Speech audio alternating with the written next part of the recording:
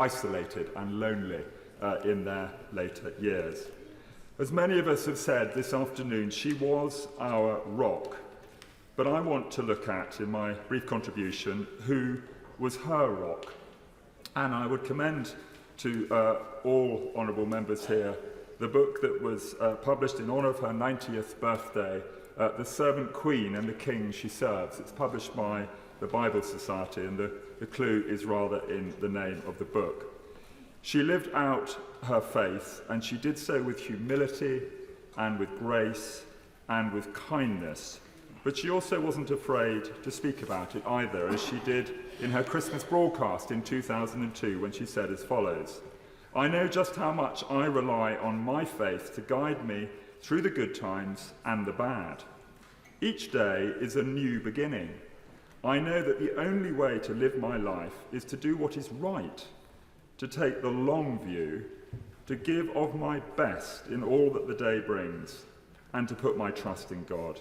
I draw strength from the message of hope in the Christian gospel." And it was her faith that enabled her to take the long view.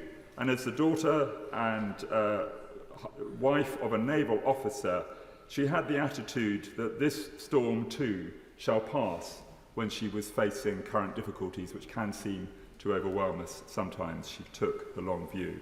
And it was her faith that enabled her to face her end calmly, because she knew that thinking death is the end is the great lie of the evil one. So may she rest in peace and rise in glory, and I look forward to the reign of His Majesty King Charles III, who cares passionately for the well-being of all peoples across these islands, and who has been way ahead of his time on issues like climate change and the environment. God save the King. Yeah. Colleen Fletcher. Yeah. Thank you very much, Madam Speaker. Can I rise to pay tribute to Her late Majesty the Queen Elizabeth II on behalf of myself and the people in my constituency in Coventry. For all of us, individually and collectively, this is a moment of great sorrow and profound national sadness as we mourn the loss of Queen Elizabeth II, our longest reigning and most remarkable monarch, who always displayed an unwavering commitment and steadfast devotion to our nation and the Commonwealth. For over 7 decades, the Queen has been a symbol of stability and continuity, an ever-present part of the fabric of national life. For so many of us, me included, she was the only monarch we have ever known and was a constant presence throughout our lifetime. Indeed, as our society, our country, and the wider world has changed beyond all recognition around us, she was a reassuring presence of solidity and constancy. Throughout her reign, the Queen certainly made her mark on the city of Coventry. She first visited Coventry in 1948 to inaugurate the new city centre and lay the foundation stone of the new shopping precinct as the city recovered from the devastation of war and the Blitz on Coventry. Thereafter, she visited Coventry on several other occasions, most notably for the consecration of the new cathedral in 1962. I remember that very well as a child. We all went along from school. The opening of the newly refurbished Walsgrave Hospital in 1970, and latterly for the Homefront exhibition at the Herbert Art Gallery and Museum in the year 2000. It was on this occasion that I met the Queen. I was a councillor in Coventry and took along my elderly mother-in-law Val to meet her too. Even though Val was extremely nervous, she was able to chat to the Queen about life in Coventry during the war.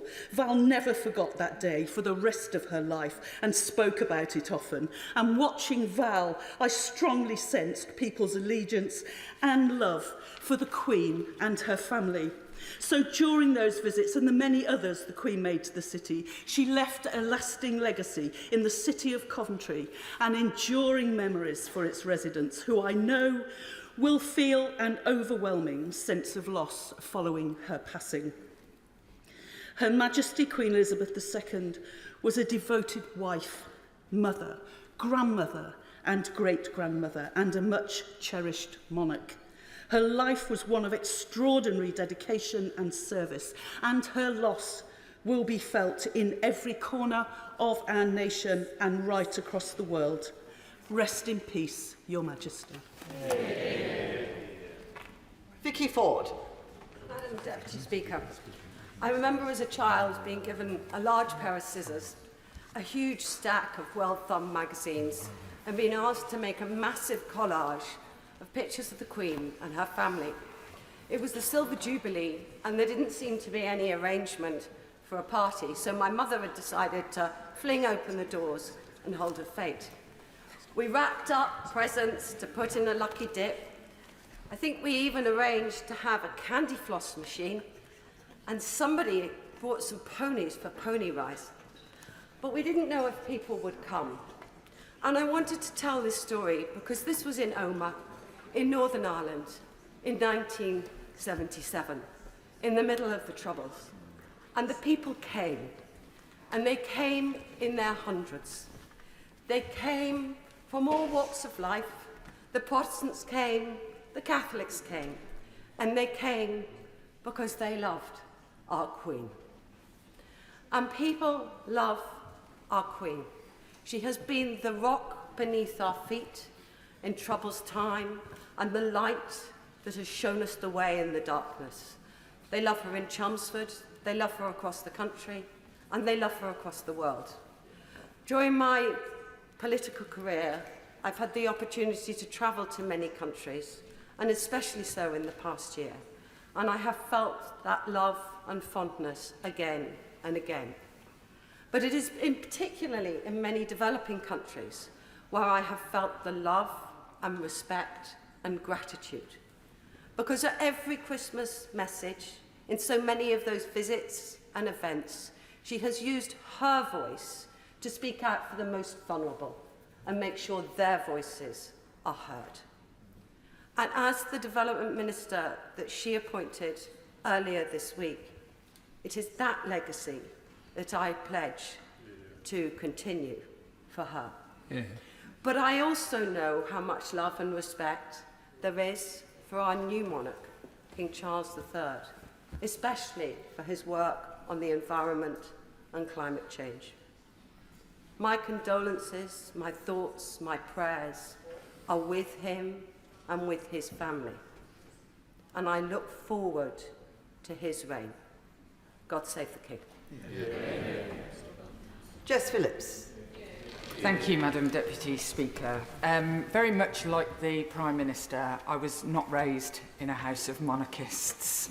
And yesterday, when the first news came of the Queen's ill health, I was on Bill Committee in the Security Bill, and I was surprised by how deeply affected I felt by the news.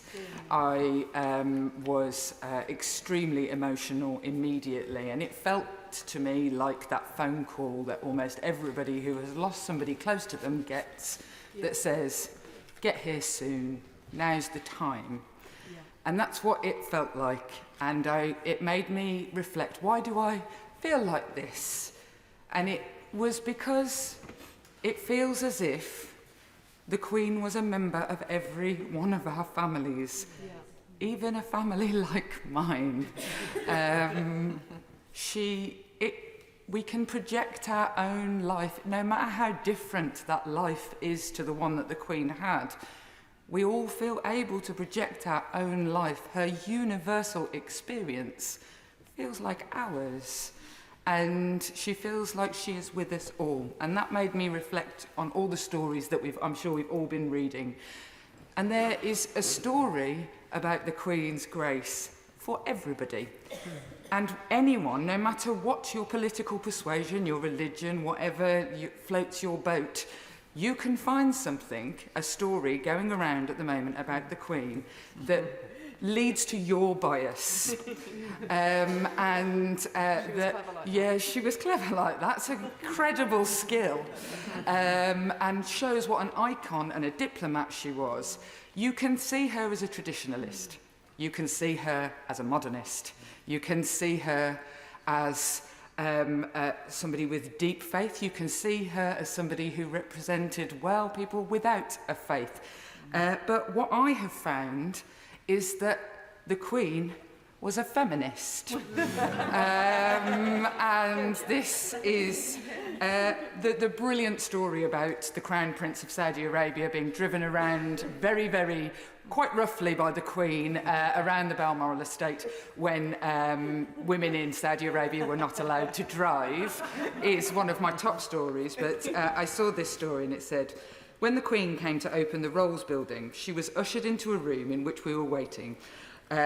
In which waiting were all the judges. She looked at the ermine-clad ranks of Chancery judges, smiled and crisply said, "Where are the women?"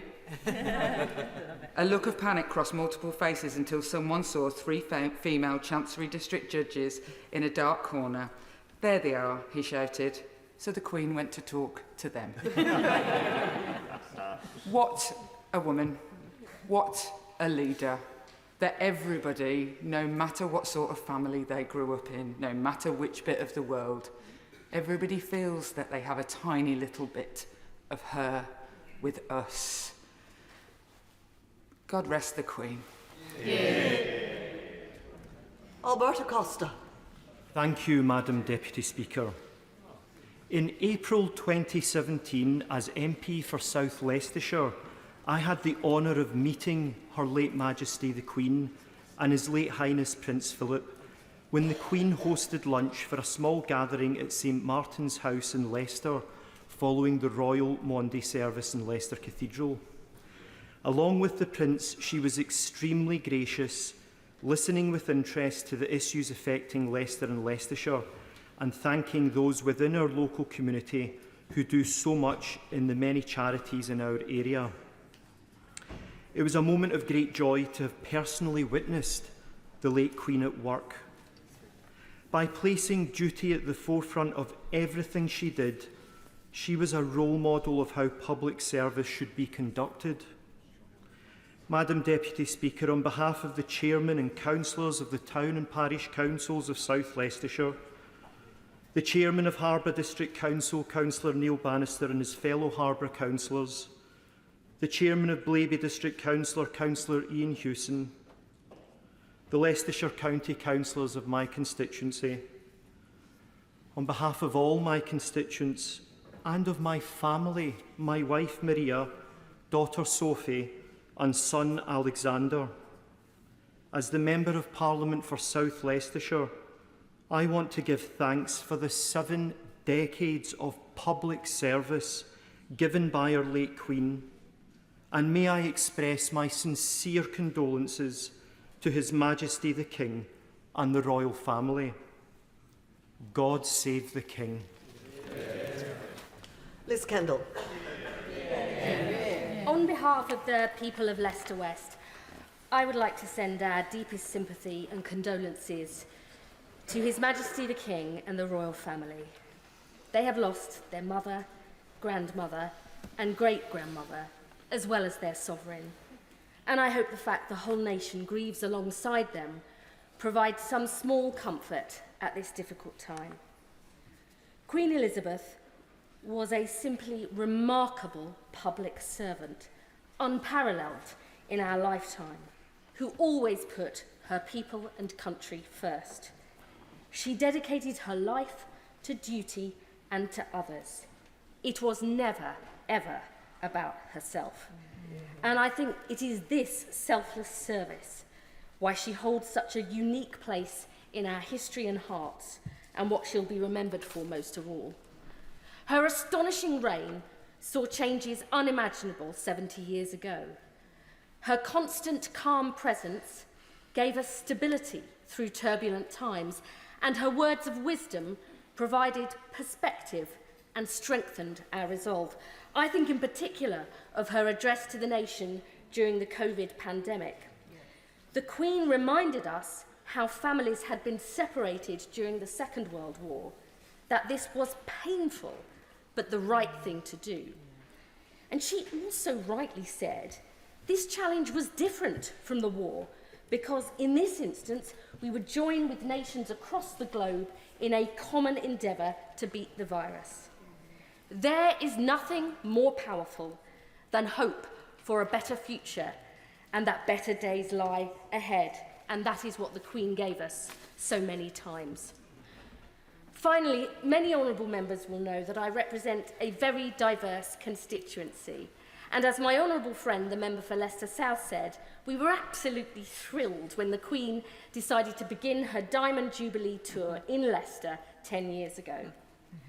Her Majesty's loss will be felt in every community and by those of every faith, as well as those with none.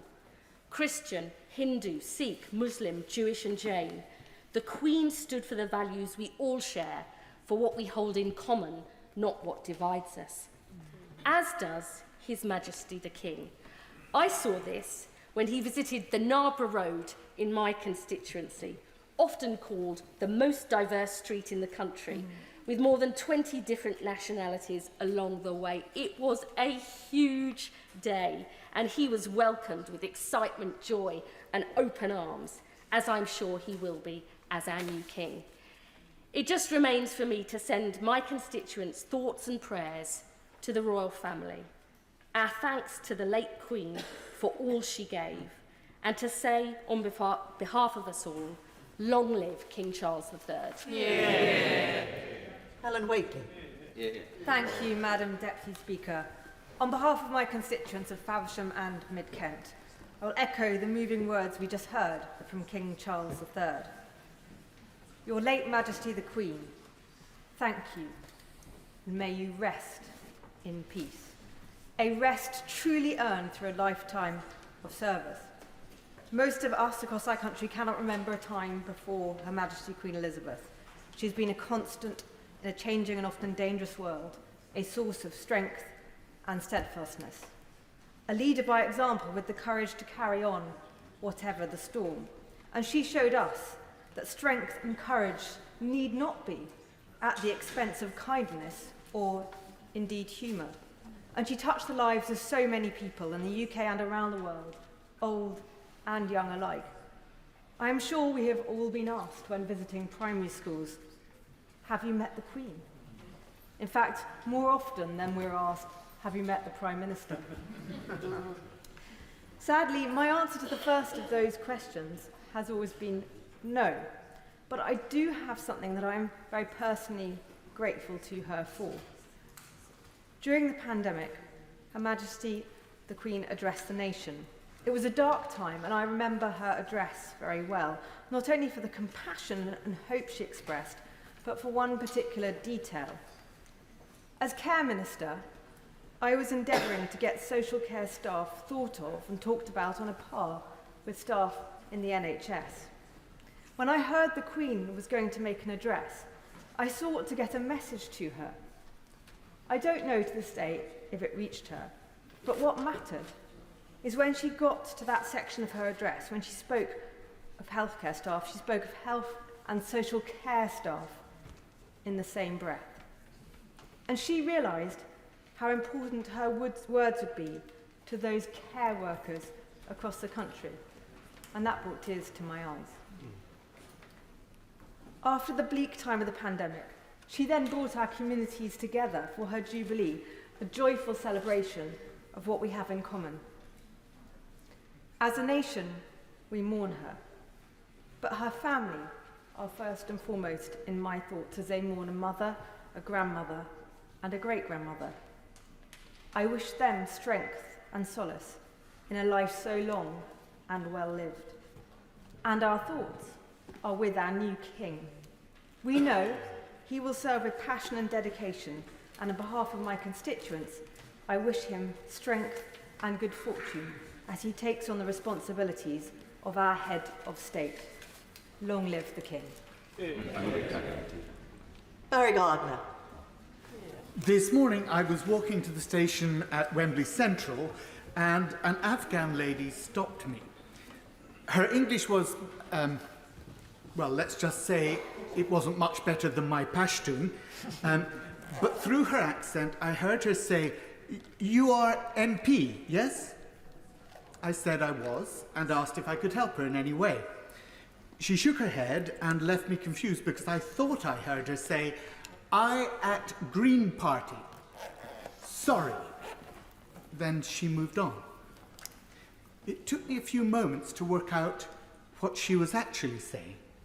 She wasn't making a statement about her political affiliation, but saying that she had been at the Queen's Party, one of the glorious street parties we held in Brent for the Platinum Jubilee.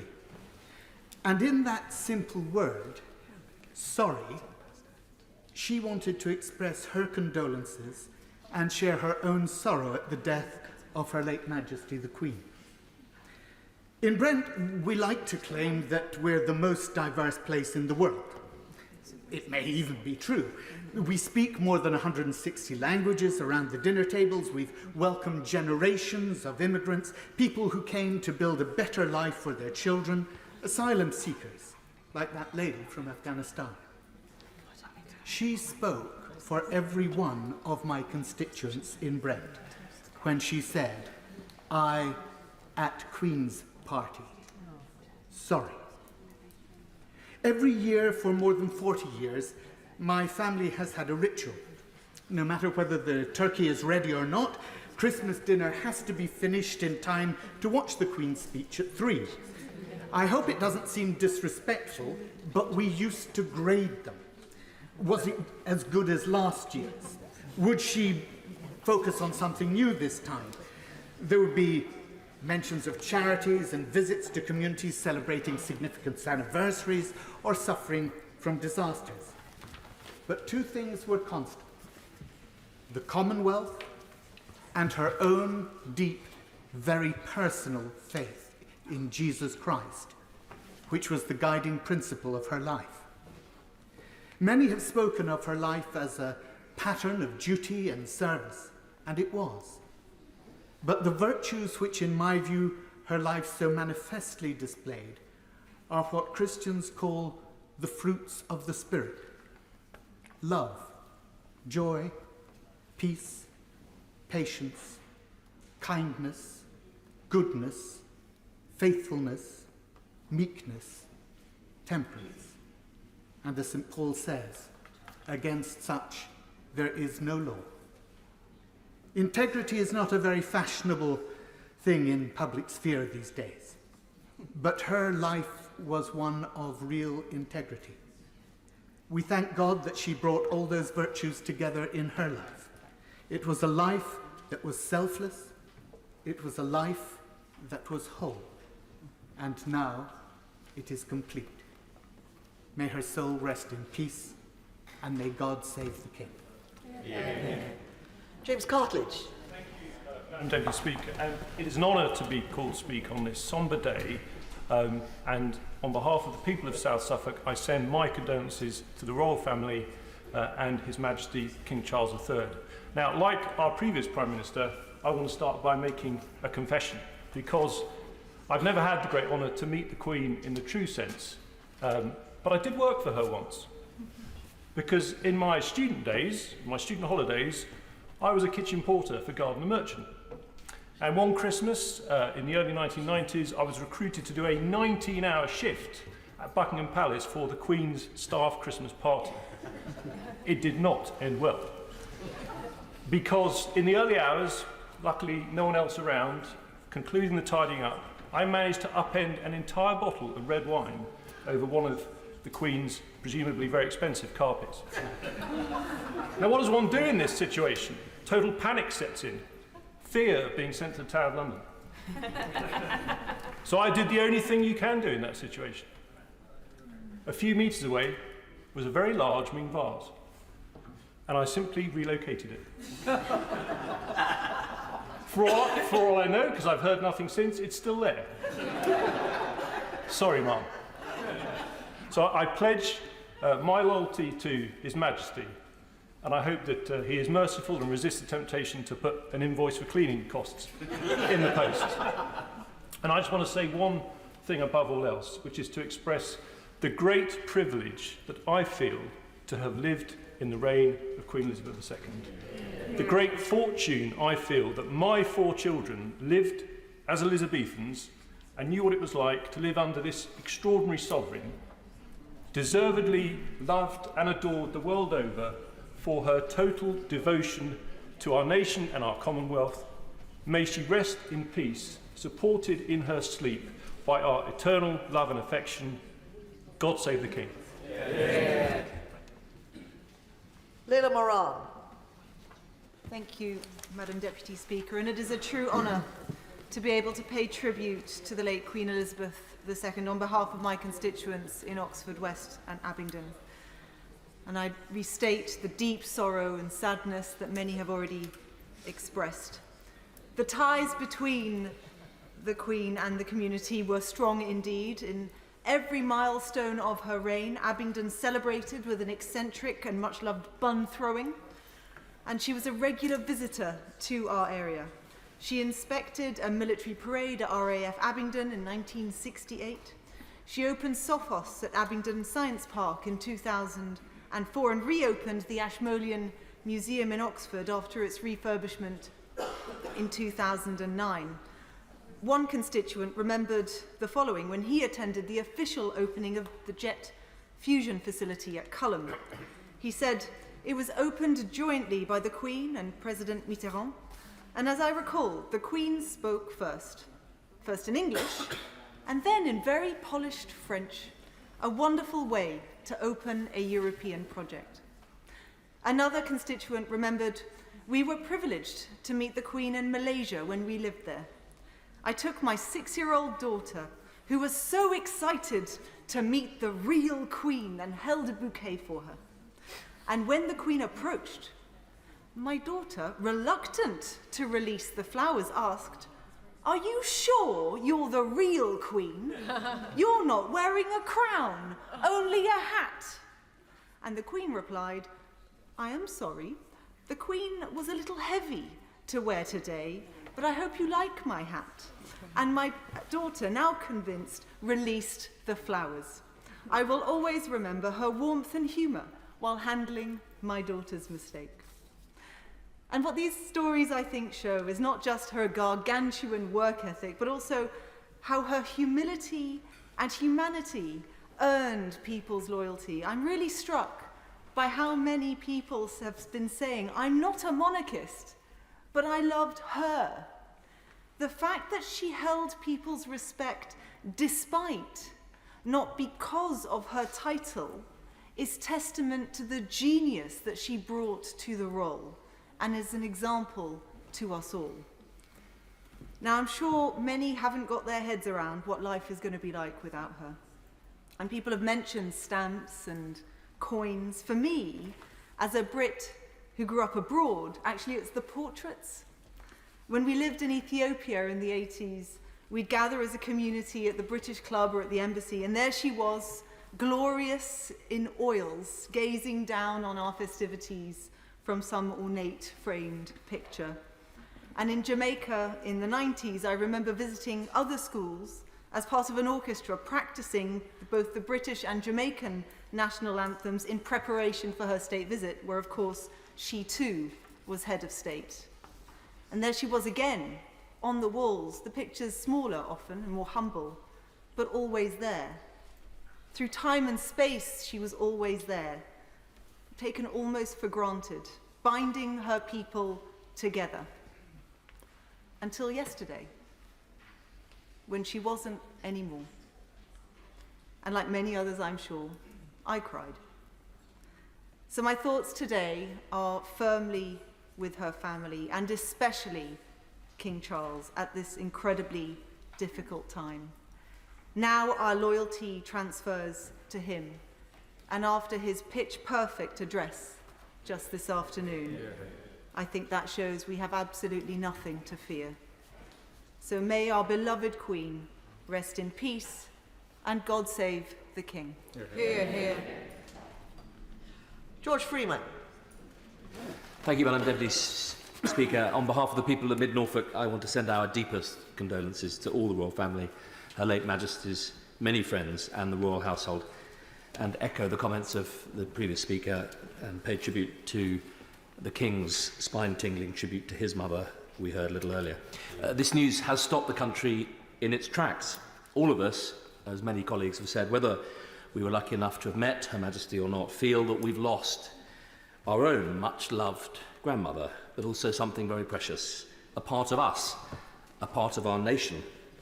We stopped the clocks and the political debates out of profound respect for our longest-serving monarch, who, as head of state on the throne, has guided our nation through the most extraordinary 70 years, celebrated in the Jubilee so sincerely by a grateful nation earlier this year, and how wonderful that she had a chance to see that gratitude.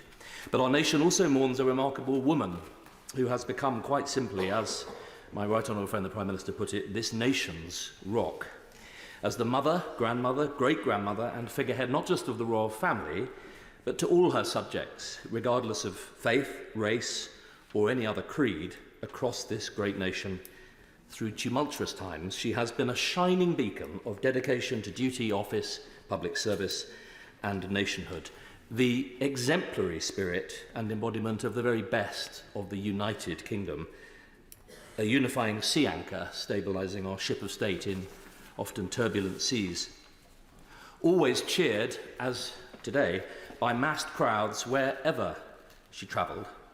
Nowhere more, may I say, than in her beloved county, royal county of Norfolk, where, through her home at Sandringham, she and her family have always been held proudly in very close affection and esteem, not least by the many serving and former members of the armed forces in our county and country, and which it's been the privilege of my life to represent in her parliaments and serve as a Minister of the Crown under her last 3 Prime Ministers.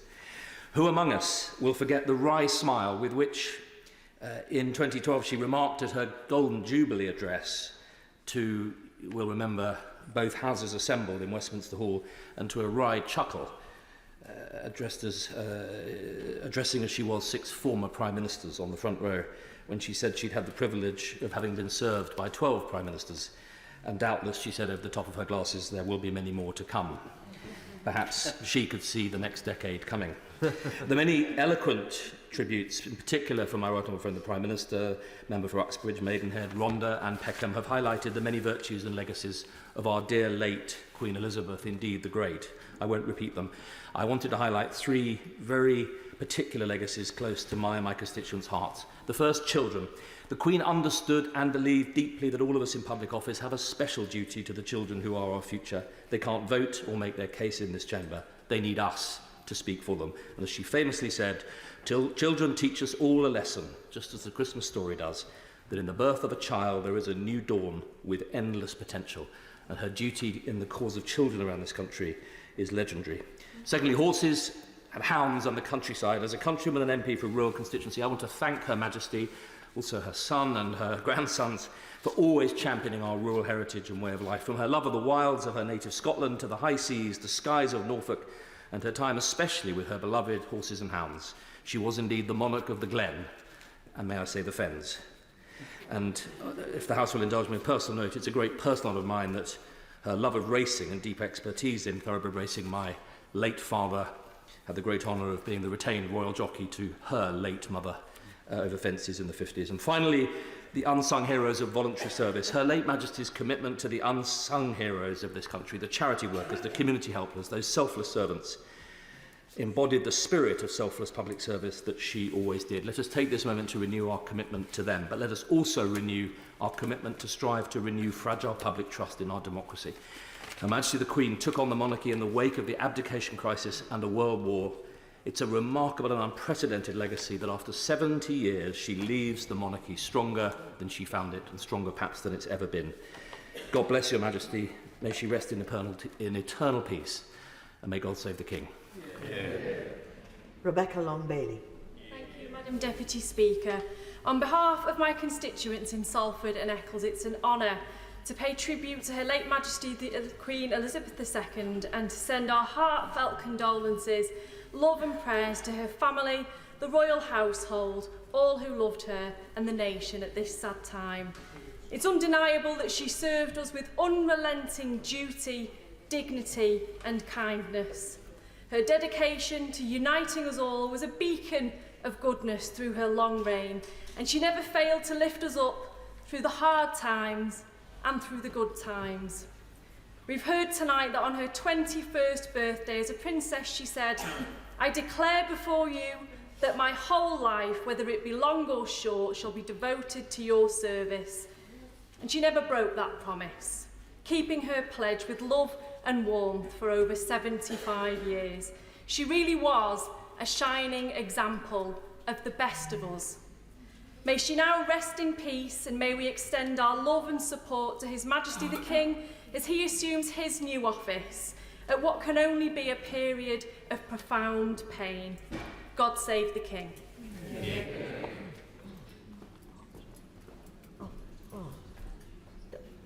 I have to say, the reason for my hesitation is that there are several people who I had intended to call, and I find that they're not present, which is most unfortunate for them. Most unfortunate for them. There are 4 people. I will tell them later who they are. So instead, we'll go to Hugh Merriman. Thank you, Madam Deputy Speaker, and I rise at this sombre time to represent my constituents in East Sussex to send our condolences to the royal family for their deep loss of Her late Majesty the Queen.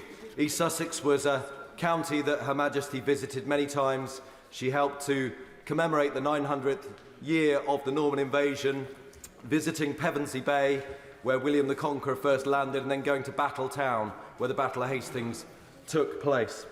For many, we are not just mourning a glorious reign of public service for the last 70 years, we're also mourning the loss of the one constant to have glued together our past and the present. This encapsulates the service of Her late Majesty. She represented the historic traditions of the past, but she also sought to champion and support the ideas of the future and the generations to come. And perhaps I can use Her late Majesty's link to transport in this regard. There are many modes to which she would be remembered in land, air and sea, but I would like to go to the London Underground. As a 13-year-old, in 1939, then Princess Elizabeth joined her sister Princess Margaret for her first trip on the London Underground. According to the network staff magazine Penny Fair, they reported both princesses were greatly interested in the escalators, automatic ticket machines and automatic doors. Despite their status, the princesses sat in the third-class smoking carriage of the District Line train.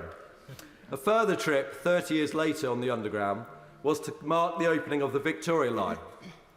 There she operated the controls in the cab of the first train on that line, going from Green Park to Oxford Circus. It being the first tube line to be automatically operated, the Queen could be said to be its very first driver. The late Queen took the controls at the front of the train on both the opening of the Piccadilly Line extension and the Docklands Light Railway. And only this year we remember her with those amazing photos as she was operating an Oyster card at the opening of the Elizabeth line. She truly was an innovator and always interested in innovation. Many in this chamber and across the nation and the Commonwealth would not have met the late Majesty. That matters not. What matters is that we all remember and keep a part of us, celebrating her duty to public service, her graciousness, her kindness, her devotion. And we don't just keep that with us. Every day we demonstrate it and we become better in her memory. May Her late Majesty rest in peace. God save the King. Judith Collins. Madam Deputy Speaker, I rise to speak with great sadness to pay tribute to Her late Majesty the Queen on behalf of myself and my constituents of Bradford South.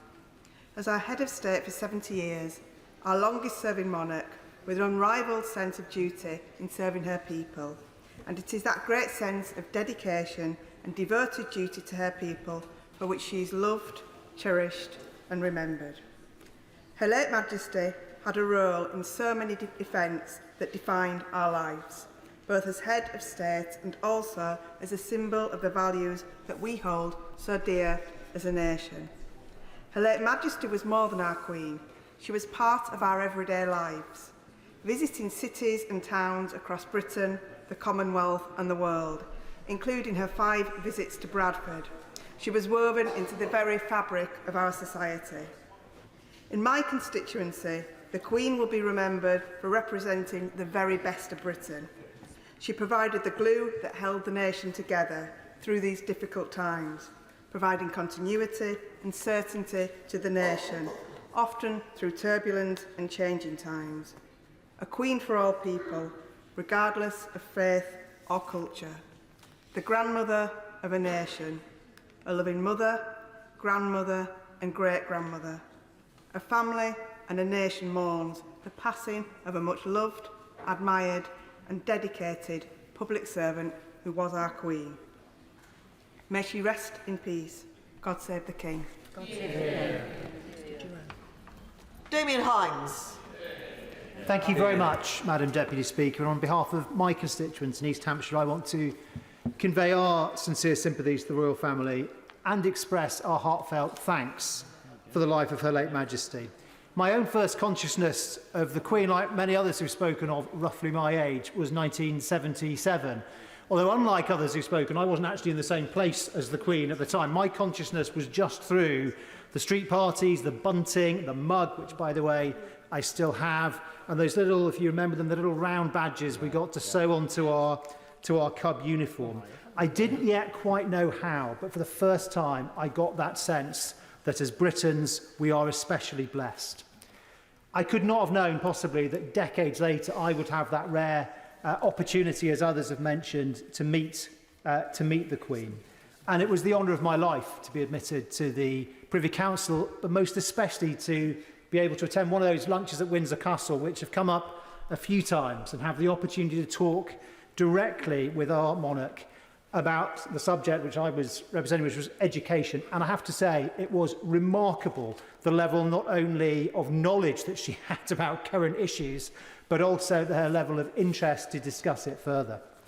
Now, speaking of education, I find when I visit primary schools in East Hampshire, actually there are 3 questions that are guaranteed from the kids. The first is, what is your favourite colour?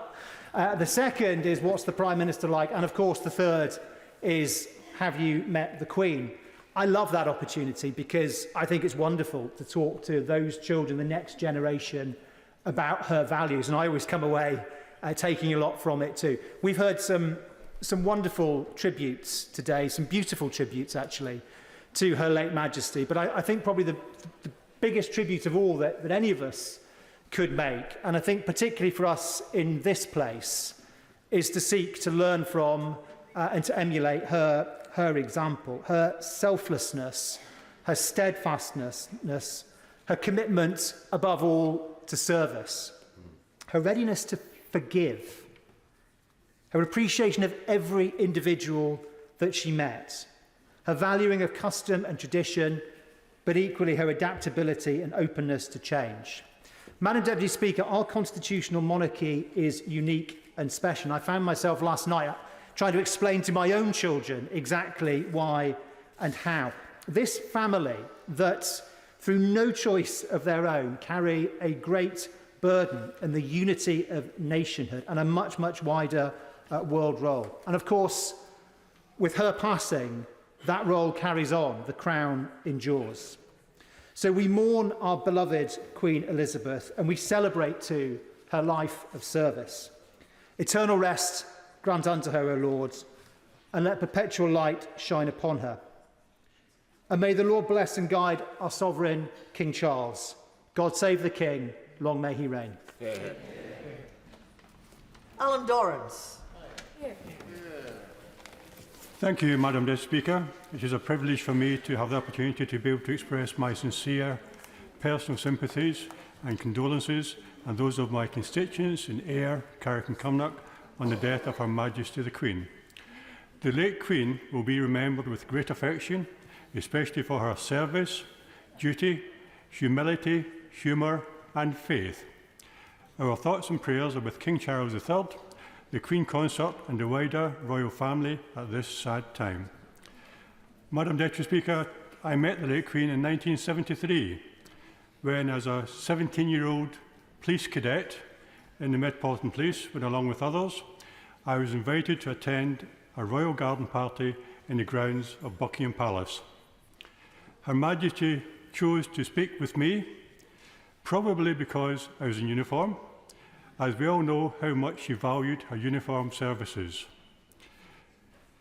Her royal presence, her smile and gentleness left a lasting impression on me.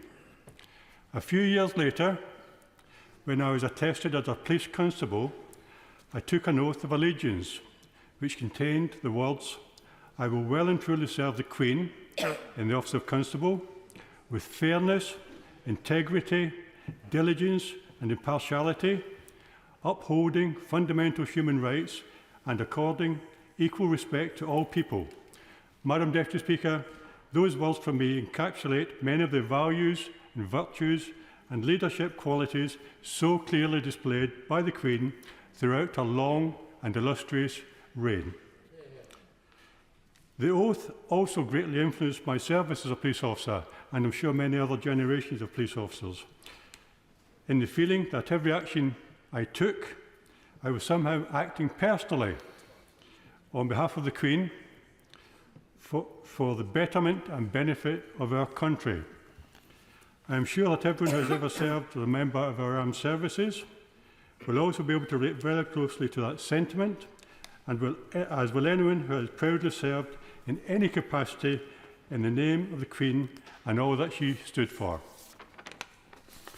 Madam Deputy Speaker, it is with both sadness and joy that we celebrate the unparalleled contribution the Queen made in her 70 years as sovereign and recognise her devotion to duty and the decades of public service she gave to the people of the United Kingdom, the Commonwealth and the world. Madam Deputy Speaker, there is a distinct and profound sense of loss on the death of the Queen throughout Scotland, to where she is bound by close ties of ancestry, affection and duty. Her Majesty is descended from the Royal House of Stuart on both sides of her family, and she has always held a very special place in the hearts of the people of Scotland. And I know Her Majesty also held a similar affection for Scotland, its culture and its people. Madam Deputy Speaker, the next few weeks are a time for reflection and remembrance, and to give thanks to God for the life of an extraordinary individual, the like of whom we will never see again. Thank you, Your Majesty, for your life and service. God bless you, and may you rest in eternal peace. Thank you, Madam Deputy. Richard Drax. Thank you, Madam Deputy Speaker. I stand here most humbly at the heart of our democracy to represent my loyal constituency of South Dorset and family and friends who don't have a chance such as this to say farewell. And thank you to the Queen for more than 70 years of service. The rich contributions in the House today just show how she's touched every single one of our lives. It's absolutely extraordinary. And if I may end the story about David Knott, mentioned by the Honourable Member for Tooting in her touching speech, what she didn't say was, because I know David very well, the Queen rang him 4 months later and said, because of the difficulty we had last time, do come back and have lunch again. And he did. That is the lady we are talking about. One such friend is Admiral Woodard, the last admiral to serve in the Royal Yacht and who knew the Queen extremely well. Sadly, he lies very ill in hospital, but I know that both he and his devoted wife, Rosie, want me to tell you just what a kind, remarkable and dutiful woman the Queen was, and how she will be sorely missed. None of us will forget what happens at momentous events where we are. I was returning from Birmingham from a meeting with the Defence Committee where we went to go and see Boeing. I felt like everyone in this House and all the eloquent and excellent speeches I've heard, and millions across the world, an overwhelming feeling of loss. It was personal. We've heard that so many times tonight, and shockingly real. I was fortunate enough to have the honour to serve the Queen for 9 years in the Army, meeting her twice, participating in her unique birthday parade on 2 occasions. There was not a guardsman that would not have followed the Queen to hell and back had she ordered it. Such was the affection they had for her. And on that note, allow me to tell you a very short story. As I returned to Wellington Barracks one morning, I looked into the company office and the company clerk was sitting behind his typewriter. He was covered in bruises. It looked as if he'd run into a brick wall at 90 miles an hour. I said to him, "What on earth happened to you?" In a deadpan voice, the clerk explained he'd taken his wife out to the pub when 3 troublemakers entered. During the evening, these troublemakers picked a fight with the couple and began to insult his wife. I intervened and I said, "I quite understand, I can understand, I see what happened." He said, "No, sir, you don't understand.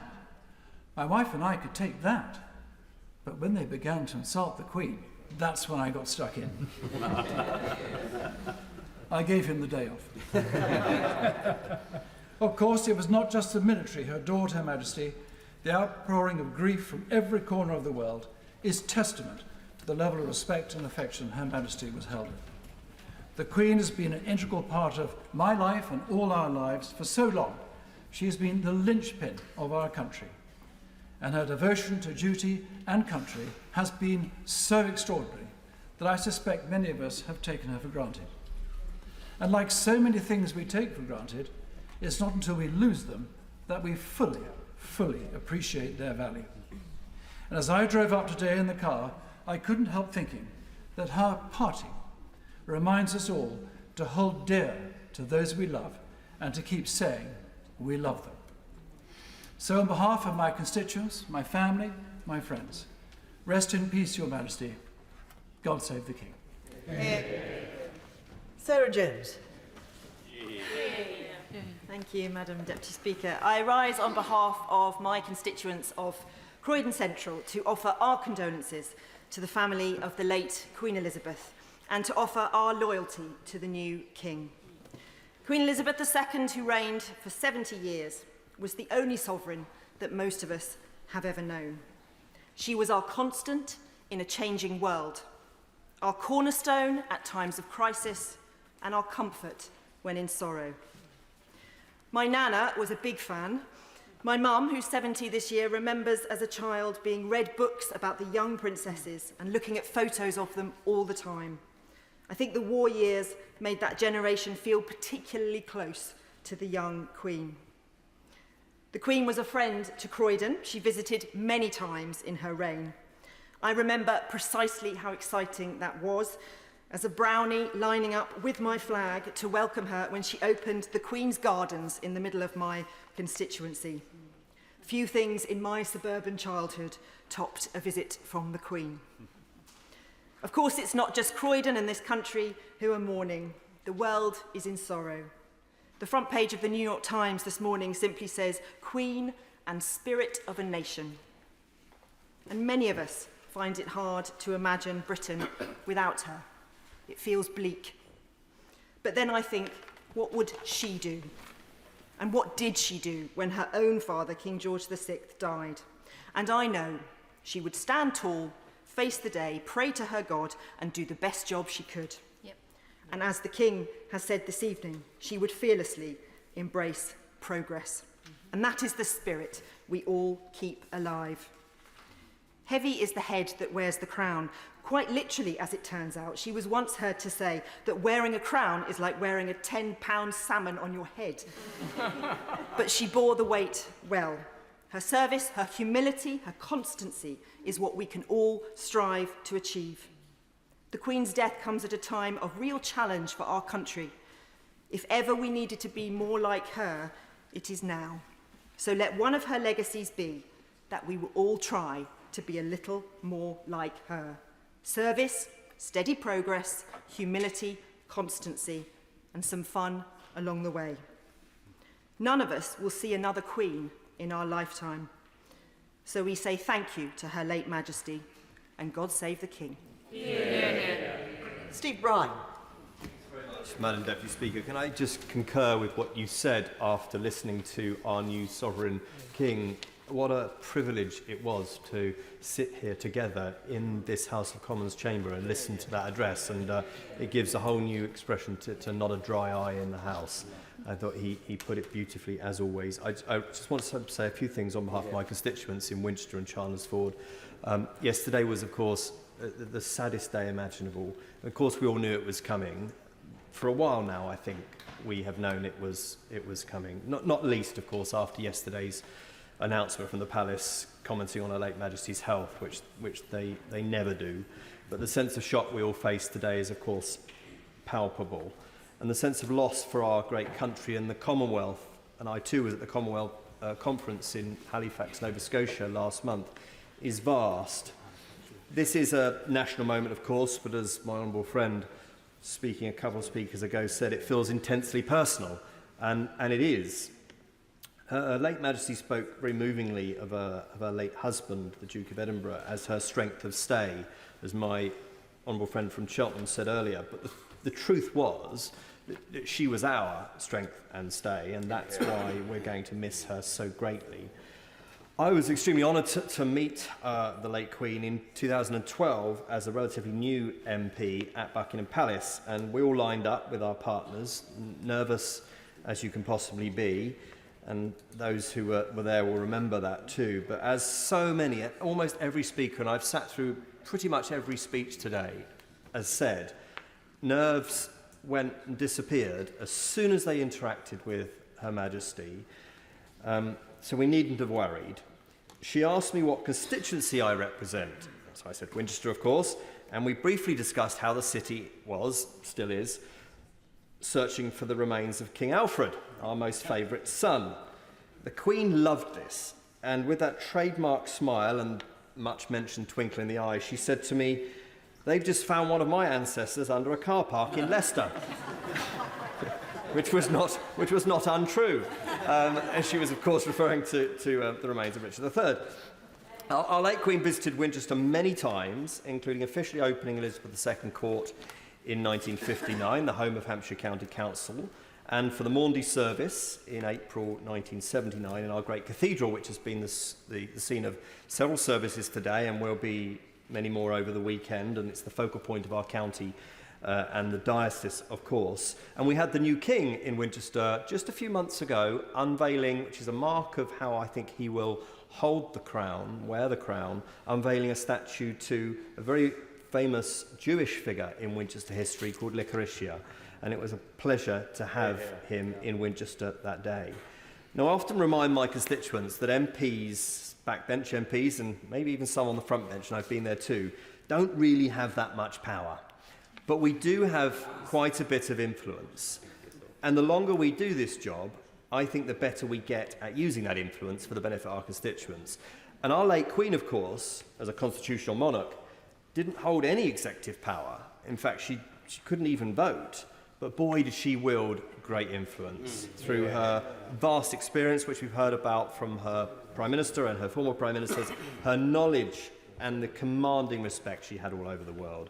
There's been a lot of replaying overnight of the words spoken by the young Princess Elizabeth on her 21st birthday while in South Africa.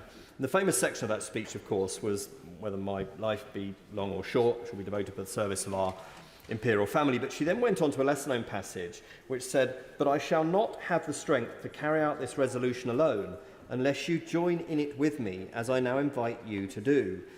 And I've always been struck by that comment as incredibly revealing and brave, because I think our then future Queen was saying, I don't embody the divine right of kings and queens, so fabled, of course, in British history. I have to earn it and I have to keep it. I need your support.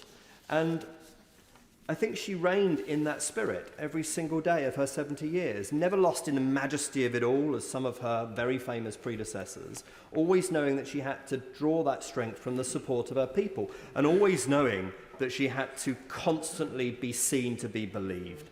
And maybe those two famous appearances on the balcony of Buckingham Palace at either end of the fabulous Platinum Jubilee weekend earlier this summer showed that right until almost the very end, she knew that she had to be seen to be believed. And I'm so glad that the country and the world had those incredible moments.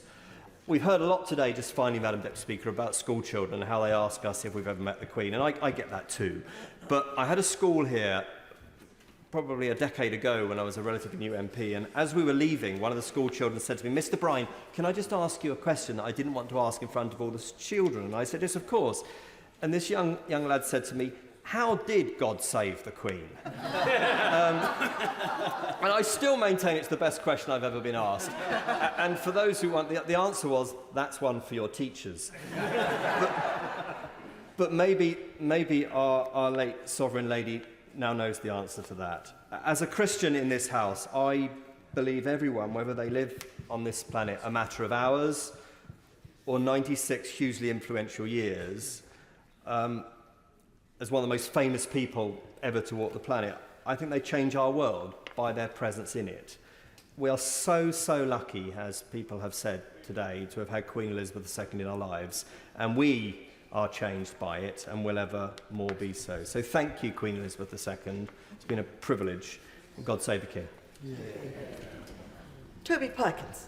Thank you very much, Madam Deputy Speaker. I rise to speak on behalf of the people of Chesterfield and Staveley who share the shock, sadness and pride at the passing of our beloved late Queen Elizabeth II, and to send our condolences to King Charles III, who spoke so well just a few moments ago. Last night, prayers at St Michael's Church in Brimington were dedicated to Her late Majesty, and the bells on the famous crooked spire will be ringing muffled tones of mourning. Books of condolence have already been set up in Chesterfield Borough Council's contact centre, and others are appearing across the borough as our town citizens come out to send their respect and regards to a truly remarkable woman who has embodied our nation as our monarch for 70 years. We've heard from so many people here who've had personal experience of meeting Her Majesty, but last night a friend's son posted a video which has gone viral of the moment that his grandmother sat in the Toby Carvery restaurant, heard of the Queen's passing. Uncontrollably, she sobs. In the background, you can hear her son's bewilderment. But you never even knew her mother. But the British people didn't have to meet our Queen to feel that we knew her, or to feel bereaved at her loss. She was indeed a friend to so very many of us. She's been the constant throughout our lives, at every celebration and grand occasion naturally, but more crucially in times of peril, worry and heartbreak. It was Her Majesty the Queen that we looked to. The Queen promised on her coronation to serve our nation faithfully, and the dedication, wisdom and fortitude that she's shown throughout every day of that service has inspired so many of us. She loved our country, the four nations that make up our United Kingdom individually and collectively, and she took great pride in the Commonwealth as she helped lead our nation through its changing place in the world, from being the head of the British Empire to the Commonwealth to a prominent nation at the head of the EU and subsequently into our post-Brexit future. She led us through two painful and divisive referendums without ever breaking her famous political impartiality. And she was there when our nation was tortured by the cruel pandemic, bringing us together as so many of us sat there afraid and alone. An image that said so much about her dedication to duty was the image of her sat alone at her beloved husband's funeral. No one would have begrudged her being sat with a family member, but it was typical that she would want the world to see that she was also subject to the same restrictions so painfully being observed by her people. In closing, I'd like to say that we should all remember that Her late Majesty's family are grieving right now, yet forced at this most painful moment to grieve in public. Those organs of the press who believe they are defending Her Majesty the Queen by attacking her children or her grandchildren, or claiming to know better than they do how her family should grieve, do our nation and our royal family a huge disservice. The people of Chesterfield will always take pride in her selfless devotion and wish His Majesty King Charles III a long, happy and successful reign. God save the King. Rebecca Parr. Thank you, Madam Deputy Speaker. And I'm absolutely honoured to be able to pay tribute for the remarkable life of Her Majesty, who has touched all of our hearts in so many ways, bringing comfort and guidance to all of us whenever it is needed. Now, Queen Elizabeth II holds a very special place in the hearts of the people of Taunton Deane, my constituency, because she made a visit in 1987, and it was the first visit by a monarch for almost 500 years. Wow. Since the Monmouth Rebellion and the infamous Battle of Sedgemoor, where the royals were almost overthrown and the monarchy. Now, it's a well-known story in my constituency that Queen Victoria was passing down through the West Country on the train heading to Devon, and when she was passing through Taunton, she asked for all the blinds to be put down because she didn't want to see rebellious Taunton. And that was following the Monmouth Rebellion, which was absolutely years before. And the train stopped in Taunton and a civil party was waiting for her, but she refused to alight. Now, many, many years later, this incident was related to the Duke of Edinburgh, and he was absolutely furious. So, of course, he shared the story with Her Majesty the Queen, and she determined to set the record straight. And that's why, in 1987, she made that visit to Taunton, and we still thank her for it. We're back in the good books. Hopefully that can happen to the rest of us.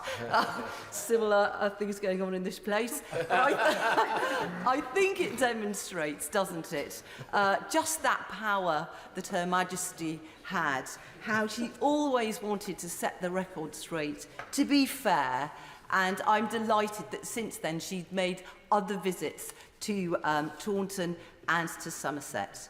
I just wanted to recount a very small personal story about Her Majesty. Now, I can't lay claim to any of these bowings and going to Buckingham Palace with all the big titles that one may get in this place, although the stories have been absolutely brilliant that we've heard.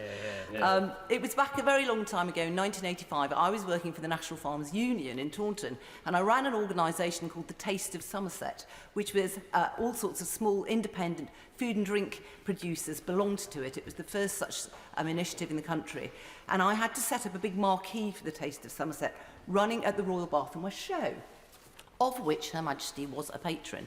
And I then was given the honour of presenting her with a Taste of Somerset hamper. And I was absolutely beside myself with nerves. As so many colleagues have said, you know, when you think you're going to meet the Queen, I'd had the outfit made, I'd had the hair done, practiced the curtsy, and I was beside myself. But anyway, along she came, and she was utterly charming and delightful, and all she had to do was that smile. And she made me feel so comfortable, I forgot all my nerves. And we've still got that photograph my mother has on the mantelpiece, on the sideboard at home, of the beautiful smile and the handing over of the basket. Now, beside that picture on my mother's sideboard is a picture of Prince Charles with my walking through the family farm at home, because it was a duchy farm on which I grew up. And that's a treasured photograph on our sideboard as well, and I remember that day so well. We were all invited, walking across the farm, talking about trees, cows, the countryside, everything Prince Charles was so passionate about. And the remarkable thing I also remember about the event was we had lunch together and he ate my pudding. And I tell this story because beside that letter right now, that photograph, is a letter that Prince Charles himself, now the King, sent to my mother just at the beginning of this week. And it was a letter, and he was then Prince Charles, to my mother, giving condolences for my dear father, the farmer, who died, and we buried him last week. And it was the most wonderful, personal, emotional letter remembering all the visits to the farm that you could ever wish for. And that's the mark of the man. And how sad, Madam Deputy Speaker, that now the tables in literally 3 days have turned, and now we are offering our condolences to the Prince Charles, who is now our wonderful King. And I'd like to give those deepest condolences from the people of Taunton Deane. Now, just briefly, Her Majesty, of course, has been a cornerstone in all of our lives, head of state for 70 years, presiding over us through all of our ups and downs, and everybody across this house and even outside has just used a list of words that I think none of us can disagree with. The epitome of goodness: steadfast, honourable, warm, humorous, strong, engaging, understanding, inspirational, most of all inspirational, I think, Madam Deputy Speaker, you'd agree, for women. And I just want to say thank you, thank you, thank you. How fortunate we are to have lived with this person, head of our state, and she passes on so many of the attributes to King Charles III. He treads in giant footsteps, even though Her Majesty had tiny feet. But I know that he is going to, in his own unique way, take the nation and the Commonwealth forward in an exceptional way, just as his own mother, the late Queen, did. So may Her Blessed Majesty rest in peace, and God save the King. Order. We're going to sit till around 10 o'clock this evening, so that's another 2.5 hours. Even if everyone who is here takes just under 3 minutes, not everyone who has expressed a desire to speak this evening will have an opportunity to do so. The remedy rests with you. Mr. Speaker asked, and Madam Deputy Speaker asked earlier, if people could please keep their contributions to under 3 minutes. Now, contributions have crept up to well over 3 minutes. I might gently hint that there's no need now to repeat the things that have already been said 122 times. There are many emotions which we are all feeling, and they have already been expressed. So I make a plea to everyone who is now going to speak. Have a look at the notes you have, cut them in half, and you will be loved by your colleagues, always remembering that brevity is the soul of wit. Chiomura. Thank you, Madam Deputy Speaker. The people of Newcastle have always held a strong and proud sense of our own identity as Geordies, as working people, as citizens of the United Kingdom, and for 7 decades as subjects of Her Majesty Queen Elizabeth. Her death leaves us bereft in ways we cannot fully comprehend. Queen Elizabeth cared about the things that we Geordies care about. She was, like so many Geordies, a veteran of our armed forces, devoted to our servicemen and women. I am proud that the Queen's own yeomanry is headquartered in my constituency. The Queen loved her sport, as we do, and we remember with great affection when she presented Newcastle United with our last FA Cup trophy in 1955. We look forward to King Charles III making a similar presentation in the near future. I never met her late Majesty, like the majority of my constituents, but her presence graced our city. She first came to Newcastle Central in 1954, a day she said she would never forget. I remember when she opened Eldon Square in 1977 and our Metro in 1981, and I regularly look upon the plaque commemorating her opening of our beautiful city library. As head of state, Queen Elizabeth was a profoundly important global figure. She could have tried to retain the imperial aura of the monarchy's past, or faded into the background as a distant symbol.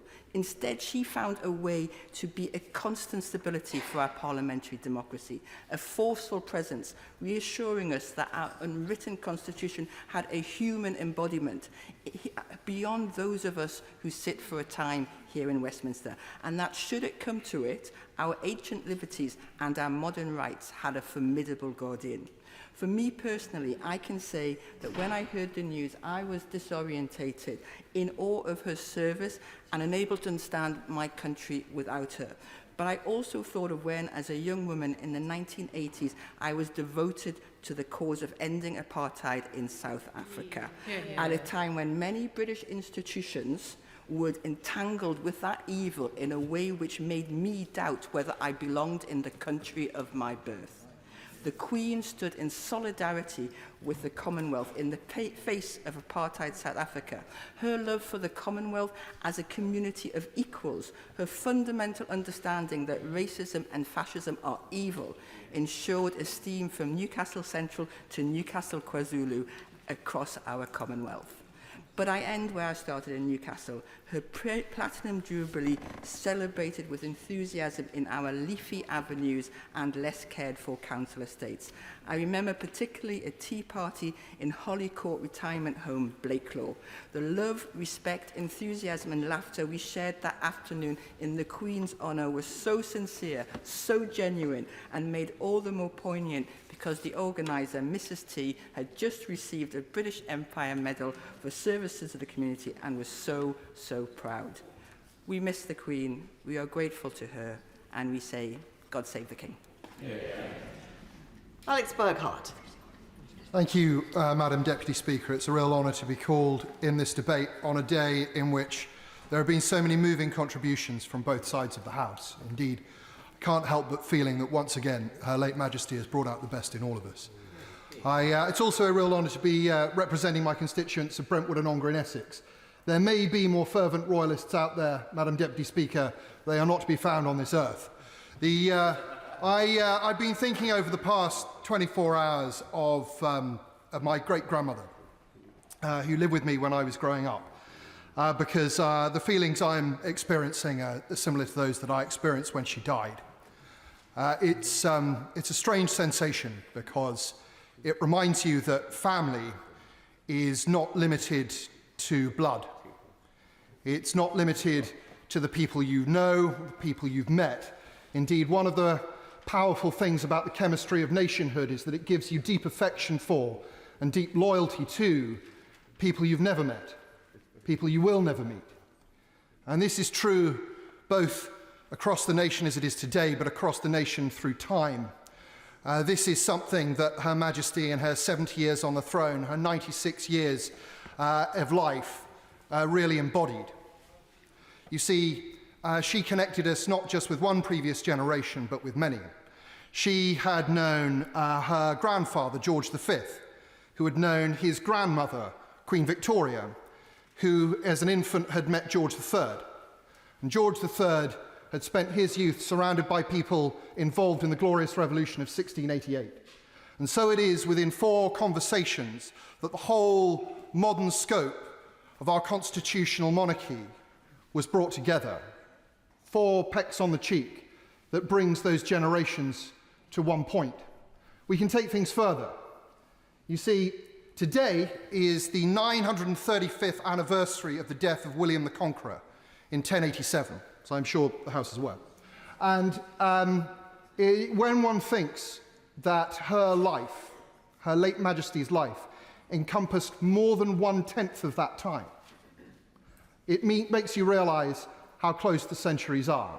When we think of our union, the great union between England and Scotland, 315 years old this year, 22% of that time saw her on the throne. She was not just a witness to history, she was a part of it. She left it to us as her legacy. A nation may chase after its past, Madam Deputy Speaker, but it will not catch it. What it can hope to do is imitate it and use its strengths to fight the monsters of today and the future. This Her late Majesty knew. This we will do in her memory. God save the Queen. Carolyn Harris. Thank you, Madam Deputy Speaker. And as we collectively mourn the loss of our Queen Elizabeth II, I join others in sending my prayers and condolences and those of my constituents to the King, the Queen Consort and the whole of the royal family. And as Deputy Leader of the Welsh Labour Party, I send our condolences to all of the royal family. We all have our own memories of the Queen. Mine stretch back to the 1960s, when as a young child, I stood outside my primary school in Bradford to watch her car drive past. I can't quite remember the purpose of her visit, but I do remember the buzz of excitement amongst my classmates and how honoured we felt to just catch a glimpse of her. And I also remember the honour of receiving an invite to the Queen's Garden Party. Years before I entered this place, I was heavily pregnant at the time, and had no interest at all in going anywhere. But I wasn't going to miss the opportunity to be part of something so special as Her Majesty's garden party. Because she was special. Her dedicated service for more than 70 years will be remembered forever. She served our country with loyalty, with dignity and with grace. And even as her health began to fail in recent years, her commitment never faltered. She will be missed immeasurably by this country, the Commonwealth, and indeed across the world, but nowhere more so than amongst her own family. And our thoughts remain with them foremost at this time. It was an honour to see her as a little girl. It was an honour to be invited to the garden party. And it's my greatest honour to pay tribute to her today on behalf of the communities across Swans East. She served us well and it has earned her sleep. Rest in peace, our Queen.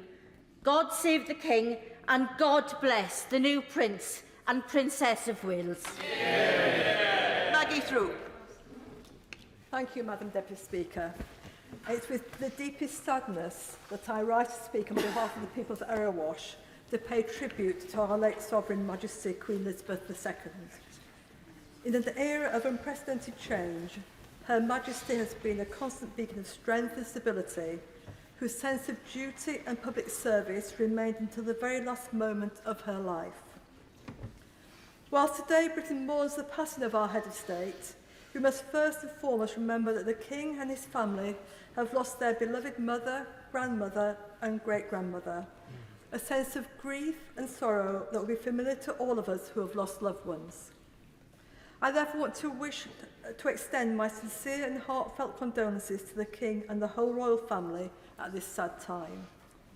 It's estimated that around 1/3 of the country has either met or seen the Queen during her reign. It's fair to say that she will have touched each and every one of us in some way or another. For me personally, I'm immensely proud to have achieved the Queen's Guide Award. I know the values I learned en route to that award helps me to serve as a Member of Parliament today. Yeah. As a woman born in the first decade of the Queen's reign, I, like so many others, view Her Majesty as an icon and a role model. Not only a beautiful lady in mind and spirit, but also someone who approached the heavy burden of the crown with grace and good humour in order to serve us, her people, perhaps aided by one or two marmalade sandwiches at times.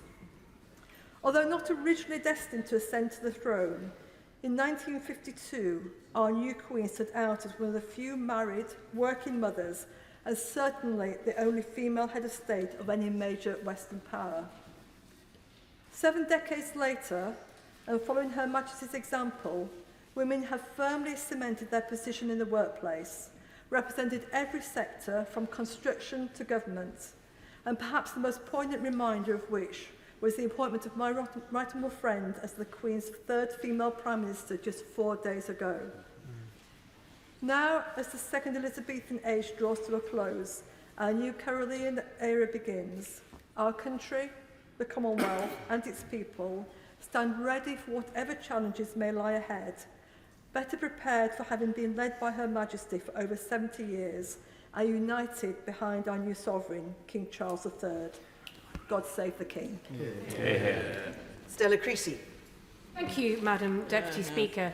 We've heard some glorious stories today about gin, cheese, fiddling with wands, and what it was like to work with the Queen. But as I came into this place today and saw the trains full of people carrying flowers on their way to Green Park, it struck me, for most people, it was just the Queen herself, not to work with her, that was inspiring. And I saw that when she came to Walthamstow during the Diamond Jubilee. The civic pride was evident, not least because we felt we'd won the competition with other nearby boroughs because we were going to get to feed her. Even the most cynical, uncertain about royalty or put off by pomp could not help but bask in the glorious sunshine and the joy that came that day.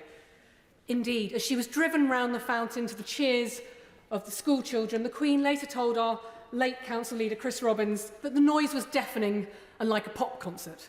After all, she sat through enough to know what they sounded like. It was surreal that day, but it embodied that sense of excitement the awe that we all felt when we were finally able to pass that MP rite of passage, "Have you met the Queen?" and look the school children in our communities in the eye. I've no doubt that King Charles will face the same set of questions. And that interest was returned. It was so clear to me that day that what she cared about was not the pomp of the politicians or the officials, but the people that she got to meet. So it is only fitting in paying tribute to her on behalf of the people of Walthamstow that I use their words. From the Borough Commander Simon Crick, who speaks on behalf of our local police, and how for them she was a constant, reassuring presence in an often turbulent world. Or our local council leader, Grace Williams, who remembers her devotion and service to our country, the Commonwealth and our people, in a time of extraordinary change.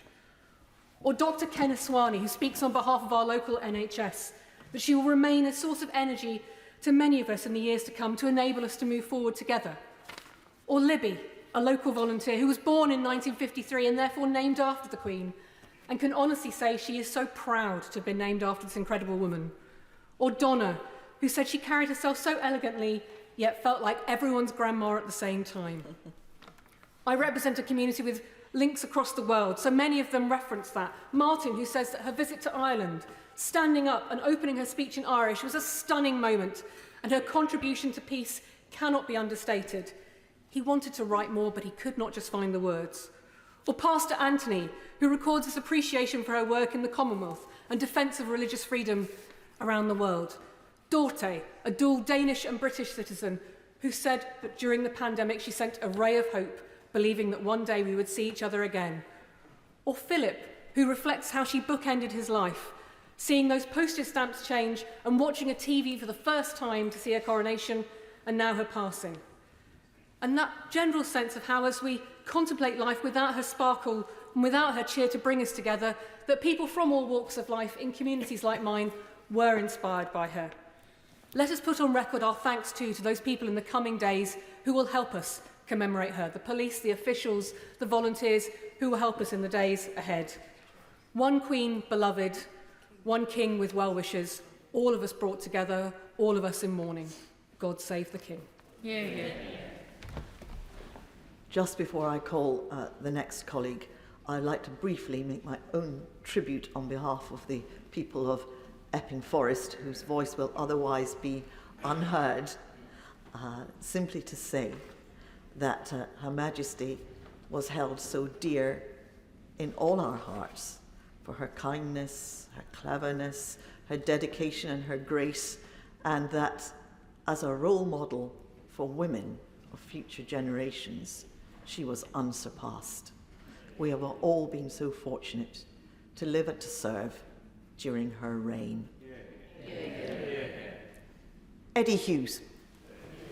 Thank you very much, Madam Deputy Speaker, and I rise to speak on behalf of the good people of Willenhall, Bloxwich and Walsall North, and curiously, also on behalf of the good people of Tonbridge and Malling, because their excellent MP will be unable to speak this evening as he's sat comfortably on the front bench, but we will be united in our thoughts, conveying our strongest condolences to His Majesty the King at this time of intense sorrow for him, his family and for the entire country. However, Madam Deputy Speaker, I make no apology for the fact that I'm going to be slightly more upbeat with the rest of my contribution, because we are, after all, celebrating an incredible life, as the King himself said this evening, well lived. Wherever she went, the Queen spread joy and happiness, and that was reflected back to her. And so it is that joy and happiness was also spread, I'm delighted to say, to Walsall. In 1962, she came to visit a big local employer in Walsall, Crabtree Electricals, and then from there she headed over to Willenhall, one of the towns in my constituency. I'm delighted to say she must have enjoyed it, because she came back again in 1977 on the Silver Jubilee Tour. She visited Walsall and then headed off to Bloxwich, another one of the towns in my constituency. She hadn't had enough, though. She came back again in 2000 for the opening of our iconic art gallery. Now, I have to say, Madam Deputy Speaker, I was slightly distracted on this occasion because my friend Simon was her close protection officer on that day. So as we toured the gallery, I was very slightly distracted by the fact that he had a gun in his pocket. Now, I'm delighted to say, the visit passed off without incident and we sent Her Majesty safely on her way. It was lovely to have her there. But that doesn't end Warsaw's association with Her Majesty because, and I'm seeking to address an omission in a number of contributions this evening, because we've all talked about how lovely her humorous double act was with Paddington, but it seems to me that nobody has referred to the fact that that handbag from which she withdrew that marmalade sandwich was made in Walsall. Madam Deputy Speaker, the affiliation that we feel in Walsall and right across the country is incredibly, incredibly warm. We will all miss her. May perpetual light shine upon her and may she rest in peace. God save the King. Emma Hardy. Thank you, Madam Deputy Speaker, and it is an honour to pay tribute to Queen Elizabeth on behalf of myself and the constituents of Hull West and Hesel. And it is with deep sadness that I make my contribution, because you could see how loved the Queen was actually in the Hull West and Hesel, and you can see this on the day of the Jubilee celebrations when we had the very youngest people out there celebrating, babies in prams and mums enjoying themselves, right the way up to our older residents as well, celebrating the reign of the Queen. And on the way down today on the train, I spoke to my mum and she said to me that she was feeling really unsettled and she'd been a bit upset. And she's never met the Queen. To be honest, I've never met the Queen either, but the fact that my mum was feeling unsettled by her death, I think illustrates what a constant she has been in each and all of our lives, how she's been relied on. And my mum said to me, she says, Emma, she went, I was 1.5 when the Queen came in. It's all I've ever known. And through everything that my mum's lived through in her life, there's always been the Queen. And she said, I almost felt that she'd always be there. And we know now, of course, no one can always be there.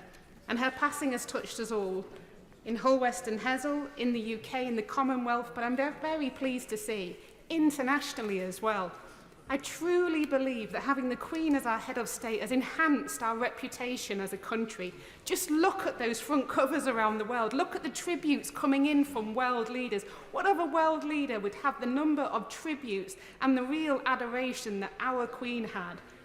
You could rely on her. You knew if we were sending the Queen to go and meet other dignitaries around the world, you knew it was going to go well and you knew it was going to make our country look good, and that gives you that sense of real pride. And that came from her and what she did. So she was our Queen, but she was, of course, as many have said, the royal family's mum, their grandma and their great-grandma.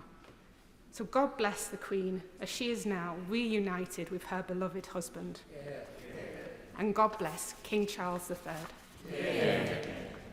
MAJESTY. Thank you, Madam Deputy Speaker. My thoughts and those of Gillingham and Rainham are with His Majesty King Charles III and the rest of the royal family. Madam Deputy Speaker, I refer to a prayer from St. John Henry Newman, a great British saint with global impact. And for me, it was a real privilege and an honour to be part of a delegation led by His Royal Highness Prince of Wales in 2019 for the canonisation of John Henry Newman, representing the Prime Minister as his special envoy for freedom of religion or belief. The prayer which I wish to share with colleagues today by John Henry Newman is this: the mission of my life. God has created me to do him some definitive service. Her Majesty's selfless commitment to public service is an example to us all of definitive service. He has committed some work to me which he has not allocated to another. My God, he gave Her Majesty all our work. She did it with complete distinction and commitment with grace, always giving without any expectation of any return. Goes on to say, I have my mission. I may never know it in this life, but I shall be told in the next. I am a link in a chain, a bond of connection between persons. Her Majesty was most certainly an amazing link that brought us all together from all parts of the United Kingdom, from all parts of the Commonwealth, from all parts of the world, from all faiths and none, based on her values of kindness, of compassion, of respect, of acceptance of one another. John Henry Newman goes on to say, "He has created me from naught, I shall do good." Her Majesty certainly did that. I shall do this work, I shall do his work. I shall be an angel of peace, a preacher of truth in my own place, whilst not intending, if I do but keep his commandments. Her Majesty was most certainly an angel of peace and a preacher of truth. Your Majesty, thank you from the bottom of our hearts. Your values, what you stood for, will forever live on and are an inspiration for us all. And I say this, there could be no one finer than His Royal Highness, the Prince of Wales, now King Charles III, to take our great country forward with his values and what he stands for. One thing which has not been mentioned so far. For decades, His Majesty King Charles III has been committed to interfaith dialogue. He has been committed to bringing people together for all faith and none. 80% of our world has one faith or the other. And if you have somebody like His Majesty King Charles III committed to bringing people together, and people know his commitment to interfaith, then I know our world can be brought together for the common good by him. God save the King. Liz Twist. Thank you, Madam Deputy Speaker. And I rise this evening to pay tribute to Her late Majesty Queen Elizabeth II on behalf of myself and my constituents in Blaydon. My memories of the Queen will be shared by so many people. I remember poring over those royal photo books that my aunties had, showing her work during and after the war years. They meant so much to them. My mum, just 3 years younger than Her Majesty, and her sisters, not much different. I was so pleased to hear a few weeks ago that my youngest aunt still has the books. Lining the streets as a schoolchild, enthusiastically waving a flag at the royal car as it drove past, and the huge anticipation of that fleeting glimpse. Seeing Her Majesty from a distance or on TV at those great state occasions over so many years. So many of us will have personal memories from across the 70 years of her reign. And just recently, I had the real pleasure of joining so many of my constituents, young and not so young, celebrating her Platinum Jubilee. Starting the weekend with a Jubilee breakfast in Kibblesworth, instructed in advance to wear red, white and blue. Lighting the Jubilee beacon at the Land of Oak and Iron Heritage Centre in Winlayton Mill in the rain. Being waited on by our young carers group in Highfield for lunch in the sunshine with flags and bunting. Taking part in the Jubilee picnic in Crawcrook in the sunshine. So many loyal toasts and celebrations to mark Her Majesty's 70 incredible years and to thank her for her service. Her Majesty was no stranger to the North East, visiting us often, and she was always welcome. And now I think of her personal connection with Blaydon constituency through her mother, through the National Trust Gibbside estate and the Bowes-Lyon family connection there. Madam Deputy Speaker, I don't have those wonderful personal stories of Queen Elizabeth to share, but like so many of my constituents, I know the tremendous regard in which Her Majesty was held and the impact she had on the life of our communities. The high esteem and affection in which she was held by so many of us for her dedication and sense of duty and her willingness to join in, to be part of our occasions, whether it was the James Bond helicopter flight at the Olympics or taking tea with Paddington for the Platinum Jubilee. So I say, thank you, Your Majesty, for your steadfastness and work over 70 years, and may you now rest in peace. Duncan Baker. Thank you, Madam Deputy Speaker. On behalf of my constituents in North Norfolk, I rise to pay our respects on the 70-year reign of our sovereign, Queen Elizabeth II. We've been asked not to repeat other stories that have been told by other members, and so I think I'm on fairly safe ground to be able to talk about carrots, coconuts, and Her Majesty all in the same speech. Of course, Norfolk has a very special and enduring memory for Her Majesty, thanks to Sandringham.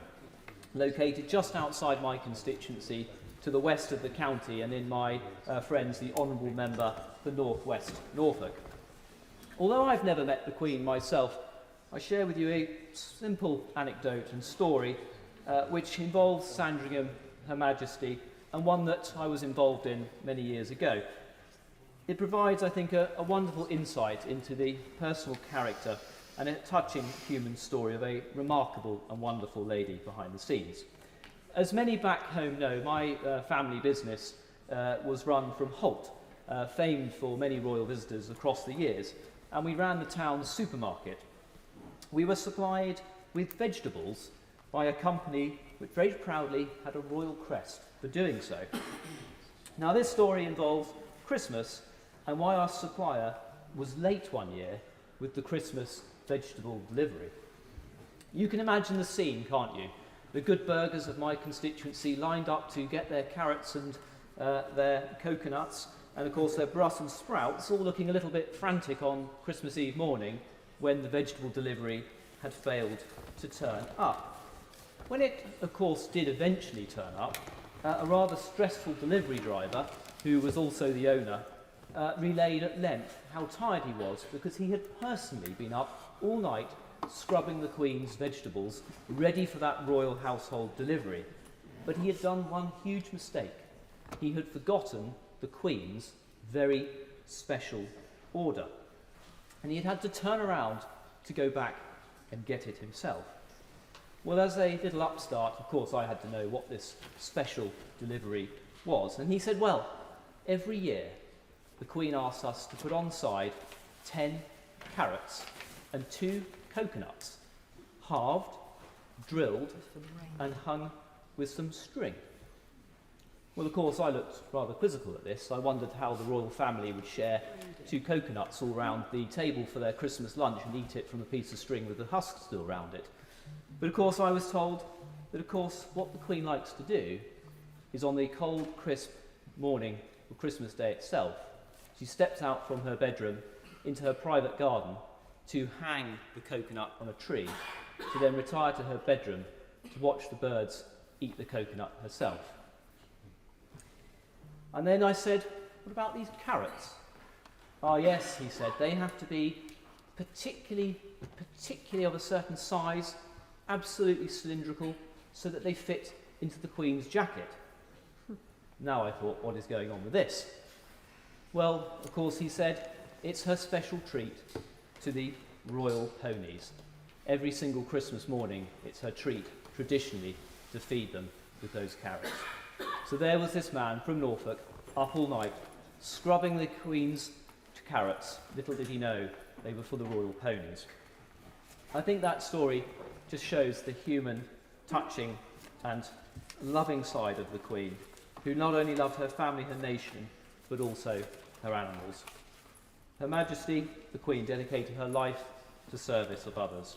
She was an example to us all and will be remembered eternally. God save the King. Yeah. Chris Evans. Thank you, Madam Deputy Speaker. In a world which is often confusing and unsettled, Her Majesty Queen Elizabeth II charted a course through stormy weather, not simply as the mother of our nation, but as the keeper of the flame. In the darkest of times, when hope was seemingly lost, she cut a reassuring figure.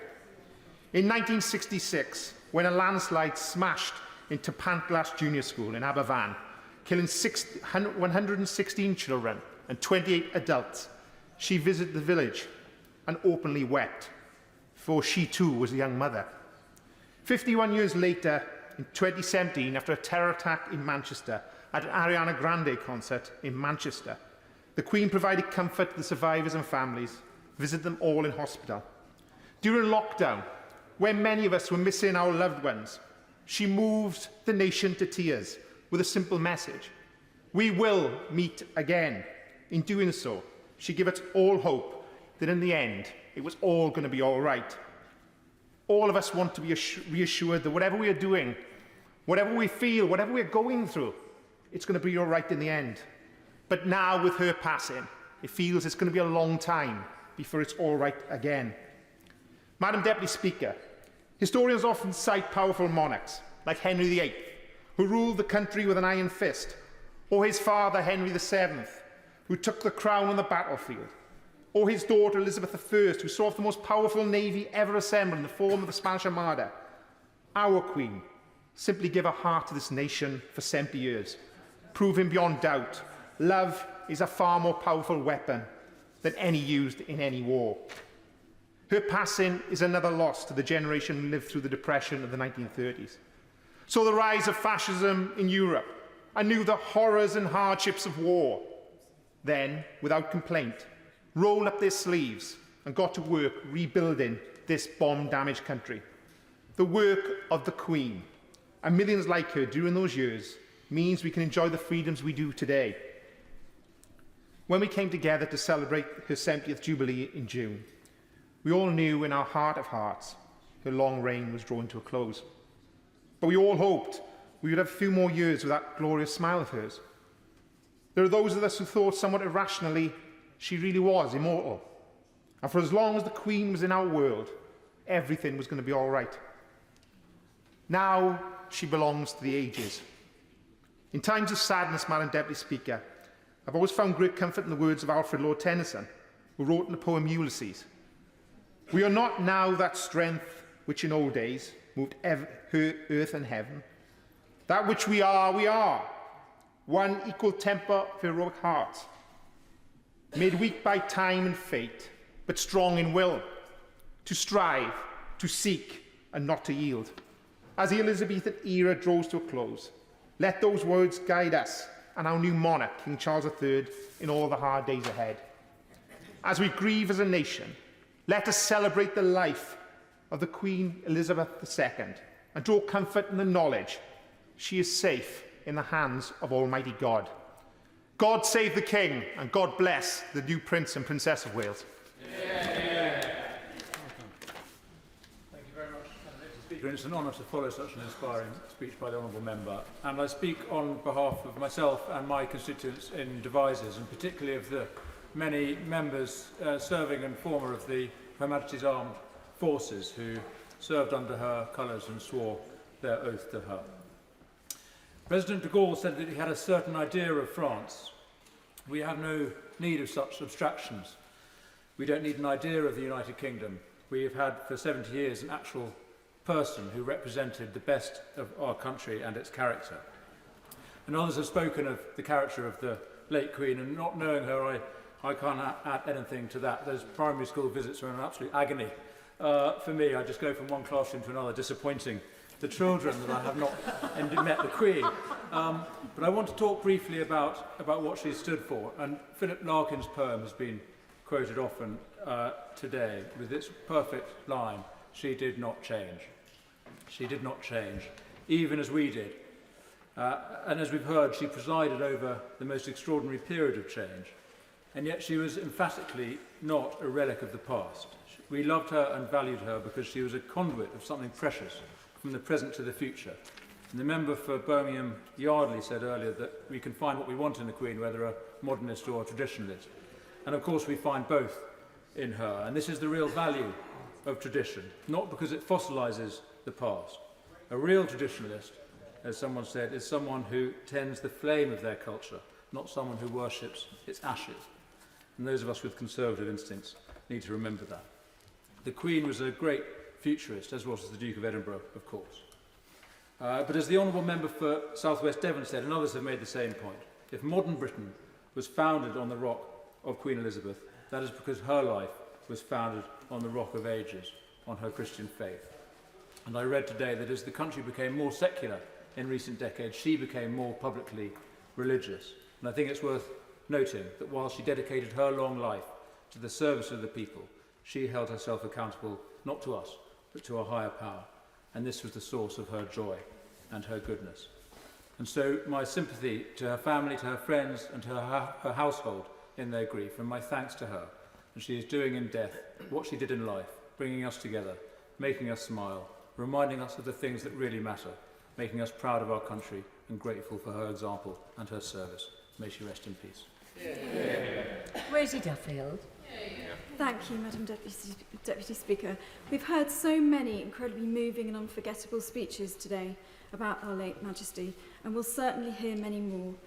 It's of course impossible to pay full tribute to 70 years of continuous public service in just a few minutes, so I wish to focus briefly on Canterbury, the heart of the Church of England.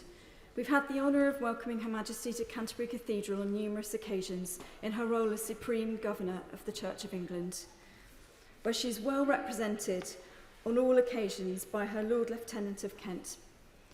And it is in that light that I share the tribute paid by Justin, Archbishop of Canterbury, who said, "Through times of war and hardship, through seasons of upheaval and change, and through moments of joy and celebration, we have been sustained by Her late Majesty's faith in what and who we are called to be."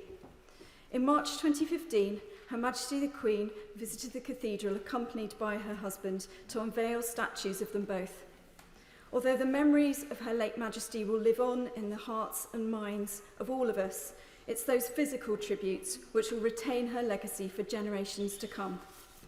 No matter one's political persuasion, occupation, way of life, she commanded respect from people of all backgrounds and was an inspiration to women the world over. She focused on the good things in life, the characteristics and experiences which unite us, as well as the issues which need to be tackled in a collegiate fashion. And some of us here can relate well to that apparent rebellious streak we saw when she left the palace and walked among the crowds with her sister, or drove herself around in her Land Rover. That humour and wit which allowed us to relate to the greatest diplomat in our recent history, the stability that allowed us as a country to have certainty at times when it was desperately needed. The remarkable thing about Her Majesty was that this was never a burden to her. Her tremendous experience allowed her to guide the United Kingdom, the Commonwealth, and also the world through tough times, and her dutiful actions, the messages she conveyed to us, have undoubtedly made this world a much better place. So rest in peace, Your Majesty. The nation will never forget our favourite grandma, and God save the King. Yeah. Craig McKinley. Deputy Speaker, it is a true honour to be able to be here at this time in our nation's history and to be able to speak my sorrow and the great grief from my constituents of South Thanet through my words. Yesterday was a day we all knew would come, but I think we all hoped that it never would. We're all trusting that that huge longevity of the Queen Mother, who died at 101, would give us more years of the Queen in her place, giving her powerful and steady service to our country and to her realms overseas in the Commonwealth, more years of certainty and calm. But as that day developed yesterday, a day I will never forget, from mid-afternoon, I felt a deep sadness. And with that emotion overflowing, I will tell you, as that official announcement came out at about 6:30. And I asked myself, why? A 96-year-old, a life well lived, dying peacefully in a home that she loved, surrounded by family. Why did I have this emotion, this love, for a person I'd never met? There were few in this house that would have met her properly, apart from Prime Ministers. Most interactions had been brief and fleeting, moments that everybody cherishes with that most remarkable lady. I was saddened because she'd been ingrained in my life, in all of our lives.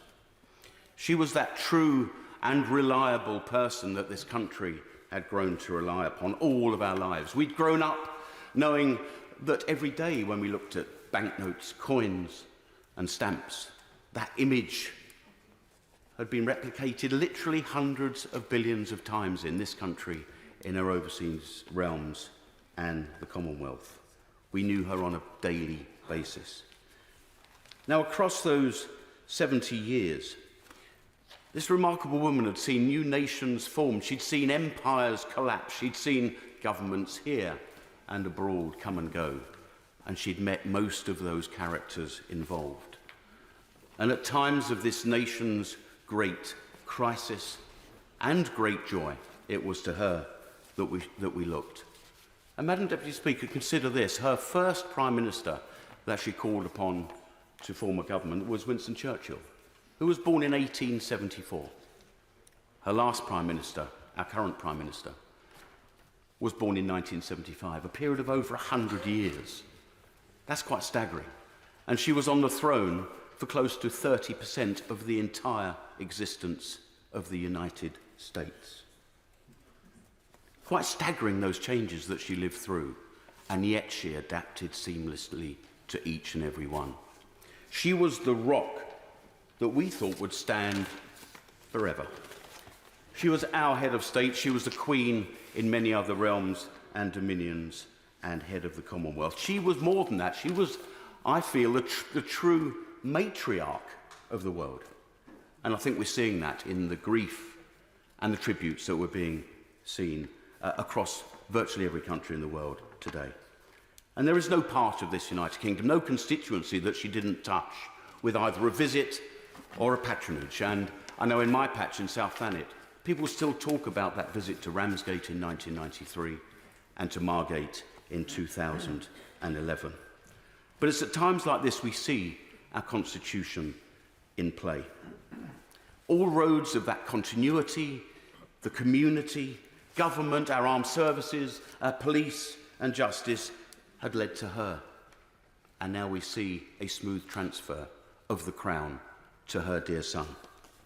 She managed to keep the magic and mystery of monarchy whilst being taken into our hearts of our country, everybody around the world. And in our dear Majesty's words, after 9/11, she said, "Grief is the price we pay for love. We grieve now, and we look to a new era under Charles III. Rest in peace, Your Majesty. Thank you for your service, and God save the King." I do need to remind colleagues again that the Speaker has asked if remarks could be confined to 3 minutes, because if they're 5 minutes, it means that somebody else isn't going to get in. So I think it's important that we think of others. Christine Jardine. Thank you very much, Madam Deputy Speaker, and it is with a very sad sense of pride that I rise to speak on behalf of my constituents in Edinburgh West, many of whom I already know. I visited the Palace of Holyrood House today to lay flowers and pay their respects to Her Majesty in Edinburgh, a city she loved, and was at one of my very first events as an MP when she opened our magnificent Queensferry crossing, and most recently was celebrated in Jubilee parties across the city. But I confess, Madam Deputy Speaker, my first thought when I heard the confirmation on Thursday that we had lost her was of family.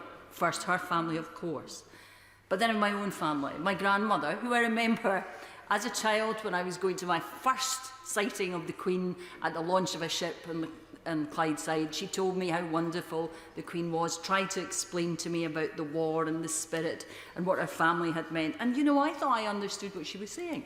I thought I got that.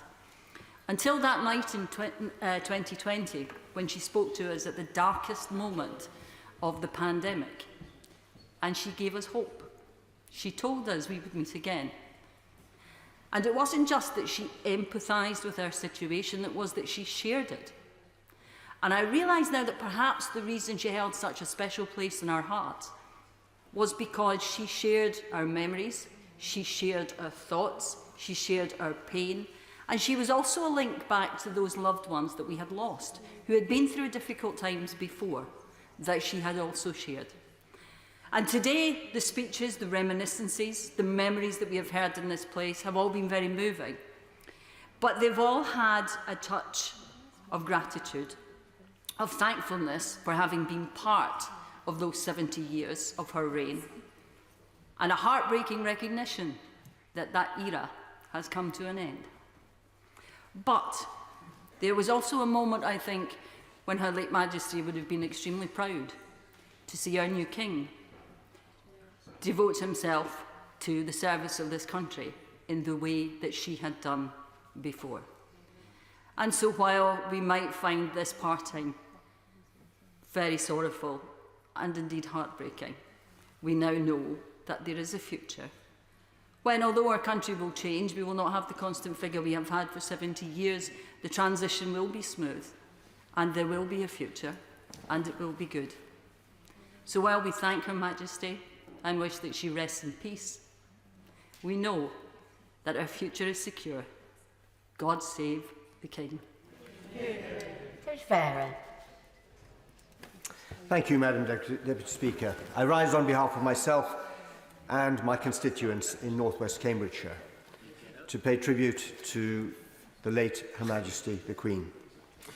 I think it's fair to say that all of us in this chamber have had Her Majesty as part of our lives, and I mean that quite literally, a part of our lives. She demonstrated an extraordinary sense of duty and commitment to public service. Her Majesty has left an imprint not only on our country and the Commonwealth, but also across the world. She holds the world record of being featured on the most global currencies, and her passing is being marked across the world. For example, in India, they are having a national day of mourning this coming Sunday. As well as being our Queen, she was, of course, a global figure with a global understanding.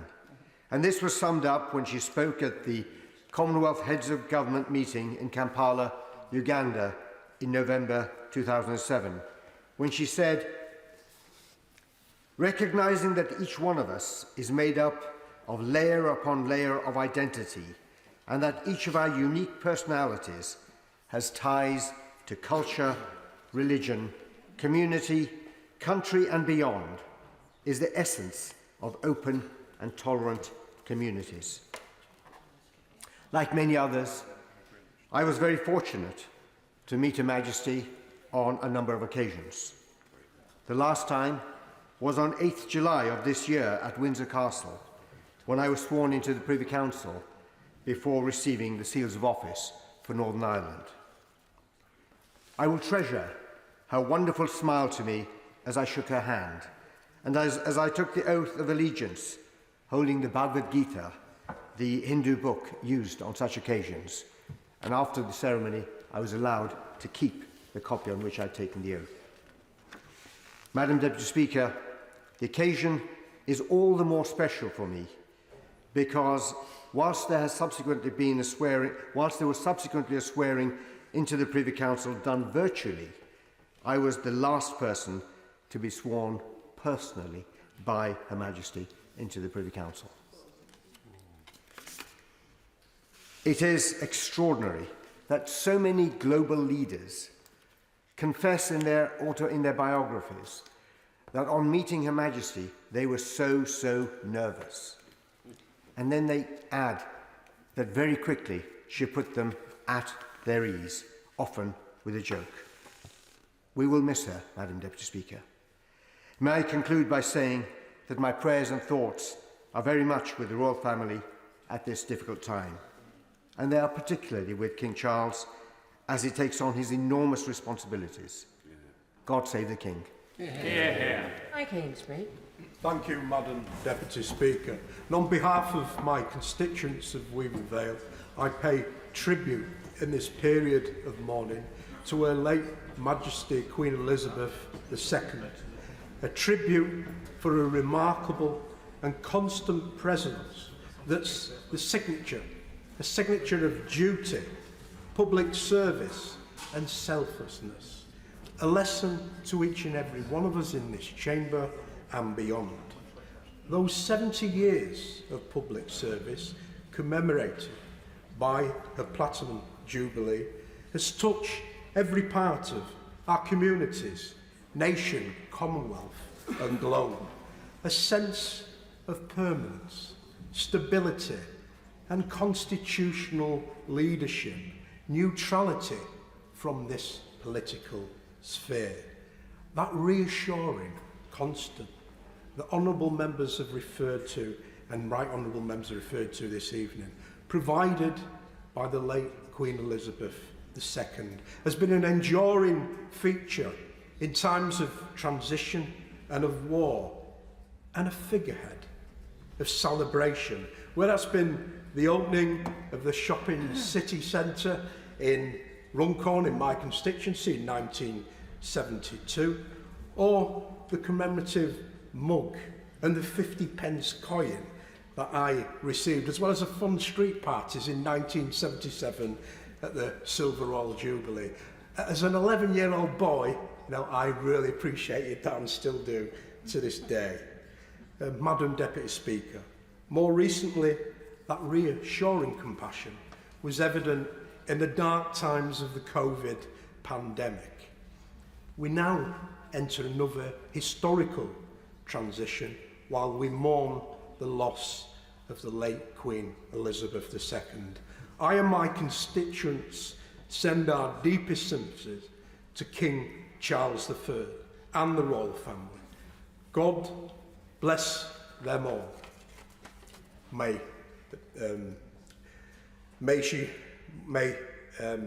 the late Queen Elizabeth II rest in peace. Peter Alders. Thank you very much, Madam Deputy Speaker. I rise on behalf of the people of Waveney to pay tribute to Her Majesty the Queen. With the nation's guiding light taken from us, there was last night, for a moment, from my perspective, a sense of helplessness. What do we do? How are we going to get on without her? The answer, Madam Deputy Speaker, is that we learn from the high standards of dignity, duty and humility to which she had adhered both throughout her life and her 70-year reign. We shall always fall short of the summit that she reached, but if we get to her foothills, we will have succeeded. Great Britain and the Commonwealth have faced numerous challenges over the past 70 years, and the world has changed a great deal. She was our shield to any arrows of adversity, and despite the enormous responsibilities that she bore on our behalves, she never put a foot wrong. Her Majesty was a family person, and in some respects, we were all part of her wider family. She enjoyed those things, those aspects of life that we all enjoy. Animals and pets, whether corgis, ponies and horses, or racing pigeons. Family meals, whether that be barbecues, picnics, or Christmas dinners. As we have heard, Her Majesty had a lifelong passion for horse racing. Back in Coronation Week in 1953, her horse Oriole ran second in the Derby, the nearest she ever got to securing that cherished prize. One might have expected a hint of disappointment, but there was none. She joined the rest of the nation in celebrating the victory of national icon Sir Gordon Richards in his 28th and final attempt to win the race for the first time. An Oriole, Madam Deputy Speaker, is a radiant light around a head or a body. Our Oriole has been extinguished, but her legacy will endure forever. Madam Deputy Speaker, the Queen ascended the throne as we emerged from the ravages of the Second World War. As she departs, we face more adversity and uncertain and worrying immediate future. If we strive to conduct ourselves as she did, if we apply a mere modicum of her wisdom and sound judgment, then we will get through it. Your Majesty, on behalf of the people of Waveney, thank you for all that you have done for us. Our deepest condolences to all of your family, and God save the King. Yeah. Kirsty Blackman. Thank you very much for affording me the opportunity to pay tribute on behalf of my constituents on this sad day. Aberdeen's had a long association with and fondness for the royal family. Beautiful granite statues of former monarchs can be found watching over many parts of our city. People across Aberdeen are feeling a profound sense of loss today. In 1964, Aberdeen suffered one of our darkest hours. A typhoid outbreak in the city hospitalised 500 people and led to 3 fatalities. Dr. Ian McQueen, our Chief Medical Officer, described Aberdeen as a sort of beleaguered city. Our reputation as a centre for tourism was badly damaged. Hearing of our local issues, and at very short notice, Queen Elizabeth diverted a planned journey to Glasgow in order to visit Aberdeen. This thoughtful gesture, which expressed the Queen's confidence in the safety of visiting Aberdeen, has been long remembered by our citizens. Throughout the years, Her Majesty's retained a relationship with our city. In 1970, she visited the VSA Children's Centre in Aberdeen's Hardgate. The Association of Social Service, VSA, has been honoured to secure the patronage of every monarch during their 150-year history, from their founding patronage of Queen Victoria in 1870. In 1990, Queen Elizabeth II opened the Bonaccord Centre in Aberdeen. The people of Aberdeen love to turn out for a public event, and this one was no different, with crowds thronging to try and catch a glimpse of her. Even Aberdonians who were not present on that day will almost certainly have walked past the plaque that she unveiled to commemorate that. In 2017, the Queen again visited Aberdeen to open the Robertson family roof garden at Aberdeen Royal Infirmary. Like so many of my constituents, I've had occasion to seek solace in the roof garden while a loved one was in hospital, and we very much appreciate that she came along to open that. I want also, Madam Deputy Speaker, to mention Her Majesty the Queen's long involvement with the Girl Guiding movement. In 1953, she became Girl Guides patron and has remained a stalwart supporter for all of her years. She first joined the Guides at age 11, taking part in camping trips and earning badges for swimming. Over the years, thousands of girls and young women across the UK and overseas have worked hard to achieve the highest award in guiding, the Queen's Guides Badge. I want also to send my personal condolences to the Queen's family. In 2011, my great-granny passed away, also well into her 90s. I well remember the devastation and sense of shock that we all felt. Somebody who had been there for so long, we had begun to think that she would be a constant presence in our lives and there would never be a day that we would be without her presence. I can feel, therefore, an echo of what the royal family, what the generations that followed her must be feeling today, and I send out my heartfelt best wishes to them at this time for getting through this difficult moment. From the people of Aberdeen North, Madam Deputy Speaker, I want to thank Queen Elizabeth for her lifetime of service. Felicity Buchan. Thank you, Madam Deputy Speaker. On behalf of the residents of the Royal Borough of Kensington, I want to pay the deepest tributes to Her late Majesty the Queen, who served our country and the Commonwealth with the most remarkable and selfless devotion. The Queen's life was interwoven with the Royal Borough of Kensington, and indeed, her coronation robes were actually woven in Kensington at the Royal School of Needlework, which was then in South Kensington. Many of the late Queen's family live in Kensington at Kensington Palace, including her late sister, Princess Margaret, and of course, currently, it is the official residence of the new Prince and Princess of Wales. The Queen also sent her son, His Majesty the King, to his first school in Kensington, which is Hill House on Pont Street.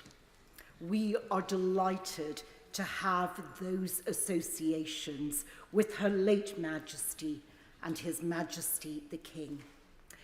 There are so many things I could talk about the exceptional reign of Her late Majesty, but I am going to focus on two things: the length of that reign and her incredible empathy with her people.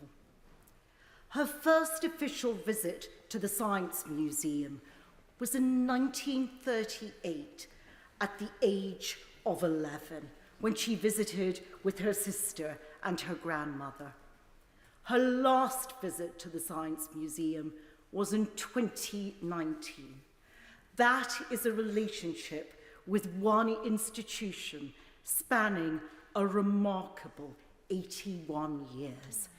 And she had those relationships in my constituency, whether it was with the V&A, the Natural History Museum, the Commonwealth Institute, which she was so passionate about when it was in High Street, Kensington.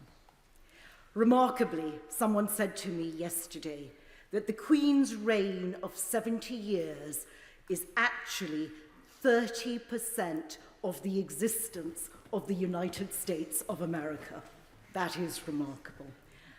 And secondly, I want to talk about her empathy with her people. During the course of the last 25 years, sadly, my constituency has had two tragedies, the Grenfell Tower fire and the Ladbroke Grove rail crash. In both instances, the Queen visited very, very quickly, and she gave the most remarkable comfort and succour to the bereaved, to the survivors, and the residents. She was so humble, and she only thought of those who were suffering rather than of her own emotions. So, I want to thank you, Your Majesty. I want to send all of the condolences from the Royal Borough of Kensington to His Majesty the King and his family, and I want to wish His Majesty the King a long and healthy reign. God save the King. Mohammed Yasin. Thank you very much, Mr. Deputy Speaker. Watching our family rushing to the bedside of the gravely ill Queen yesterday will have brought back traumatic memories for many of us who have received the heart-stopping call with the news of the imminent death of a loved one. For as we remember the 70 years of dedicated and loyal service from the Queen, we first pay our respects to a grieving family who have lost a mother, a grandmother, a great-grandmother, and a friend who was very special, and so has our country. This is a profoundly and sad moment for the UK, the Commonwealth, and the world.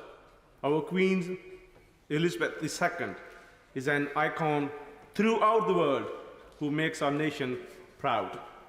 She earned our respect and embodied all that is good about public service, duty, fortitude, and diligence. Her reassurance presence, her dignity and constancy, especially in times of discord, bound us in a way we may only be about to understand. She has been a role model throughout the ages. I pay tribute to her remarkable life's work. The legacy she leaves, the lives she has touched, will echo through the ages. It was a delight to see our community come together to celebrate the Jubilee celebrations. The outpouring of love was heartfelt and enduring. The days and the months ahead will be very difficult. May we come together in peace, kindness, and respect as we remember our Queen and prepare for the next chapter in our nation's history. On the behalf of the people of Bradford and Kempston, thank you, ma'am, and long live the King. Thank you. Andy Percy. Mr. Deputy Speaker, I rise to associate my constituents with the tributes that have been made today to Her late Majesty, and to, on behalf of the people of Briggingool and the Isle of Axholme, to swear our loyalty and commit ourselves to our new King.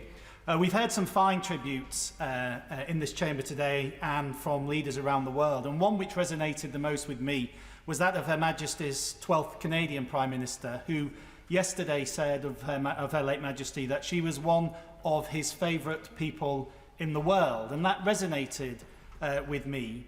I didn't know Her Majesty, Her late Majesty, as obviously Mr. Trudeau did, but it resonated with me because we all felt that she was somebody we knew and somebody who was, for me, one of my favourite people. And when I think of why, yes, of course, it's due to her constitutional role and her role in this country and all of her dedicated service to this country.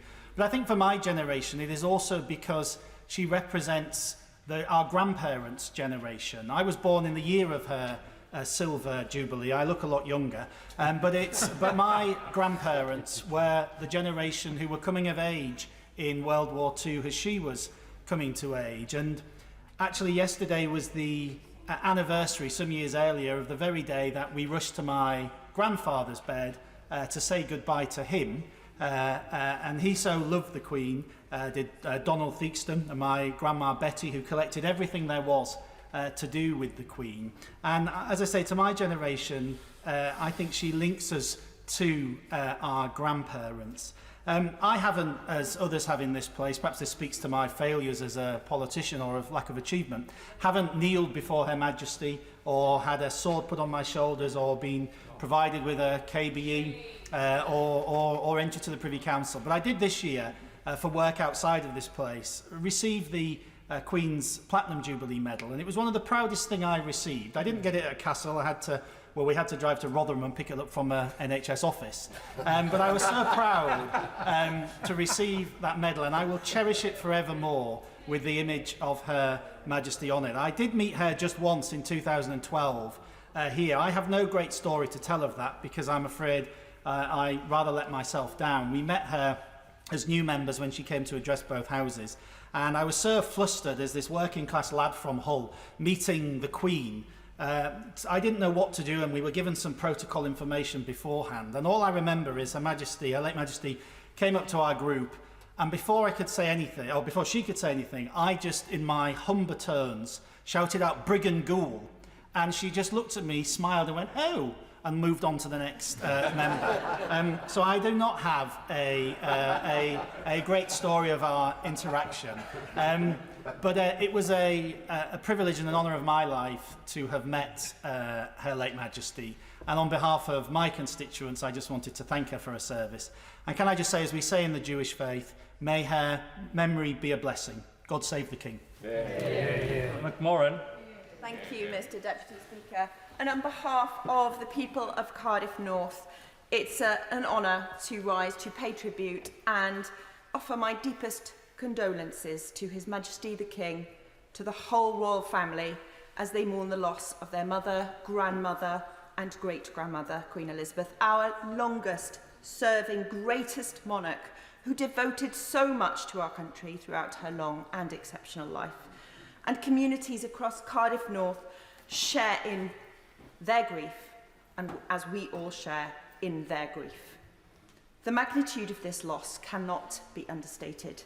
Through our lifetimes, through difficult times and upheaval, whether at home or abroad, the Queen has been our constant for 70 years.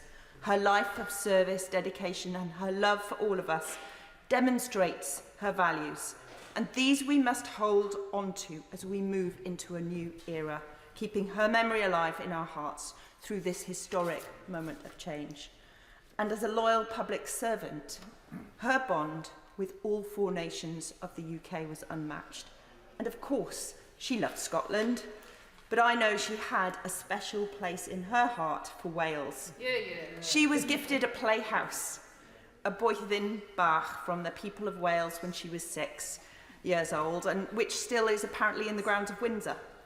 And when the Senedd was established, she insisted on being there in person for every single royal opening, which is where I met her.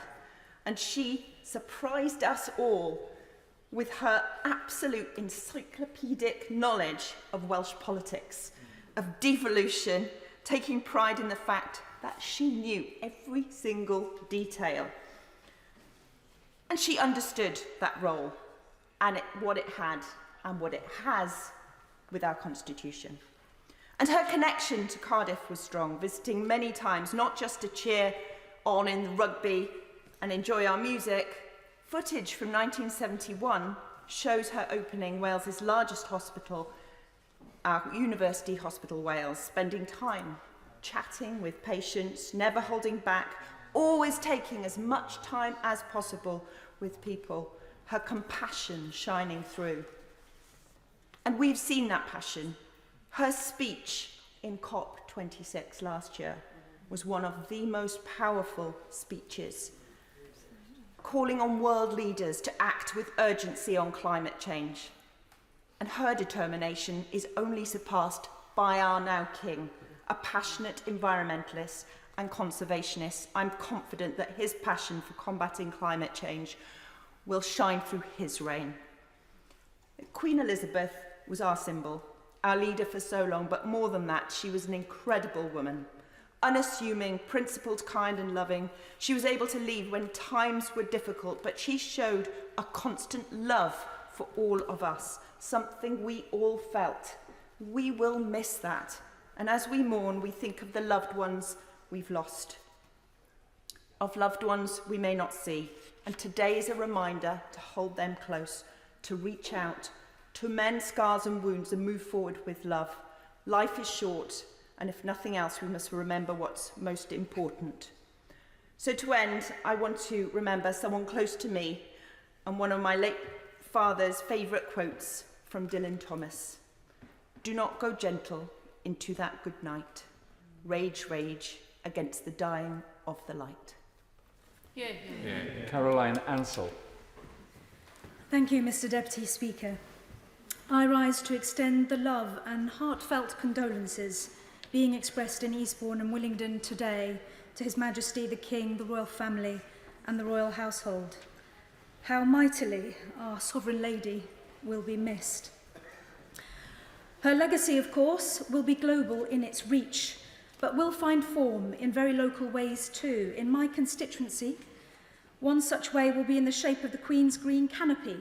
This 10-year community jubilee project has a goal to plant 5,000 trees from the foot of the South Downs at Beeds all the way to the highest point in Eastbourne at Butts Brow.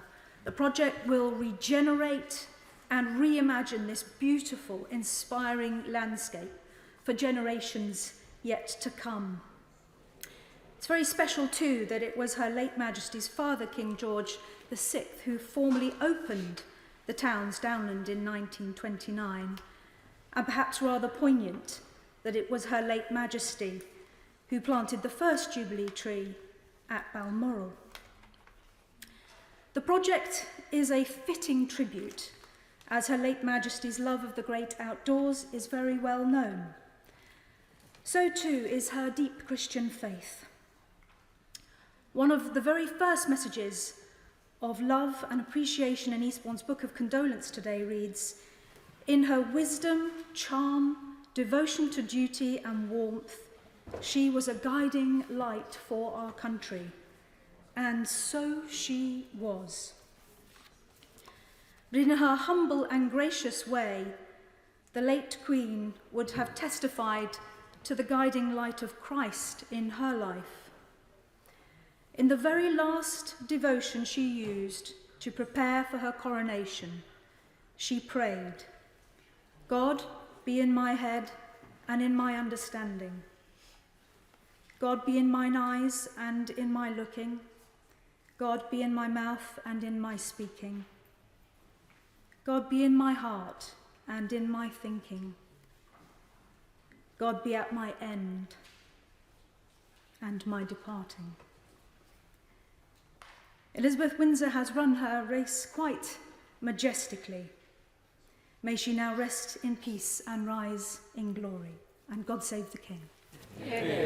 Munira Wilson. Thank you, Mr. Deputy Speaker. As we mourn the loss of Her late Majesty and celebrate her extraordinary legacy, I wish to convey condolences on behalf of my constituents to the King and the entire royal family.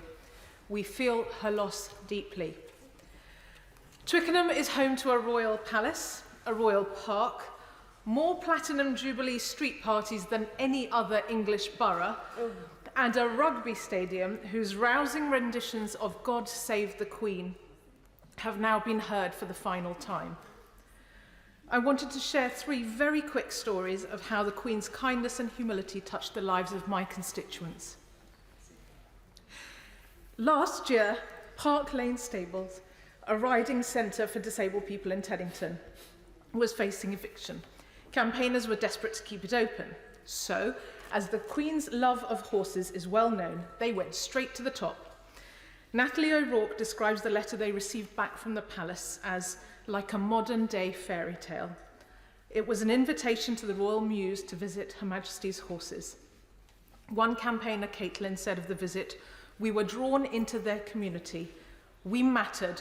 We were cared for." The Queen could make everyone feel at home. Her late Majesty visited Twickenham many times during her reign, Most often, of course, it was for the rugby, as she was patron of the RFU for 64 years.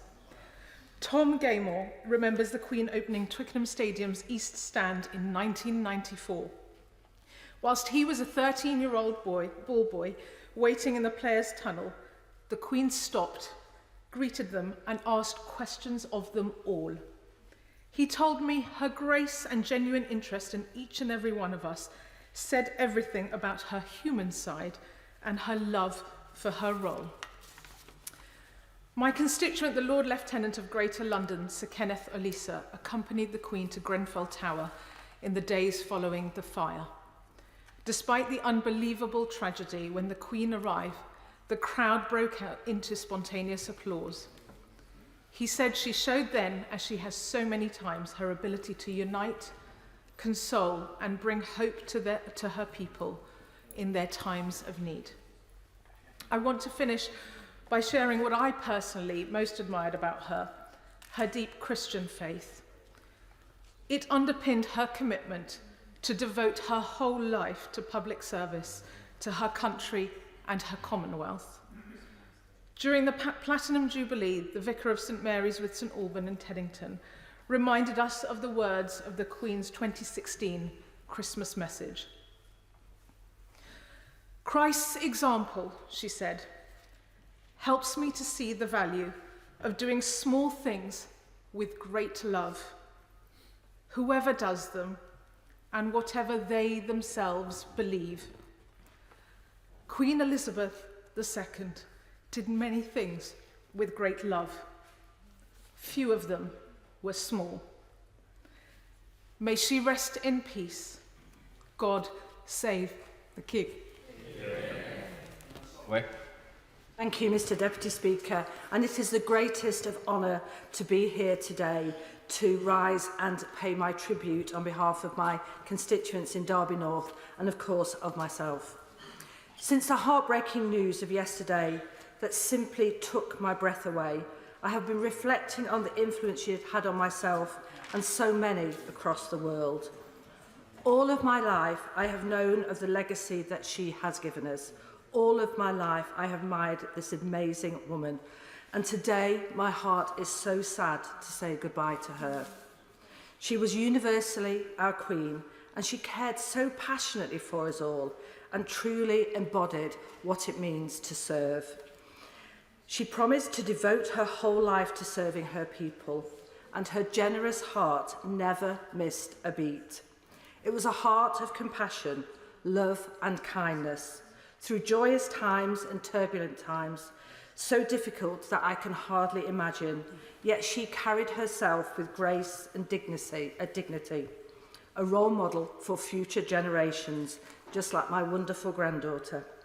She was the very best of all of us, the very best of humanity, strong yet compassionate, loving and steadfast. She laughed with us as a country, her fantastic smile lighting up our lives. She mourned with us and led us through the darkest of times. A great diplomat, leader, mother, wife, grandmother and great-grandmother, and like me, an animal lover. She carried us through the very worst of times and has held our hand through the very best. I know that my constituents of Derby North thank the Queen from the bottom of their hearts for a lifetime of service, for her guidance and for a never-faltering service. To quote King Charles III, a life well lived. Thank you, Your Majesty. Rest in peace. Anna David. Thank you, Mr. Deputy Speaker. I rise to pay tribute on behalf of my constituents of Lewisham East and myself.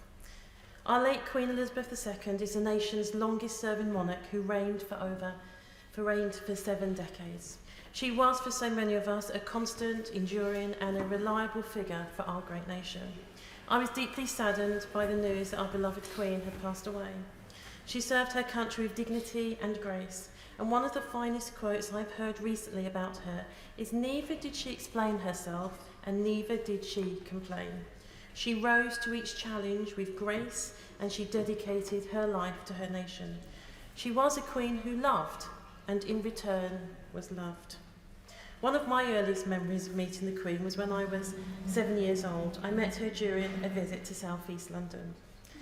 Strangely enough, my mother's earliest memory of seeing the Queen was around the same age, many years earlier in the Caribbean. My mother said in Jamaica, children used to run to her, and nothing really changed there. She is adored by so many across the Commonwealth and indeed our globe. And of course, as a child, my greatest street party was in 1977, the Silver Jubilee, and I fear that many people are giving away their age because we all seem to remember the Silver Jubilee. She gave us all so much cause for joy and celebration, and I'm grateful that she was able to mark her Platinum Jubilee earlier this year. This brought together thousands of people from across Lewisham, where there were over 100 street parties that were held to celebrate her many achievements. Her departure reminds me that there is a time to live and indeed a time to die. But let's all do our very best to do what we can while we live to make a difference in the lives of others in this place. But in the meantime, my thoughts are with her family, with our nation, and for all who mourn our beloved Queen Elizabeth II of the United Kingdom of Great Britain and Northern Ireland, but also across the Commonwealth and across the globe. May she rest in peace and long live the King. Yeah. John Howell. Thank you, Mr. Deputy Speaker. I recall my first encounter with the Queen's visit to a foreign country. This was in 1994, and this was the visit that she did to Russia. She went to Moscow and St. Petersburg at the request of Boris Yeltsin. I'd been invited along as part of this trip to conduct economic negotiations with Russia. It was based in St. Petersburg on board Britannia, a ship which thoroughly impressed all the Russian visitors. The press made much of the difficulty for the Queen of the trip. The press were obsessed with the details of which jewels she had brought and whether any of them had once belonged to Russian duchesses. She wasn't in the slightest interested in this. And I must admit that she took Boris Yeltsin fully in her stride, which is something that is quite remarkable to see if you can remember what he was like. It was a great success for UK PLC, and the Queen took a great interest in what we were doing and the results of that visit. As His Majesty said earlier, we remember a life well lived. We celebrate that life for all the human qualities as well as the duty and service which so many members have spoken about. God save the King. Ian Paisley. Thank you very much, Mr. Deputy Speaker. Forgetting the things which are behind us and reaching for the things which are before us, pressing on to the mark, to the high calling of God through Jesus Christ. The words of the Apostle, I think, not only are the religious philosophy of our former monarch, but also indicate her style of leadership. She didn't allow the past to be a burden. She didn't allow the past to hold her back. She stretched forward constantly to the mark, shooing this country forward to a better place, to an ideal, to getting over a line. And indeed, her Christmas speeches each year summed that up as she witnessed for her Lord and Saviour and for her God. I must say I was deeply impressed and struck by the speech this evening by the King, where he dedicated himself to his mother's God in a powerful way and in a singular way. And I think that should be an encouragement to us all, that if he learns from that example of us urging this kingdom forward in all its strands and all its steps. My constituents are broken-hearted, I'm sure, like yours, Mr. Deputy Speaker, with what has happened over the last few hours to our kingdom. But they will be emboldened by the memories of Her Majesty's visits. Certainly her last visit to North Antrim, where she visited the Bushmills. Bushmills looked like the box of Quality Street. a contingent of the Irish Guards decked out in red tunics, Seamus the dog walking through the village. Whenever the Queen arrived to unveil the statue of the war hero Quig, she said to me as I welcomed her, "Is this all yours?" And I hesitated and I said, "No, ma'am, this is yours." And she, twinkle in her eye, she said, "Quite." I'll never forget it. I'll never forget it. It was a lovely moment. King Charles, Prince Charles was in the constituency also. He was way down in Grace Hill in Ballymena. But for some reason, he too made it to Bushmills. I don't know what it is, but there's something about a liquid which sits in a barrel for 12 years that he seems to like. And I know that my constituents are delighted by his patronage of Bushmills. You know, but our kingdom is a lesser place. We have lost a wonderful sovereign lady. But I do want to repeat what the King said this evening. Let's draw strength from the light of her example. Let's draw strength from the light of her example. God save the King. James Wilde. Thank you very much, Mr. Deputy Speaker. And it's only 3 months ago that I stood here to join in the wonderful tributes to Her Majesty the Queen to mark her Platinum Jubilee. And today the House and the country feels immense sadness at her passing. But that is tempered by the opportunity to recognise her extraordinary life of service and by knowing that she witnessed the heartfelt displays of affection towards her in the 70th year of her reign. And that unprecedented occasion was celebrated passionately in my North West Norfolk constituency, which is unsurprising as it's home to Sandringham, the much-loved private retreat of the late Queen and her family for generations. And the continuity that that estate has provided to her family means her Norfolk home occupied a unique place in the Queen's affections. She loved the time that she spent there. Having ascended to the throne at such a young age, it offered an escape from the public eye, a place where she could relax with family, was often spotted behind the wheel of the Land Rover, and she enjoyed walking her dogs and, of course, the country pursuits and her prized horse stud. The people living in the villages around the Sandringham estate have great affection for the Queen, but she was a very special part of those close-knit communities. They have happy memories of encounters with the Queen, because as well as the private time she spent there, she chose to undertake many visits over the years. And whether as a member of the Sandringham WI since 1943, and then as its president, taking tea and cake with ladies, or presenting local children with awards, or visiting charities and businesses, she was a constant and cherished part of life in West Norfolk. And perhaps surprisingly, she was even able to go about her life there without fuss. Indeed, famously, when out shopping one day, a woman remarked to her, "You look just like the Queen." To which the Queen is said to have replied, "How reassuring." Presumably with a twinkle in her eye. And her affection with Sandringham was matched only by that of the Duke of Edinburgh, who gave such love, support and service to Her Majesty. And it was from the Long Library at Sandringham that the Queen delivered the first televised Christmas message in 1957. But perhaps one of the most profound comments in recent times was her broadcast during the pandemic that others have referred to, that we all meet again, a simple phrase expressing hope that we all needed. And it was the immediate response to her passing yesterday, was people coming together at Windsor, at Buckingham Palace, at Sandringham, at Balmoral and elsewhere to share their grief and give thanks for an amazing life. And on behalf of my North West Norfolk constituents, I offer the deepest condolences to the entire royal family. God save the King. Alan Kaiser. Thank you, Mr. Deputy Speaker, and I rise to pay my respects today on behalf of my constituents in Airdrie and Shotts.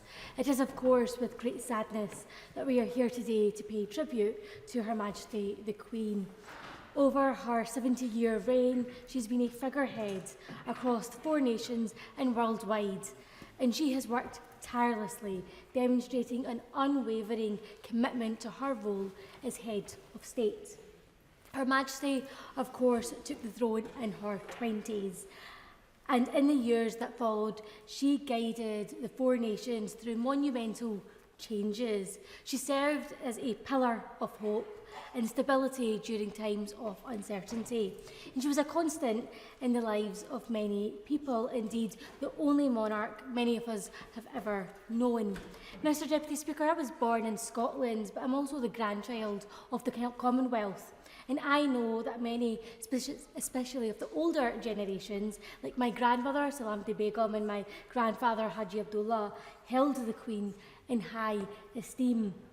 And they often, when I was growing up, would tell us stories about when they moved from a small village called Sarabi in Pakistan to Rochdale, then settling in Scotland. They would tell us about how they found the Queen as an inspiration to them.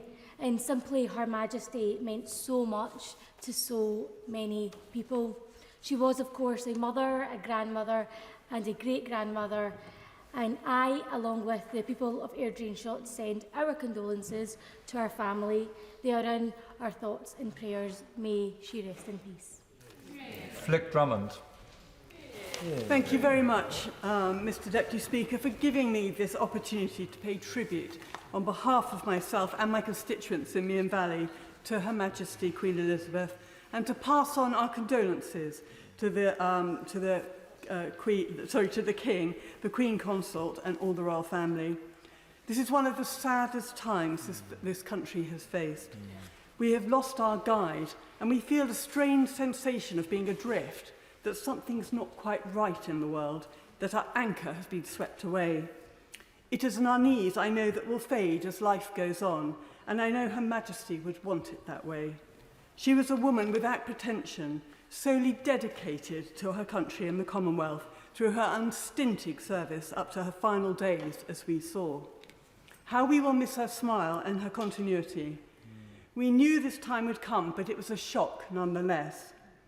I want to thank Her Majesty for those 70 years of service. She will remain an example for everyone, in particular those in public service, about how we should serve. It has been a leadership which so many of us would like to emulate. The tributes from across the world show what an inspiration she has been, and they must be a comfort to her family and to the country as we come to terms with our collective loss. I was born 10 years after the Queen came to the throne, and like many here, I have only known one monarch. The monarchy has been part of our island's fabric for more than 1,000 years. It has been left in good shape and with an able successor at its helm. I will be proud to serve His Majesty, King Charles III, as Member of Parliament and as a British subject. God save the King. Ruth Cadbury. Thank you, Mr Deputy Speaker. I want to add my thoughts and condolences and that of my family and my constituents to the royal family today, a time of immense grief and pain for them, as they've not only lost their sovereign, but also the beloved head of their family. Few remember a time without Queen Elizabeth II. Her Christmas messages, her visits, and her presence at state occasions. For 70 years, she was a beacon and guiding light for us all. And as a woman in the public eye, she was a perfect example of grace and dignity, often in the face of adversity. For many of my constituents in Brentford and Isleworth and Hounslow, Osterley and Chiswick, the Queen was known through her tireless work to promote and celebrate dialogue and tolerance between all faiths and cultures. That's why I particularly remember her 2004 Christmas message, where she described her visit both to a mosque in East London and to the Gurdwara in my constituency. In that message, she then relayed the story of a visitor to Britain who had described travelling from Heathrow into London on the Piccadilly line at the end of the school day, and of being delighted that children from different cultures and faiths getting on and off the tube train could be at such ease with each other, something not possible in his own country. Many of those young people would have been my constituents and attending our local schools. In times of crisis, the nation turned to her for her compassion and her wisdom, from her speech to children being evacuated during World War II to her national message at the height of the coronavirus. The people of the UK turned to Her Majesty at the most testing times. She always upheld her promise to serve that she made when she was 21. She devoted herself to service, to our country, to the Commonwealth, and to us all. Today marks the end of the Elizabethan age, but Her Majesty's memory and her legacy shall live on. May she rest in peace. Long live King Charles III. Very much, Mr Deputy Speaker. I rise to speak on behalf of the constituents of Loughborough, Shepshed, Quorn, Barrow, Salby, Hathern, Mount Sorrel and the Wolds villages to express their deep sorrow at the loss of our Sovereign, Her Majesty the Queen. Loughborough had the privilege of hosting Her Majesty on a number of occasions during her reign, including in 1996, when she opened the new English and Drama building at Loughborough Grammar School, which was named the Queen's Building in her honour. Her Majesty also visited in 1966, when she signed and sealed the Royal Charter of Incorporation that granted university status to Loughborough College of Technology, becoming Loughborough University. We were also very proud to be involved in the Queen's Baton Relay in the lead-up to the Commonwealth Games in Birmingham this summer. I spoke on behalf of Loughborough constituency in the humble address speech for her Platinum Jubilee earlier this year, saying that the Commonwealth is, of course, the jewel in the crown, and that throughout her reign, Her Majesty has overseen its modernisation to ensure that it represents everyone that brings together communities from across the world, and that is undoubtedly true. Loughborough will again be on the world stage this weekend, when bells will ring across the country and across the world. Many of those bells will have been made in Loughborough at Taylor's Bell Foundry, the world's largest working bell foundry, including the casting of the Great Paul Bell at St Paul's Cathedral. We will be filled with both sadness and great pride that our bells say goodbye to our Sovereign Queen and also welcome our new monarch, King Charles III. Loughborough is honoured to play its part in marking this solemn and moving occasion in British history. In closing, I quote Her late Majesty when she said, "Grief is the price we pay for love." There will be a great deal of grief felt over these next few weeks, and that is because there was a great deal of love for her throughout the 96 years of her life. Truly, Elizabeth the Great. May she rest in peace, and God save the King. Sam Tarry. Thank you, Mr Deputy Speaker. I'd like to place on record my tribute today alongside so many that have spoken today already, and offer my personal condolences to His Majesty King Charles III on behalf of all of our communities in Ilford South. Mr Deputy Speaker, like many parliamentarians across the House, I have always had a profound respect for the Queen and for the role she has performed within our nation. I've admired the sage advice and wise counsel she gave to so many leaders over the course of the past 7 decades.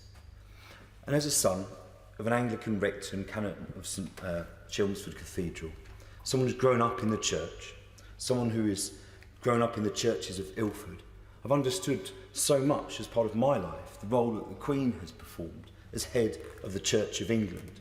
And in a constituency like Ilford, where people really do God alongside their politics, with so many people of so many faiths attending religious institutions on a daily basis, she has been held so fondly in the hearts of so many for her religious beliefs and her faith, but also, of course, because of her public service. The Queen's longevity is perhaps encapsulated best in the fact that the first Prime Minister she saw in, Winston Churchill, was born in 1874, while the current incumbent of number 10, that she greeted just days ago, was born in 1975, a span of more than 100 years, an entire century, which is truly astounding. But she was also an inspiration to our nation, a steadying influence for millions to look up to amid the turbulence and flux so often in British politics. She was the anchor that so many needed during times of crisis. I remember very clearly witnessing the strength that she had in the wake of the 7/7 bombings that hit London and the streets of our capital. She was able to show her tenderness in meeting the victims of the terrorist atrocities, while at the same time stating defiantly, and I quote, that those who perpetrate these brutal acts against innocent people should know that they would not change our way of life, and they did not. She was also an inspiration for our war generation. my great-grandparents and grandparents who served fighting the Nazis. A shining light on the role that women performed tirelessly in those war years. Reading the story about how, aged just 18 in 1944, she begged her father, King George, to let her join the war effort. Perhaps unsurprisingly, the King resolutely refused to let her do so. However, undeterred, she continued to plead with her father until he finally relented and let her to join the auxiliary territorial service. She was soon donning a pair of coveralls, driving a military truck and working as a mechanic. In doing so, Queen Elizabeth became the first woman in the royal family to join the armed forces and the first serving monarch to do so in over 1,000 years. And in the immediate aftermath of the Second World War, in fact the day after VE Day, in 9th of May 1945, Elizabeth took part in a tour of some of the bombed areas of Ilford, in recognition of the terrible conditions that East London and that part of Essex had endured under the relentless bombing raids of the Luftwaffe. On her walkabout, where she joined by King George, the Queen Mother and Princess Margaret, she was shown Leigh Street, not far from my constituency office in Ilford, next to, at that time, the bombed-out local cinema. Throughout her time as the monarch, Elizabeth was always supportive of the people of Ilford. I recall one of her last trips to Ilford when she visited Valentine's Mansion in Valentine's Park to mark her Diamond Jubilee in 2012.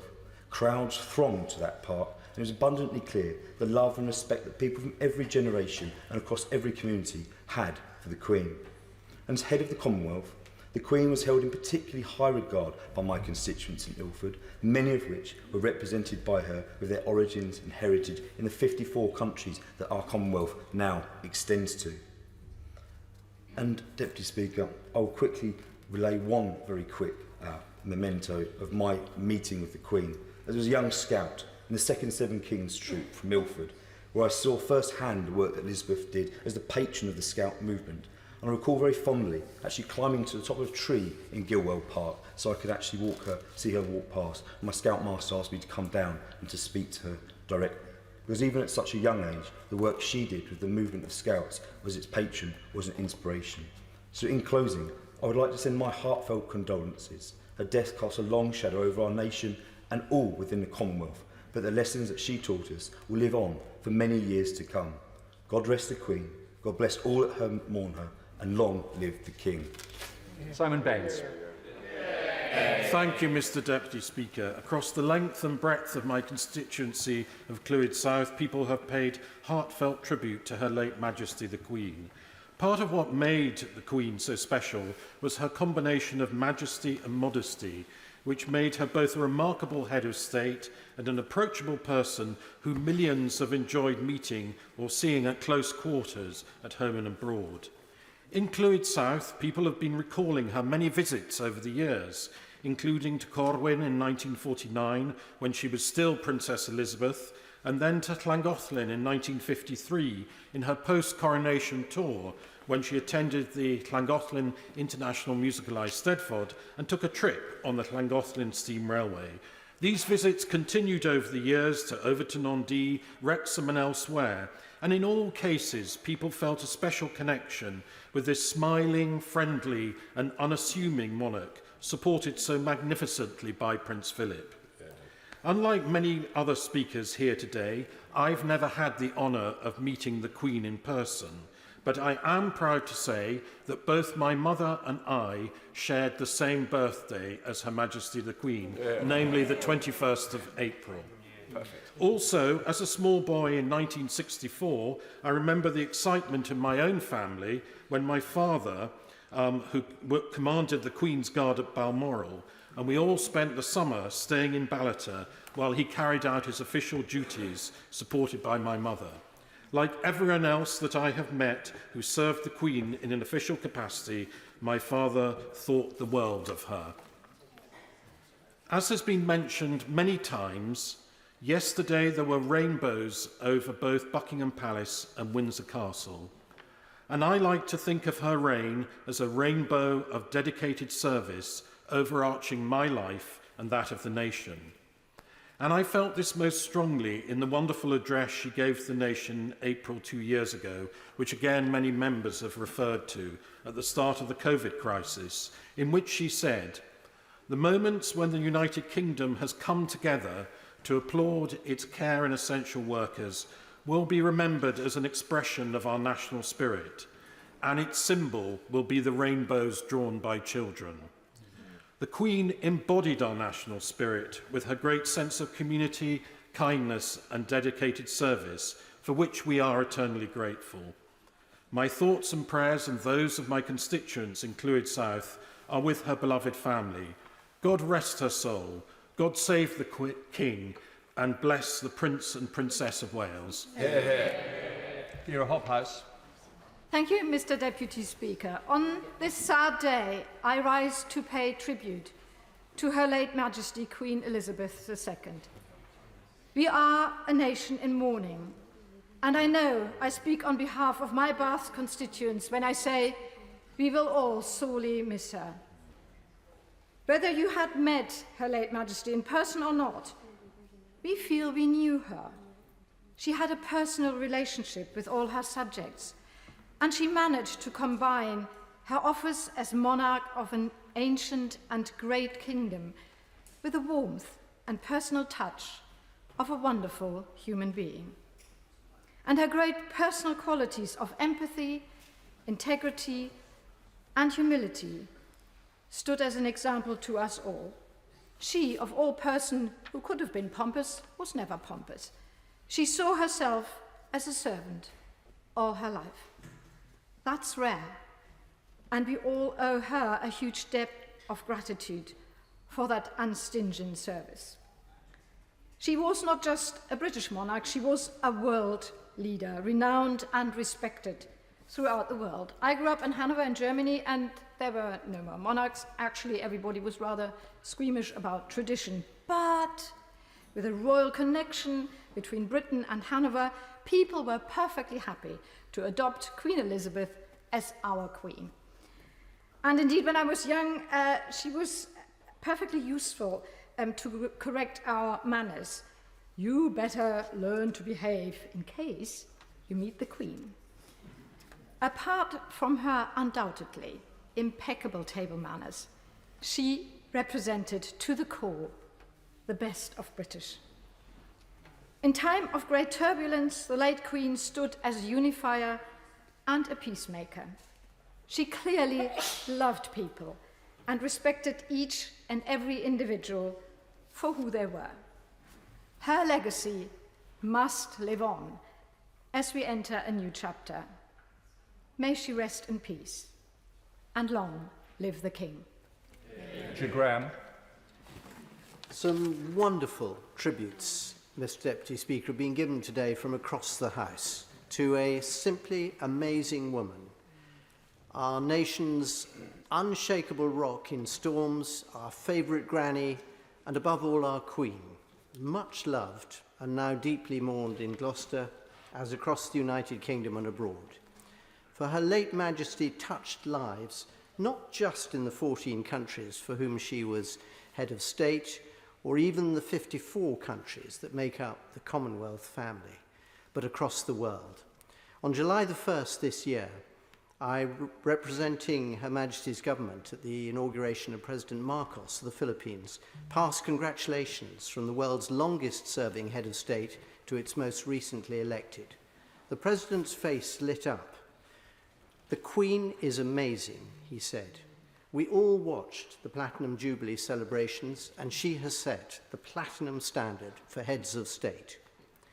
Now, whatever our individual memories of Her late Majesty, whether of individual meetings or seeing her at visits like those to Gloucester in 2003 and 2009, or simply watching her smash hits on TV with James Bond and Paddington Bear, the President was right. The Queen was the platinum standard, the extraordinary example of leadership through service to which we all aspire.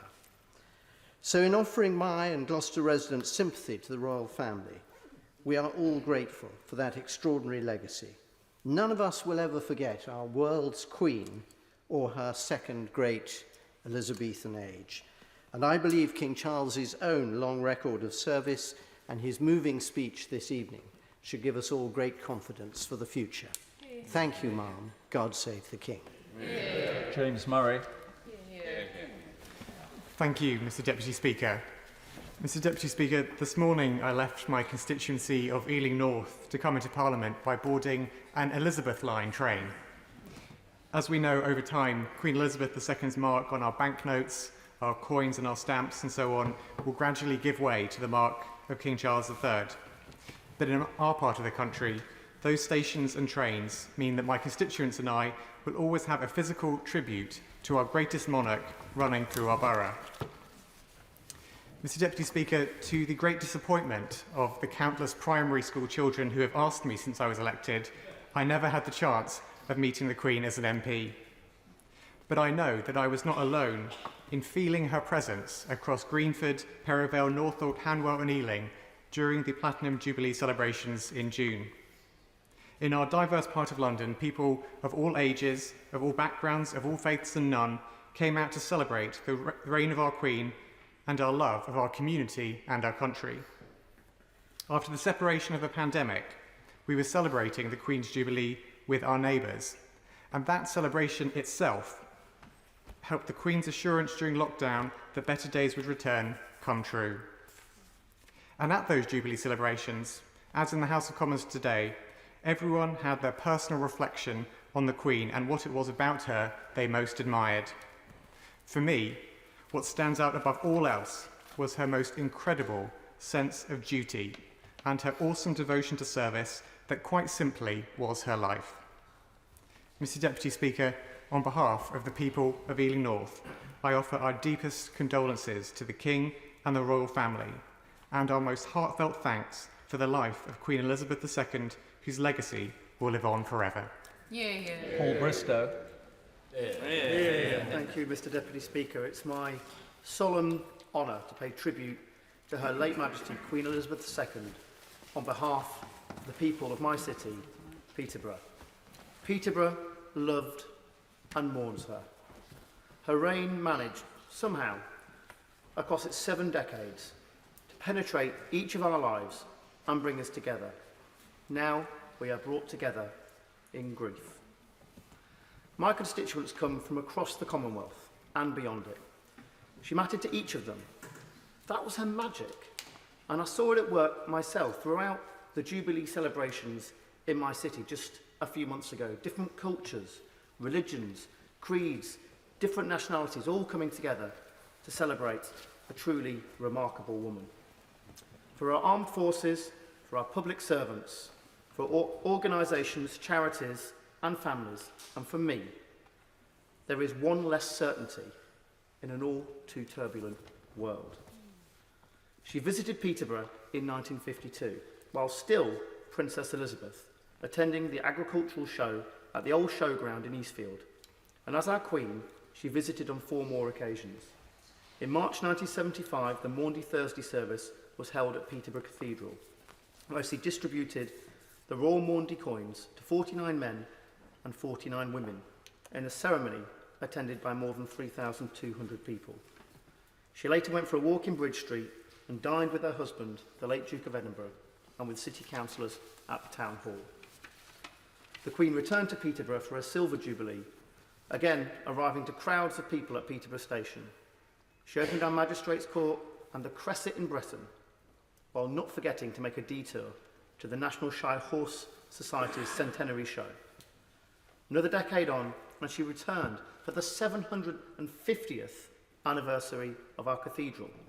She also opened the Edith Cavell Hospital, now Peterborough City Hospital. Her final visit was to the East of England show, where over 3,000 visitors made their way through the turnstiles, an extra 3,000, to catch a glimpse of Her Majesty. Sadly, she will never return. I find it difficult to put into words. It feels like losing a family member, even though I never met her. The institution is far more than the individual, but the crown was greater for resting on her head. No monarch brought such selfless dedication to the role asked of them. Few before held the strings to our country's heart. With Her Majesty Queen Elizabeth II, the most tangible connection to our history is gone. But with His Majesty the King, Charles III, her legacy will continue long into our future. Peterborough proudly proclaims, through its tears, God save the King. Alex Davies-Jones. Diolch, Mr Deputy Speaker. I am saddened but truly grateful and humbled to have the opportunity to add to my tributes here today to commemorate the extraordinary life of Her Royal Highness Queen Elizabeth II on behalf of my constituents and my community in Pontypridd and Taffili. May I first echo the sentiments of colleagues across the benches in offering my sincere condolences to the royal family and to all who knew and loved her. While we all know what it may feel like to lose someone close, it is difficult to comprehend the loss of such a central figure, knowing fully well the whole world outside is watching. Mr Deputy Speaker, I share the sentiments of a huge number of local residents who have been in touch to share their sorrow at the news of Her Majesty's passing, mainly my mum, but then she did name me Alexandra Mary. Many of my constituents also have great pride in working at the Royal Mint in Llantrisant, and they have spent their working lives ensuring her portrait is nothing short of picture perfect on all of the coins in our pockets.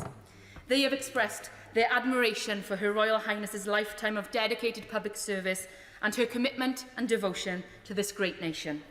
As history's longest-serving monarch, Her Majesty played an incredibly important role in uniting the nation through turbulent times. Her Majesty loved this country, she loved Wales, and we all loved her in return, which is why we all grieve today and for what I imagine will be some time to come.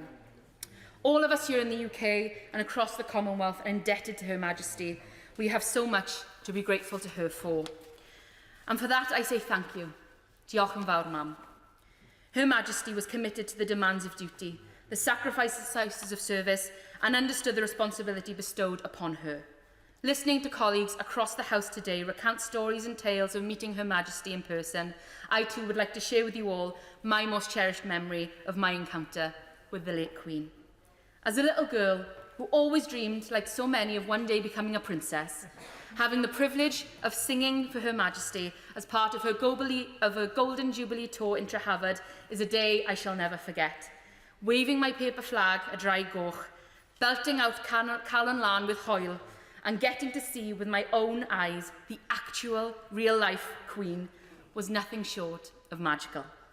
She had a natural sparkle, a wicked sense of humour, and the ability to make everyone she spoke to, waved at, or simply smiled at, feel like they had the most treasured interaction. We may never see another monarch like her. As a nation, we will miss Her Majesty enormously. May she rest in peace and rise in glory. God save the King, and God bless the new Prince and Princess of Wales. Edwards. Grief is the price we pay for love, Mr Deputy Speaker, as the Queen herself so memorably said. And as I laid flowers outside Buckingham Palace this morning, I was struck by the scale of the grief felt at her passing. For as my honourable friend, the member for Loughborough, has said, the greater the love, the greater the grief. In some ways, Mr Deputy Speaker, the Queen was an ordinary woman, a person like us. She loved dogs, marching about in wellies, horse racing, a gin and dubonnet, a good wind-up, and sporting the ultimate rainbow-hued wardrobe. If I wore beige, no one would know who I was, she is reported to have said. Like us, she suffered grief, loss, and family troubles, but had to endure them being played out on the pages of the world's press.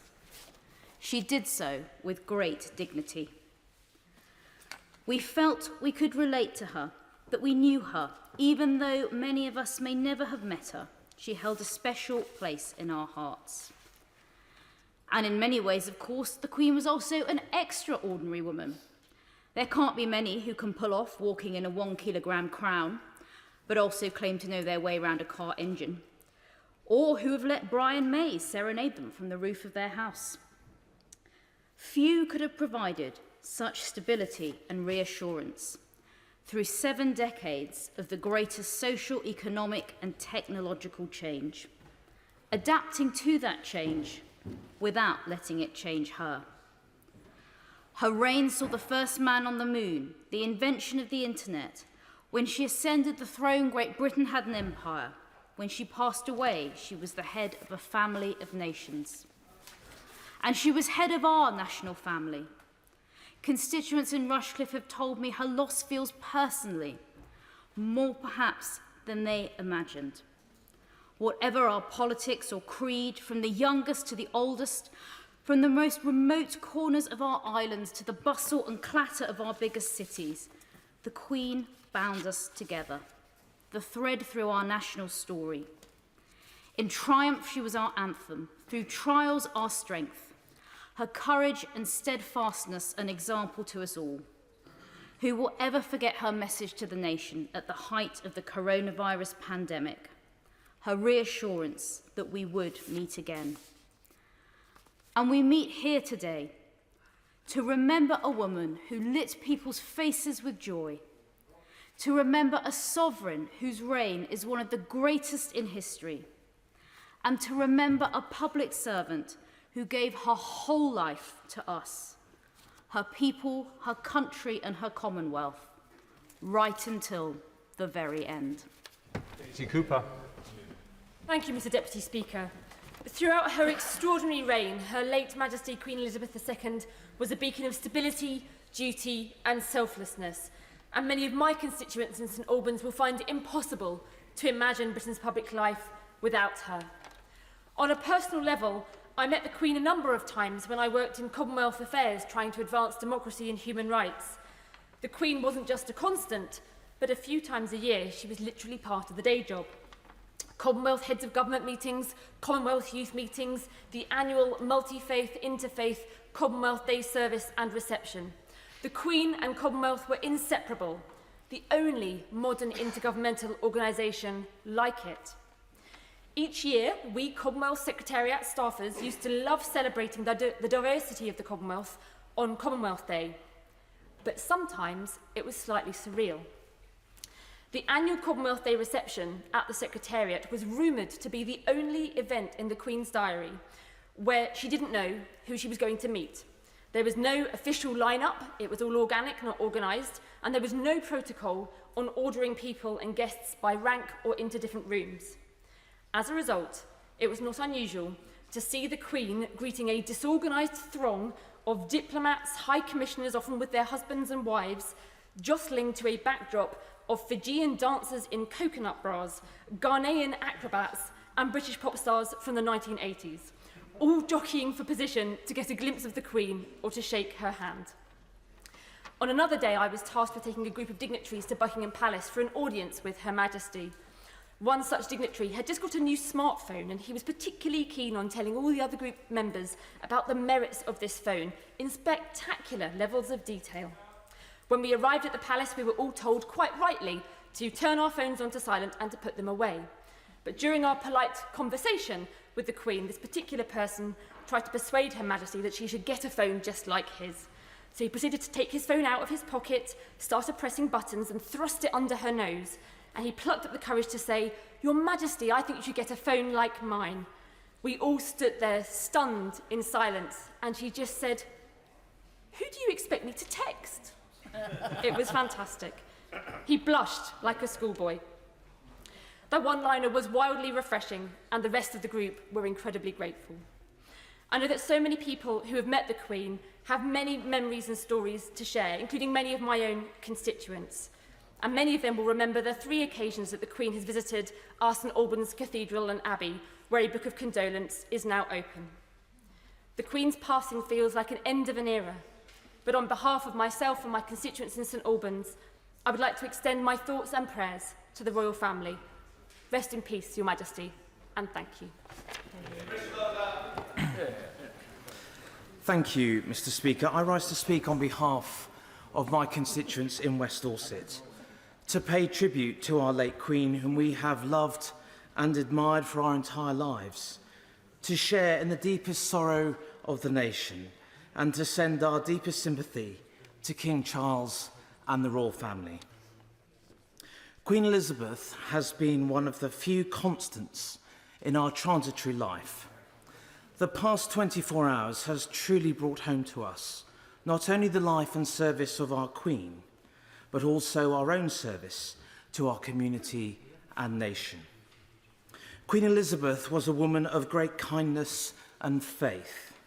of incredible inspiration, of steadfast leadership, and was a family role model for all of us. The Queen was of my grandparents' generation.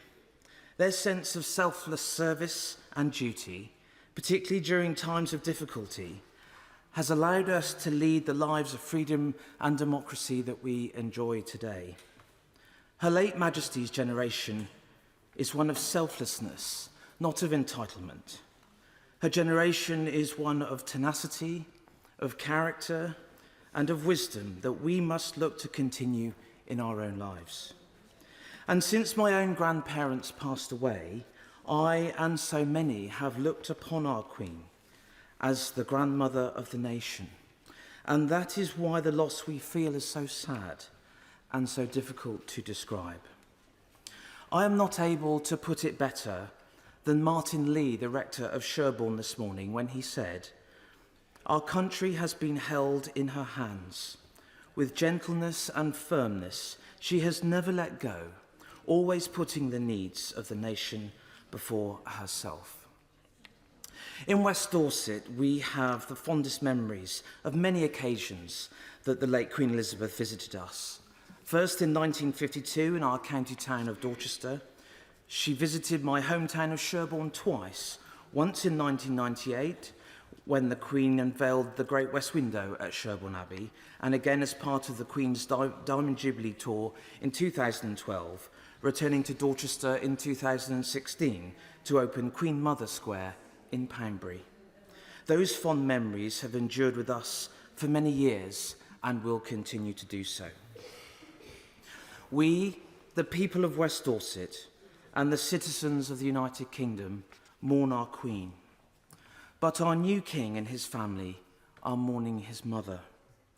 It is therefore with profound affection and the greatest sympathy from West Dorset that I wish His Majesty the King to know that he, the royal family, and the late Queen Elizabeth remain steadfastly in our thoughts and prayers at this very sad time. God save the King. Gerald Jones. Thank you very much, Mr. Speaker. On behalf of myself, my family and my constituents in the county borough of Merthyr Tydfil and the Upper Rumney Valley, I send my sincere condolences to His Majesty the King and all members of the royal family. As we know and as we've heard, most of our fellow citizens have known no other monarch. Her Majesty Queen Elizabeth II has been an ever-present rock of stability throughout our country, the Commonwealth and around the world. Her presence has indeed been the glue holding our country together for so long. And as we've heard, it's so difficult to think of our country without her. I feel there is no greater example of unstinted and exemplary public service anywhere. We have been so lucky to have lived during these times, to have witnessed her service, her grace, her dignity, which was an example to us all. We will undoubtedly never see her like again. From an early age, Her Majesty followed her parents' example of duty that was so important in holding the country together during World War II. For over 70 years, she has been a constant. She has demonstrated a lifelong commitment to the service of the nation and Commonwealth. She was the longest reigning monarch in British history, the longest reigning female monarch, and the second longest serving monarch in world history. She served right to the very end, as she declared that she would do on her 21st birthday in 1947. Just a few short weeks ago, communities across all 4 nations of the United Kingdom and across her other realms, the Commonwealth and the world, were all celebrating the first ever Platinum Jubilee. I hope that as she appeared on the Buckingham Palace balcony for the last time and witnessed the outpouring on the Mall, that she was in no doubt just how much she was loved.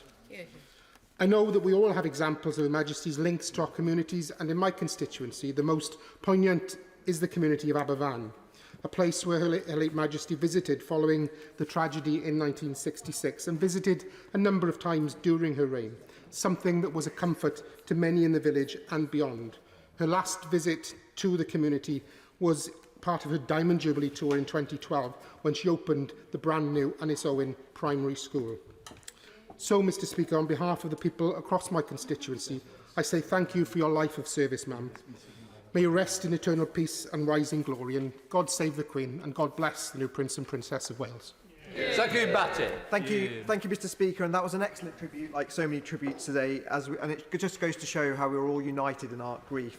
The heartfelt speeches from across the House have echoed the pain and sorrow which has been felt across the country and the Commonwealth since that devastating news yesterday. On behalf of my constituents in Meriden, I'd like to express my heartfelt condolences to the royal family as they mourn the loss of a beloved mother, grandmother and a great-grandmother. Our nation weeps with them and for them. And Her Majesty does hold a special place in the hearts of my constituents, because for it was on a spring morning in 1971 when Her Majesty opened Chelmsley Wood Shopping Centre, and most of the village of Chelmsley Wood turned out to greet her. In fact, that day the royal party was running on a late schedule, but the Queen was undeterred, and she took her time to speak to local residents. That same day, the Queen and the Duke of Edinburgh were also shown the proposed site of the National Exhibition Centre. They would return 5 years later, in 1976, to open the NEC, where excited members of staff stood in a line to greet Her Majesty. And this is particularly apt because the NEC was a major venue for the Commonwealth Games. Her Majesty always demonstrated kindness, generosity and dedication. And I have my own experience of this, because in March 2007, when I was finishing off my degree at the London School of Economics, I was invited to meet Her Majesty on Commonwealth Day. I was nervous and I was excited, and she was very gracious with her time. And it was only later when I asked a friend, how did I do? He said, you said a lot, but none of it made any sense. I hope my tribute is better today, but Her Majesty never let on, and she wished me all the best in my endeavours. For decades, Her Majesty has been a cool-headed, constant steward of our great nation. She was always there when we needed her. She showed us what it meant to keep calm and carry on. I'll never forget how in the pandemic, she gave reassurance to the whole nation and told us that we would meet again. We were blessed to have her, and she really was the best of us. She lived a dedicated life of service and devotion to her husband, her family, her country, and the Commonwealth. And every single one of us in this house would do well to emulate her lifetime of selflessness and public service. Today, we mourn a monarch and we pray for her. And as we reflect on her legacy and we look to the future, I say only this: may she rest in peace, may we always be grateful to have experienced her reign. To God we belong and to God we return. God save the King. Chris Law. Thank you, Mr. Speaker, and it's a pleasure to follow the delightful tribute given to the Queen by Right Honourable Member for Meriden. On behalf of myself, my constituents in Dundee West, and all peoples of the Royal Ancient Borough of Dundee, I'd like to pay tribute to Her Majesty the Queen and send my deepest condolences to the royal family at this difficult time. Her Majesty dedicated her life to public service, and having acceded to the throne at an unexpected young age, she has reshaped the monarchy in the changing generations that she has reigned, and she'll be remembered in history as Britain's longest-serving monarch. Throughout her reign, she served with dignity and compassion. Everyone that I know personally that has met her has spoken of her real and genuine warmth. The Queen, of course, had a strong Scottish heritage. The Queen Mother's home was Glamis Castle in Angus, not far from my city of Dundee. As a result, Her Majesty frequently visited her maternal grandparents there as a child. Indeed, one of the earliest photographs of the Queen visiting Dundee is as a child shopping in Webster's toy shop in Whitehall Crescent with her grandmother, the Countess of Strathmore. Throughout her lifetime, she continued to visit my city, and many of Dundee's parks and public spaces were officially opened by Her Majesty. As then Princess, she officially opened Camperdown Park in 1946, and 7 decades later, 70 years, she unveiled a plaque to officially open Leicester Gardens at our city's redeveloped waterfront in 2016. Buckingham Palace was, of course, not the only balcony that the Queen waved from. In 1969, she arrived by train into Dundee and visited Durrope Court, one of the city's 44 multi-storey blocks. While there, she was welcomed by a local Dundee family and waved from their balcony to the crowds that gathered below. I'm also told that she stayed back for a cup of tea. Thousands of people gathered to watch the Royal Yacht Britannia berth in the city when she made her first royal visit to Dundee as Queen in 1955 with the Duke of Edinburgh, and I know that thousands will now wish to sign the book of condolence that has been opened at Dundee City Chambers to allow members of the public the chance to express their feelings at the death of Her Majesty. She will always be remembered in Dundee, in Scotland, the Commonwealth and the world for her unwavering service that has never ceased until the end. Thank you, ma'am, and may you rest in peace. David Johnson. Thank you very much, Mr. Speaker. When the announcement was made yesterday of Her Majesty passing, my tears started immediately. There's been lots of euphemisms for that in the House this afternoon, but I cried in the way that I would someone that I was close to. And of course, I'd never met her. I wish I had met her. I'd once been in the same room. That was as close as I got, but it was too big a room. There were too many people. She entered at the opposite end to where I was, and everybody swarmed, and I didn't stand a chance. But I did have the privilege of meeting two members of her family, including our new king, who spoke so movingly earlier this evening. And in them, we saw what she had inculcated in her family and in the nation. We saw the example that she set. And it's no surprise that the same words are used over and over again in the tributes about duty and sacrifice and dedication and selflessness. She personified them. But we have also heard about passion. We've heard about her passion, of course, for her family, for her country, for horse racing, for her dogs, but about humour, about mischief, which we saw at the Olympics and which we saw quite recently in the Platinum Jubilee celebrations with Paddington Bear. And in those celebrations, which were just a few weeks ago, of course, we all rise to speak on behalf of our constituents. And my constituents in Wantage and Didcot showed the great love and devotion they had to her, with street parties all across the 4 towns and 64 villages I represent. Far too many for me to get to all of them, although I tried to do my best. We have been blessed, and it's a constituency with a long royal history, the birthplace of Alfred the Great. And we have been blessed with visits, like every other part of the country, to Wallingford, to Harwell, to open the Diamond Light Source. However good any of us think we are at visiting things in our constituency, none of us are anything like Her Majesty. In 70 years of day after day visiting things, openings, ceremonies. At the peak, she was patron of more than 600 charities that she supported. And we have lost the most impressive servant to our nation that we will ever see. And we should be forever thankful for what she has given to us. And Mr. Speaker, Winston Churchill, and in saying that, that should give you an indication of how early that was in her reign. But Winston Churchill said, if all the film people in all the world, if they scoured the globe, would not find someone as suited to the part. How true that was. May she rest in peace, and God save the King. Mr. Speaker, I'd like to pay tribute to Her late Majesty the Queen on behalf of myself and my constituents of Enfield Southgate. In our grief, we remember a lifetime dedicated to extraordinary public service. Her steadfast commitment to the values of duty, public service and family provided comfort to so many here and around the world. And my thoughts and condolences and those of my constituents are with the King and the royal family at this most difficult time. As we all know, the Queen was the one constant in our lives.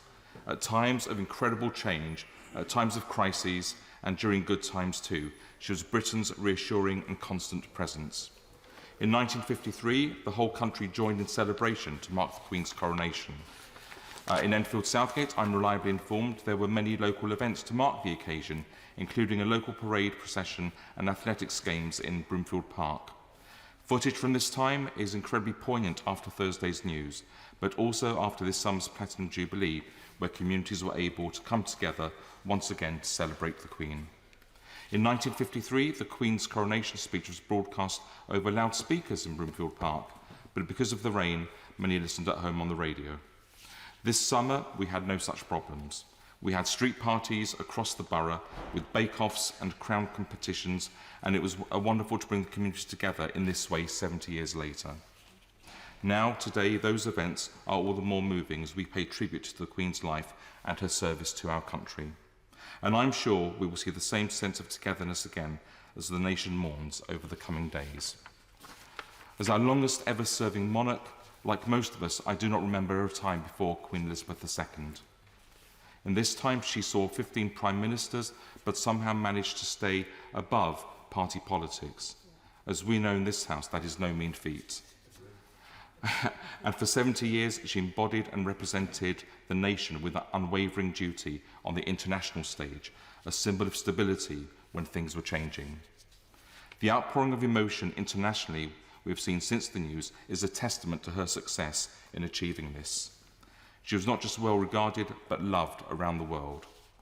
And this is something that I've witnessed again and again while meeting foreign representatives from other nations, who without fail will always pay tribute to the Queen. And those who had the pleasure of meeting her will always share stories of her kindness and warmth and her sense of humour. As we remember Her late Majesty, I will personally remember how she continued to serve her country with duty and kindness until the very end. The Queen was an example for us all. May she rest in peace. God save the King. Bishop Comes. I rise to express the admiration and deep love of the people of Rutland, Melton, the Vale and Harbour villages for Her Majesty and our heartfelt sympathies to the royal family. Since her death, our communities have been sharing their stories of her and their love, and we have been blessed with 3 visits. First in 1967, where she travelled on the royal train with her beloved Philip. 3,000 children awaited her, and she visited our Oakham Castle. There she presented a ceremonial horseshoe, because our tradition is the first time a peer of the realm or a majesty or any member of the royal family visits our county, they must present a horseshoe. She gave us an enormous horseshoe, and in the heart of it, a small horseshoe from one of her racehorses, which was very touching. It now hangs upside down, which some say is unlucky, but in Rutland we say it will stop the devil from bedding in, and it is now on display in our castle. The second time in 1984, where she visited Uppingham and Oakham schools, and the Hospital of St John and St Anne, and finally in 1996, where to enormous crowds, she visited Melton Mowbray, walking up Nottingham Street, and of course she did stop at Ye Old Pork Pie Shop.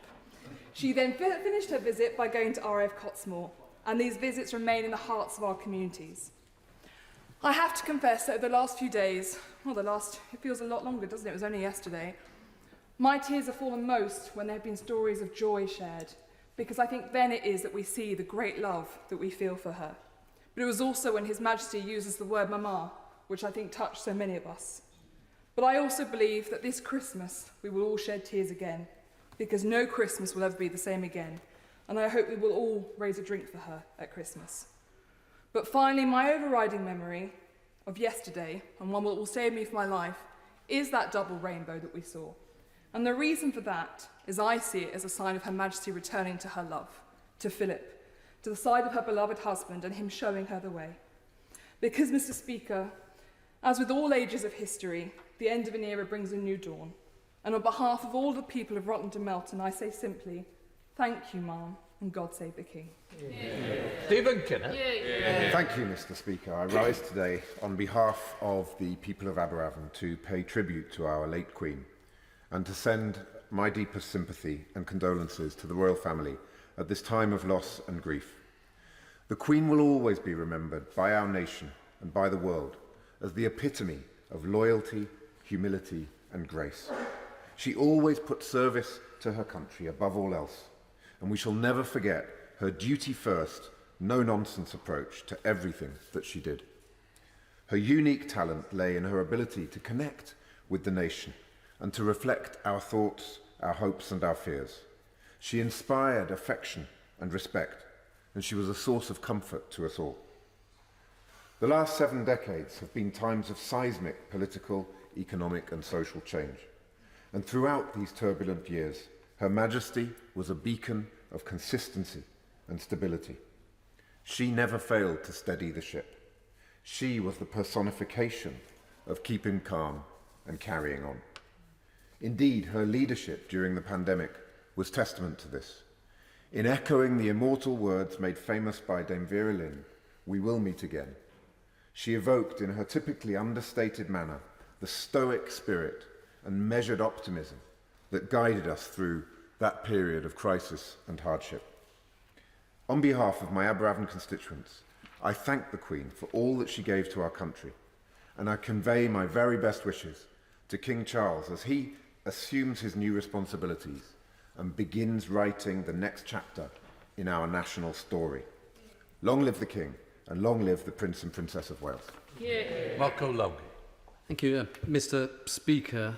Her Majesty the Queen has been a given in our lives, an anchor, as certain as the sun setting each day, but her star has set for one final time, and there is no worldly scale big enough to show the weight of our loss. I, like many, felt that she would always be there. On behalf of my Dudley North constituents, I wish to express my sincere and deepest sympathies to His Majesty, the royal family, and indeed the entirety of the royal household. Mr. Speaker, Her Majesty embodied everything we all aspire to stand for in this place: dedication to public service, dedication to family, dedication to people. The magnitude of what Her Majesty delivered in her time for us all is impossible to measure, and while I never had the privilege of meeting her, I felt a presence there, a guiding hand, one that was available to us all, including Paddington Bear. In Dudley North, I mourn alongside my constituents, a community united in grief. Her Majesty first visited Dudley in 1957 as a relatively new monarch to view the beautiful coronation gardens dedicated to her, which coincidentally my constituency office overlooks, so I will always have a physical reminder to follow her example of dedication and public service. Fast forward some decades to the 70s, but ultimately the 90s, and Her Majesty found herself in Dudley once again, although a little higher in altitude at Dudley Castle and Zoo, making her the first monarch to visit the castle since her namesake, Elizabeth I, in 1575. Her Majesty was given a tour of the centre before unveiling a piece of commemorative glass and receiving a crystal key to the castle as a gift of the borough. Many of the messages I have received are those of constituents reminiscing her visit. It is clear she left a lasting impression. What is also clear is that when God made our Queen, He certainly broke the mould. We all take comfort in coming together to remember the guiding light Her Majesty has been to us all. Long live the King. Ellen Morgan. Thank you, Mr. Speaker. As one of the most recent MPs to swear allegiance to the Queen, I'm saddened and humbled to have the honour of paying tribute to her once again on behalf of my North Shropshire constituents. And on behalf of them, I offer my condolences to the King and to the rest of the royal family for their sad loss today. Many constituents have been in touch over the last 24 hours to share their sense of love, their sense of loss, but most of all, their gratitude for the Queen's devotion, her leadership and her warmth during her 70 years of public service. While the nation is united in sorrow, the anecdotes shared here today and by my constituents from North Shropshire have shown me that, as well as the sorrow, we can celebrate her life with joy as we remember her today. I've smiled as some of the more senior of my neighbours have shared memories of the coronation back in 1953. These memories are vivid and are still fondly thought of 7 decades on. Every television wheeled out so that neighbours, friends and family members could huddle together for a glimpse of the gracious young Queen, and a whole programme of celebrations in the town of Wem, at which I was recently shown an original programme in perfect condition. I'm thankful that the Platinum Jubilee provided the chance for these communities to unite once again and show the Queen just how much she was loved and continued to be into her 70th year. She was celebrated across North Shropshire, from the soldiers of the Royal Irish Regiment based at Turnhill to the helicopter pilots being trained at RAF Shawbury, including her grandsons, the new Prince of Wales and Prince Harry a decade ago. We're very grateful to have welcomed her to both sites. But from Wem to Whitchurch, Ellesmere to Oswestry and Market Drayton, we lit beacons across the countryside as a symbol of gratitude to our longest-serving monarch. And how appropriate this was, for Queen Elizabeth was a beacon of stability to us all throughout these 7 decades. But now a new era begins. Christmas this year will be very different. We will gather round our televisions again, but this time it will be the speech of King Charles III, and not that of our Queen. In North Shropshire, we will raise a glass to both of them. In 1957, the 31-year-old Queen promised to give these old islands her heart and devotion. She stayed true to her word for every minute of her 96 years, and for this we are all grateful. We hope she rests in peace. God save the King. Sarah Brettle. Thank you, Mr. Speaker, and I just want to join colleagues in expressing my deepest sorrow at the passing of Her Majesty Queen Elizabeth II, and the sorrow of my constituents of Hyndburn and Haslingden. Our condolences are with the King and the royal family. It's difficult to be able to put into words the grief and profound loss that is felt, but after the rainbows that's been mentioned, as I paid my own tribute last night at the gates of Buckingham Palace in the darkness, the heavens had opened and the rain poured. It felt as though the weather portrayed our grief. The nation's heart was broken. For many of us, the Queen is the only monarch we've known. It's hard to underestimate the value of the stability she gave this country and the nations around the world for which she was head of state. When our politics or our society seemed so fraught, the Queen was a constant in our lives, a reminder of strength, dignity and stability, a reminder of what unites us. In 2012, we had the privilege of a royal visit from Her Majesty Queen Elizabeth and the Duke of Edinburgh during her Diamond Jubilee. I remember my own personal memory of that day stood on the balcony of Accrington Market Hall at the age of 17 years old, outside my dad's cafe, Millie's, as she came to greet us. Her eyes twinkled and her warmth shone through. The crowds gathered in the thousands. They smiled, they sang, and one feeling that could be felt within the crowd: they loved. During her 1957 Christmas address, the Queen said that while she cannot lead us into battle, give us laws or administer justice, she could give us her heart and her devotion. All these years later, we can surely all agree that she did just that. She was our greatest public servant, our greatest diplomat, and our stability. She has been the true light in our lives that none of us really believed would ever go out. May she now rest in peace. Thank you, ma'am, and God save the King. Christian Wake. Thank you, Mr. Speaker, and I'm both proud and sorrowed, although delighted to follow my honourable friend, and I emphasise that word friend because grief does bring people together. I imagine I speak for many when I say I've taken some solace in hearing some of the tributes today from those who've actually got to meet and know Her Majesty. I was never fortunate enough to have met her, but it almost feels like I had, just like everyone else in this chamber, because there was something similar and familiar to all of us, and we all take a bit of her with us. But I like to think that bit I take is the humility and the kindness that everyone speaks about. This great and proud country went through many trials and tribulations during the Elizabethan age, but she was one of the constant, providing stability through wartime as much as in peace. And as many have already alluded to, regardless of your political views, her sense of service to this country she loved is something to be admired, treasured, and something we should all be proud of. I know what I was doing when I was 25 years of age, and I know I would not have been able to take on the responsibility of a country, let alone a whole host of them, like a Commonwealth. I certainly couldn't have helped strip an engine either. But I'd also like to put on record the condolences of my constituency of Bury South, the townships of Radcliffe, Whitefield and Prestwich, along with myself and my family. And I particularly think to this year's Jubilee celebrations, when my daughter, at nursery at the time, came back home from nursery so proud that she had learnt the national anthem. So she did her rendition for Daddy, and she sang God Save Our Normal Queen.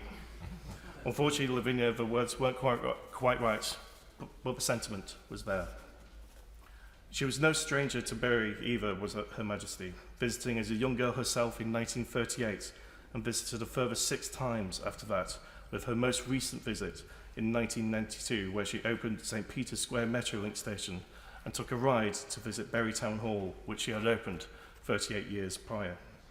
What stood out for me most, though, about her service wasn't just for the length of what she did, it's for the fact she seemed to genuinely enjoy every single moment of it.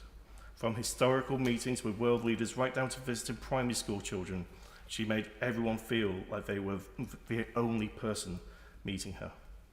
She was a mother, a grandmother, a great-grandmother, a wife, a sister, a rock to the nation, but more importantly, a grandmother to the nation. She was all sorts to everyone, but she was always a queen. The saddest thing is that there are children born today that will never know a queen, let alone the queen. Finally, I think all of my constituents will agree with one simple message. Thank you, Ma'am. May our Queen rest in peace and long live the King. Instance. Thank you, Mr. Speaker. And I rise in deep sadness, but with immense gratitude for the life and the service of our beloved late Sovereign Queen Elizabeth. I firstly want to place on record the love and respect of my constituents in Wolverhampton North East for Her Majesty. Many have already contacted me about the devastating sense of loss and grief they feel at Her Majesty's passing, and I thank them for sharing their thoughts with me. It is an honour to pass them on in this place. It's extraordinary that so many of us who never met Queen Elizabeth can be so affected by her death, but for everyone in Wolverhampton, in the United Kingdom and across the Commonwealth, she was a huge presence in our lives. The Queen visited Wolverhampton several times to our schools, our factories, and I think my favourite story is from a visit before I was born in 1962, her first visit to Molyneux. She was presenting colours to the North and South Staffordshire regiments and the Staffordshire Yeomanry, and she did apologise to Wolverhampton Wanderers for her high heels making marks on our hallowed turf at Molyneux. 30,000 Wolverinians cheered her that day, and I know the strength of feeling for our monarch is still as deep today as it was then. For millions of us, Her Majesty was a constant presence at so many events in our lives, and every Christmas I, like millions of people, felt the Queen was in my living room when surrounded by my family. We waited for her words every year, words of wisdom, of comfort. Last year, at her last Christmas address, she spoke about her upcoming Platinum Jubilee and how she hoped it would be an opportunity for people everywhere to enjoy a sense of togetherness. At so many Jubilee events for Her Majesty, my neighbours became my friends, and she certainly succeeded at all the events I attended in Wolverhampton this year for her Platinum Jubilee. She brought us all together. Because of Her Majesty's age and because we knew she was struggling with some ill health, I think the celebrations this year were poignant as well as joyful, and I'm sure I'm not the only person who, through our smiles, also shed a tear when Paddington Bear thanked Her Majesty for everything. She has united our nation once again, and this sad occasion, she now unites us in national mourning.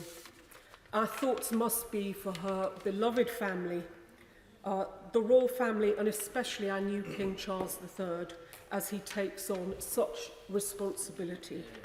I hope the outpouring of love for Her late Majesty will bring the royal family some comfort over the coming days and weeks. I want to express immense gratitude for her life, her many qualities. She was a shining example of strength and of selflessness in public service. May our beloved Queen Elizabeth rest in peace and rise in glory. God save the King. Is understood. Thank you, Mr. Speaker. This day is a day many of us which will never come, but many of us believe will also never happen. I need not remind members of Her late Majesty's unwavering service as Britain's longest-serving monarch, her calmness and stoicism through difficult times, and the continuity and stability she offered our country and our people.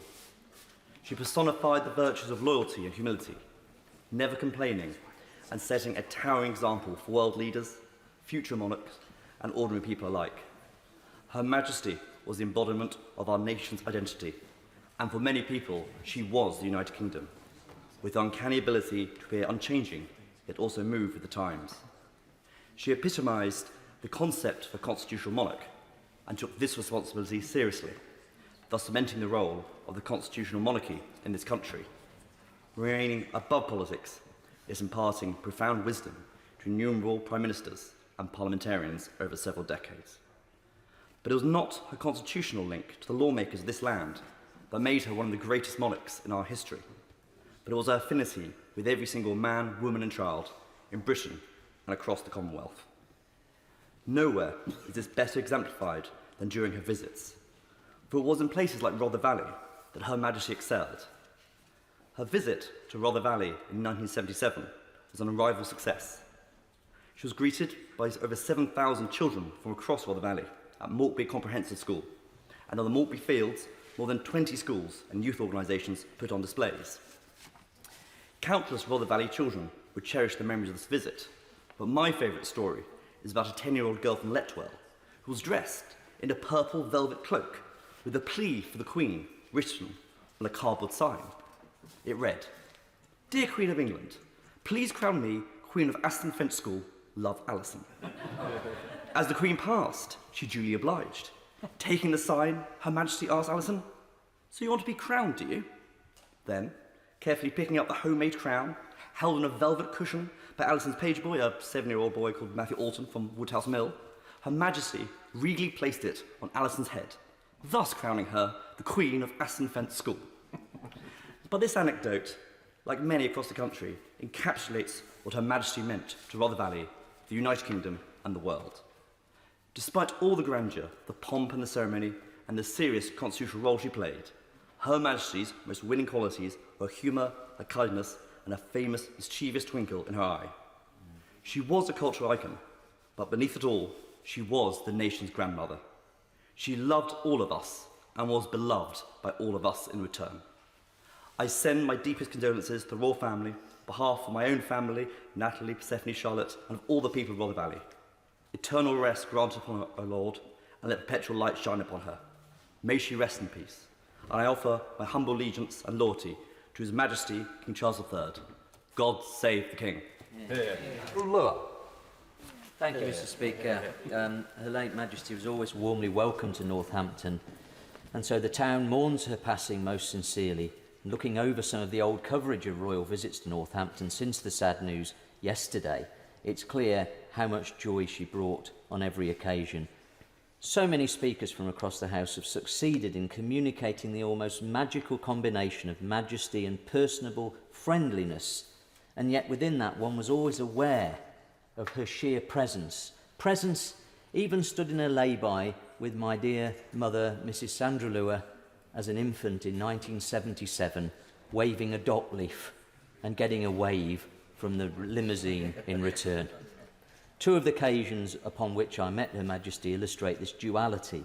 The 800th anniversary of the Maundy service in 2010, where she presented the ceremonial money to another inspirational woman, the late Sister Merle Wilde, one of the last of the Methodist Order of Deaconesses. Tradition, dignity, majesty. The Diamond Jubilee 2 years later, there I met Her Majesty at a much less formal event. And when introduced, I found myself, for reasons too obscure to detain the House with tonight, talking to her about donuts. Her Majesty took it in typically good part, thankfully, but I sensed rather than saw a certain look between the then Lord Lieutenant, also thankfully a friend of mine, and my wife, who had much to say about this afterwards. Personable, cheerful, filled with humanity. Blending this with her dignity and bearing was brilliantly described as alchemy by a colleague earlier today. So I thank you, Mr. Speaker and Mr. Deputy Speaker, for your indulgence tonight. It really is appreciated, and that of the House staff as well. It's meant a lot to us to be able to do this evening. And in conclusion, may God bless Her Majesty the Queen and keep her safe, and God save the King. Jerome May.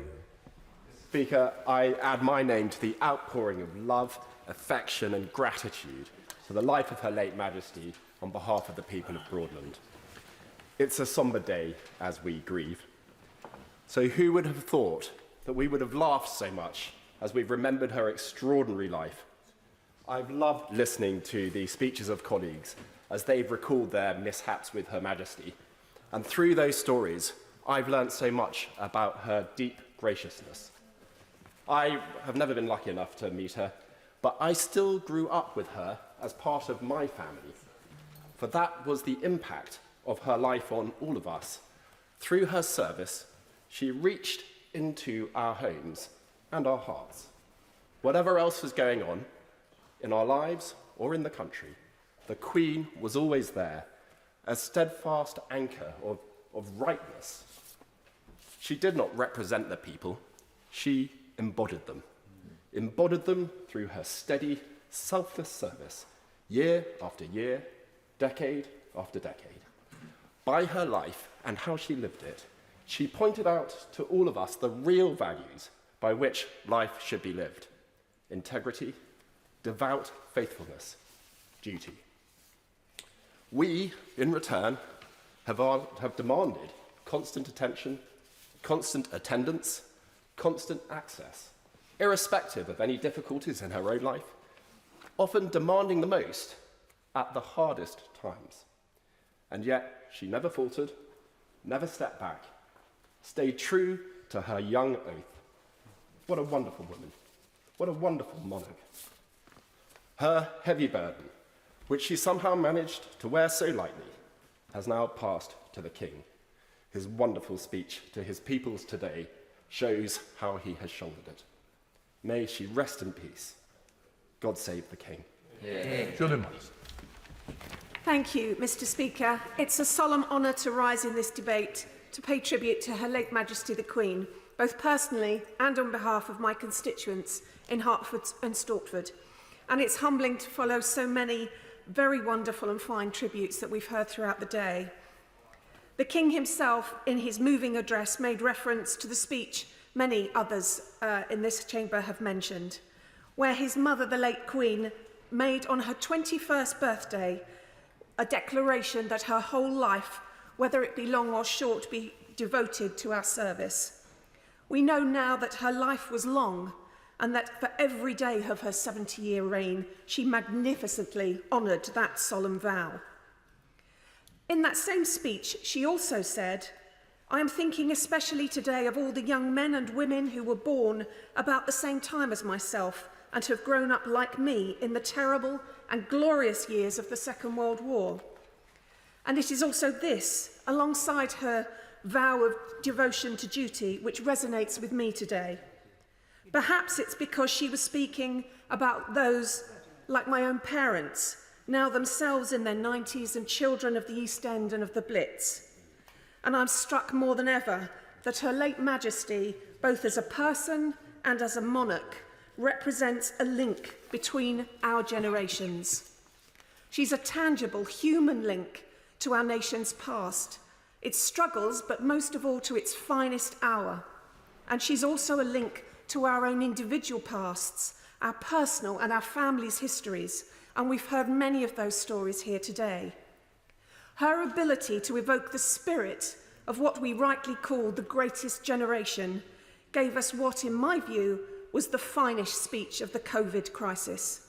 She said that she hoped those who come after us will say that the Britons of this generation were as strong as any. And of course, she said we will meet again. Her late Majesty personified that link with our past and with the greatest generation. We shall not see her like again. Arthur Balfour was Prime Minister in 1901 and addressed this chamber on the death of Queen Victoria. He said then that the end of a great epoch has come upon us. With the passing of our Queen, the end of a great historical epoch has indeed passed. But we are all privileged to have lived at least some of our lives in the great second Elizabethan age. We mourn her, but we cherish her memory and her lifetime of service. God bless Her late Majesty Queen Elizabeth II, and God save the King. Yeah. Thank you, Mr. Speaker. It is humbling to take part in this very special session as we mourn Her late Majesty Queen Elizabeth II. We have heard powerful tributes. We have heard wonderful words spoken. And as I have sat and reflected through what is coming on 10.5 hours of those wonderful tributes, the thought that actually there may not be the words in our language, there may not actually be the phrases powerful enough to express the sheer scale of the significance of the reign of Her late Majesty to our country, to the overseas territories, to the Commonwealth, and to the whole world. But on behalf of my constituents, the towns of Buckingham, Princes Risborough, Winslow, and the villages that surround those ancient market towns to make up the Buckingham constituency, I wish to pass on my condolences to the whole royal family, to our new King, His Royal Highness Charles III, to the new Prince of Wales, for the profound loss that they feel as a family and that we share as a nation. Her Majesty was gracious to visit my constituency on a great number of occasions as I look back through the history books. Special occasions that, when you look at the pictures, you see the joy on people's faces as she joined them, as she greeted them. Be it a walkabout in the town of Buckingham, when she visited the University of Buckingham whilst Lady Thatcher was its Chancellor. Her visit to Wadston, the pictures that hang on the newly reopened Stag pub in Mentmore of her visit to the village of Mentmore some time ago. You could see the joy in people's faces as she joined them. We have lost a most incredible lady, a world statesman, someone whose like I fear we will not see again. But from the great privilege of watching His Royal Highness King Charles III on the screen in this chamber earlier, I am full of hope and confidence that he will carry on her legacy, that he will be a great king. And so I say, on behalf of all of my constituents and myself, may Her late Majesty Queen Elizabeth II rest in peace, and God save the King. Gibson. Speaker, and thank you for your indulgence post 10 o'clock for those of us who've been here. It's really appreciated. It's a privilege to follow so many incredible tributes to Her late Majesty Queen Elizabeth. She was a committed public servant, fulfilling her promise to our nation to serve us her whole life. Service that was delivered with honour, duty and integrity. She stood as an inspiration to us all. On behalf of the people of Darlington, I want to send sincere and heartfelt condolences to His Majesty, King Charles III, and the whole royal family. Throughout her long reign, Her late Majesty travelled more widely and met more people than any other monarch. And her travels included 2 visits to Darlington. The first, in 1967, Her late Majesty and the Duke of Edinburgh visited Darlington on the 100th anniversary of the town being awarded a royal charter by her great-great-grandmother, Queen Victoria, and at the time granted supporters on the town's coats of arms. At this time, there were plans to concrete over much of the town and remove much of its Victorian heritage. I understand that the royal party asked a number of probing questions of these plans, which included the removal of our clock tower, a clock tower which was inspired by the Elizabeth Tower of this palace. I am pleased to say that the plans were largely dropped and our clock tower still stands proudly over our town today. Her late Majesty returned to Darlington again in 2002 as part of her Golden Jubilee tour, and the town turned out in force to line the streets and welcome her. There were so many floral offerings that members of the Scouts were needed to help carry them all to the car. The crowds were so big that the palace issued a statement the following day, noting the unexpectedly large crowds in Darlington. The Queen was truly loved by the people of Darlington, and she will be deeply missed. Just yesterday morning at Auckland Castle, I attended a ceremony for the presentation of the Queen's Award for Voluntary Service to the community peer mentors in County Durham and Darlington, recognising the public service and duty in my constituency that Her late Majesty embodied. We mourn her, we miss her. Her place in history and her lasting legacies are rightly assured. Now reunited with her husband, may she rest in peace until she rises in glory again. God save the King. Luke Evans. Thank you, Mr. Speaker, for allowing us to sit late tonight.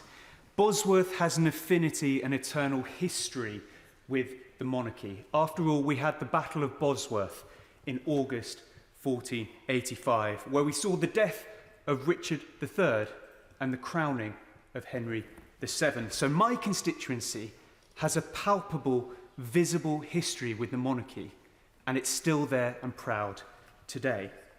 And we've heard the description over and over of duty, and I challenge any member in this House to find a better person in British history that personifies duty. To me, it's Queen Elizabeth the Dutiful. Now, as a Member of Parliament, we have the honour of representing and reflecting the opinions and feelings of our constituents. And something that's never happened over 1,000 years of monarchy is the ability to feel that immediately due to social media. That is the chance for us to reflect the feelings of the nation.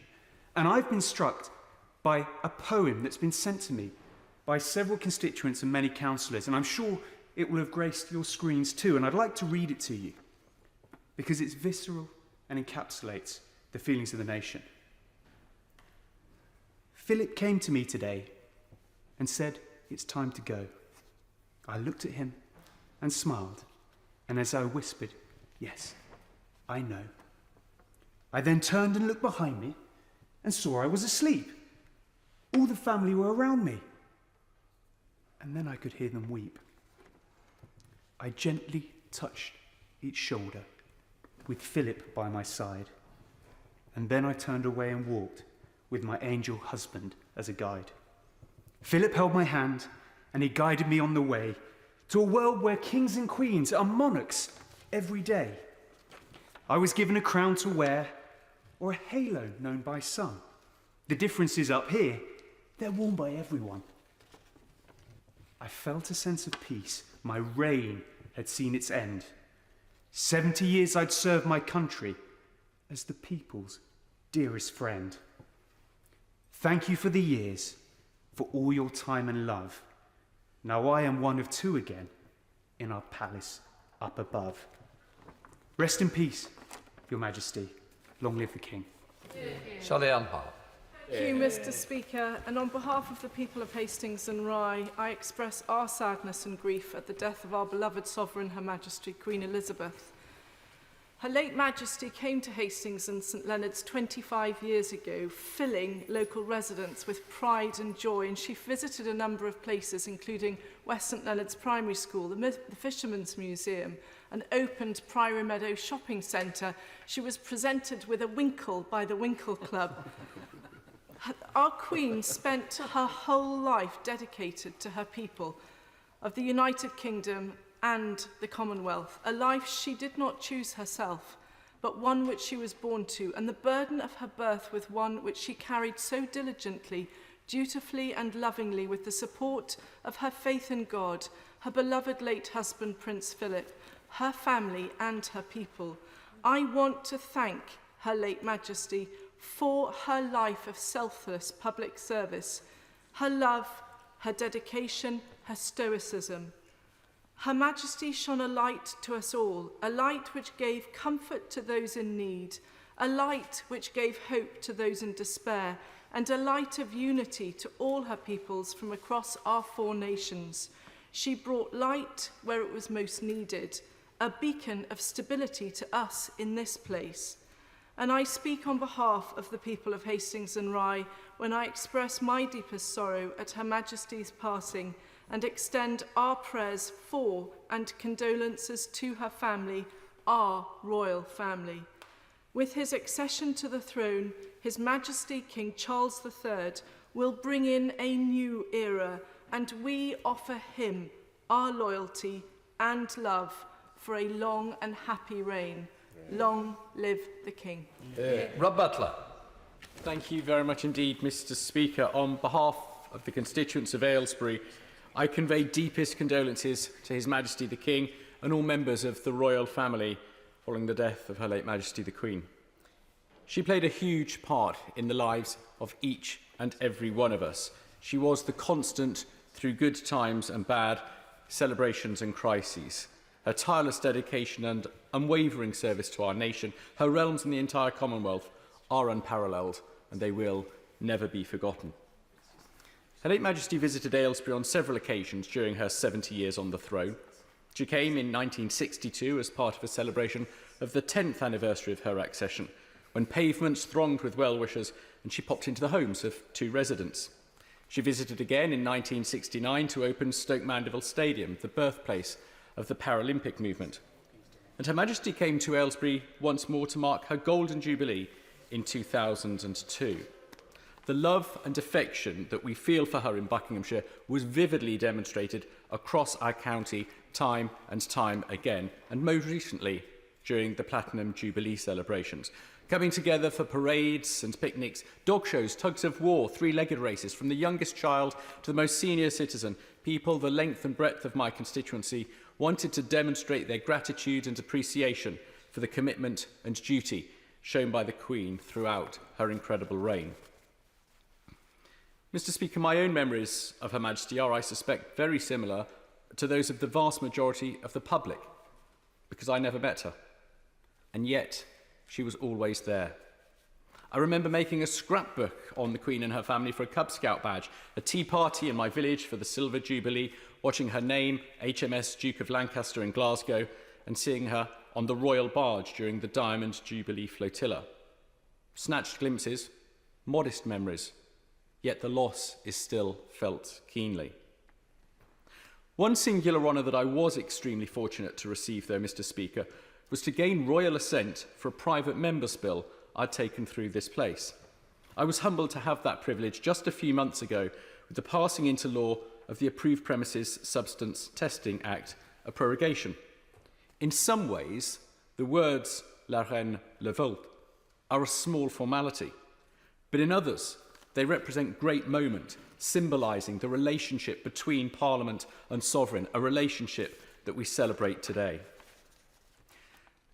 Mr. Speaker, we have heard wonderful and eloquent tributes, but no words will ever adequately encapsulate Her Majesty's reign, let alone the profound loss and deep sorrow that we feel today. Our nation is poorer for having lost her, but oh, how much richer for having known and loved her. May she rest in eternal peace. God save the King. Tom Hunt. Mr. Speaker, I think if one wanted to look at an example of how much affection the people of Ipswich had for Her late Majesty, you would have needed to have been in Ipswich on the weekend of the Jubilee. We've heard today that apparently there was the most parties in Twickenham than anywhere else in the country. Well, I'm not entirely sure about that. I'm not sure what the measurement was, but I think Ipswich is definitely strongly up there. All communities came together. I remember my Jubilee card competition. I thought my Christmas card competition was popular until I had the Jubilee card competition, where we had over 1,000 entries, and the winner from Ranelagh Primary School was incredibly proud to receive to have her card go to the Queen.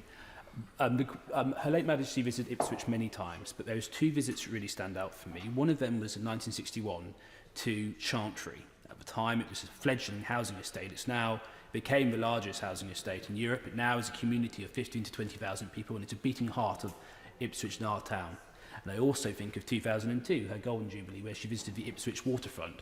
That just indicates how much the town has changed in her reign, and also her uncanny ability to time her visits, which gave a sense to the people of Ipswich. She was monitoring closely the town's development and cared passionately about her subjects who lived within that town, and that care and love was reciprocated. I must admit, Mr. Speaker, that I'm a big fan of I Vow to Thee My Country. I'm also a big fan of Jerusalem. On occasion, I have speculated that perhaps those anthems should have been our national anthem. Right now, Mr. Speaker, there is nothing I wouldn't give just to have sung God Save the Queen a few more times, maybe a few more years. Nothing I wouldn't have done. But right now we need to ask ourselves what Her late Majesty would want us to do. And what she'd want us to do is unify as a country and come face the challenges ahead. And she'd want us to proudly say, God Save the King. Thank you very much, Mr. Speaker. Dr. Ben Spencer. Thank you, Mr. Speaker. I rise to speak on behalf of my constituents in Runnymede and Weybridge as we and the nation mourns. Her Majesty Queen Elizabeth II was an inspirational figure who embodied selfless service. She provided stability, support and succour in challenging times. Runnymede and Weybridge has the privilege to be neighbour to her home in Windsor, and my constituency is adorned with plaques inscribed with her name. We have a statue of Her Majesty at the Runnymede Pleasure Grounds, unveiled at the 800th anniversary of Magna Carta, which shows just how far we've come in Runnymede since 1215. Her first public visit following lockdown in March 2021 was to Runnymede and Weybridge, where she attended the centenary of the Royal Australian Air Forces at the Air Force Memorial, itself opened by her in 1953. This is a fitting example of her commitment to duty and service throughout her reign. I saw at the recent Jubilee what she meant to my constituents, with all the celebrations, garden and street parties, and the lighting of the Chertsey beacons. One of the highlights of the Jubilee for me was my school visits, where I saw countless portraits of the Queen created by local school children, mostly Da Vinci's, some Picasso's, and everyone demonstrating Her Majesty. And now, as we mourn her passing, the scale of the impact on all of us, the UK and the Commonwealth, is clear. I believe that if we all aspired to have even a fraction of the compassion, integrity, dedication she displayed for the world, we would be in a much better place.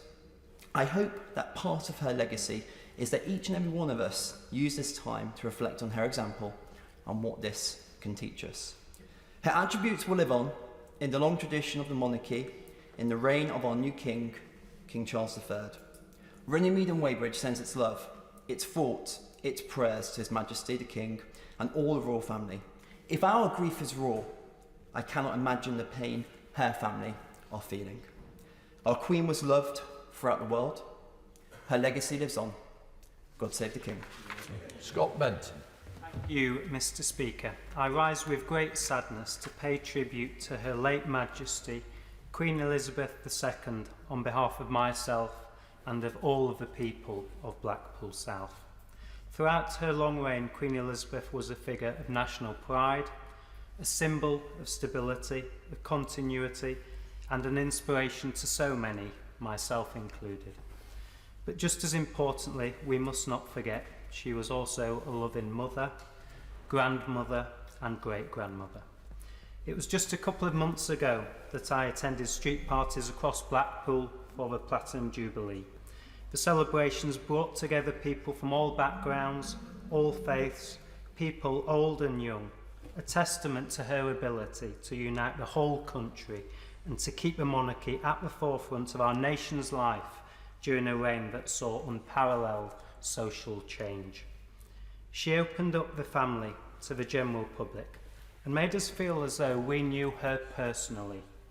And in return, over the decades, we loved her and shared in her joy and in her grief, most notably on the sad loss of her rock, Prince Philip, only last year. Those constituents of mine who had the privilege of meeting her always, without exception, spoke about her warmth, her humility, and how she made them feel so special. Her late Majesty was not likely to be Queen when she was born, let alone to become Britain's longest reigning monarch. But from the very beginning, service to her country was in her DNA.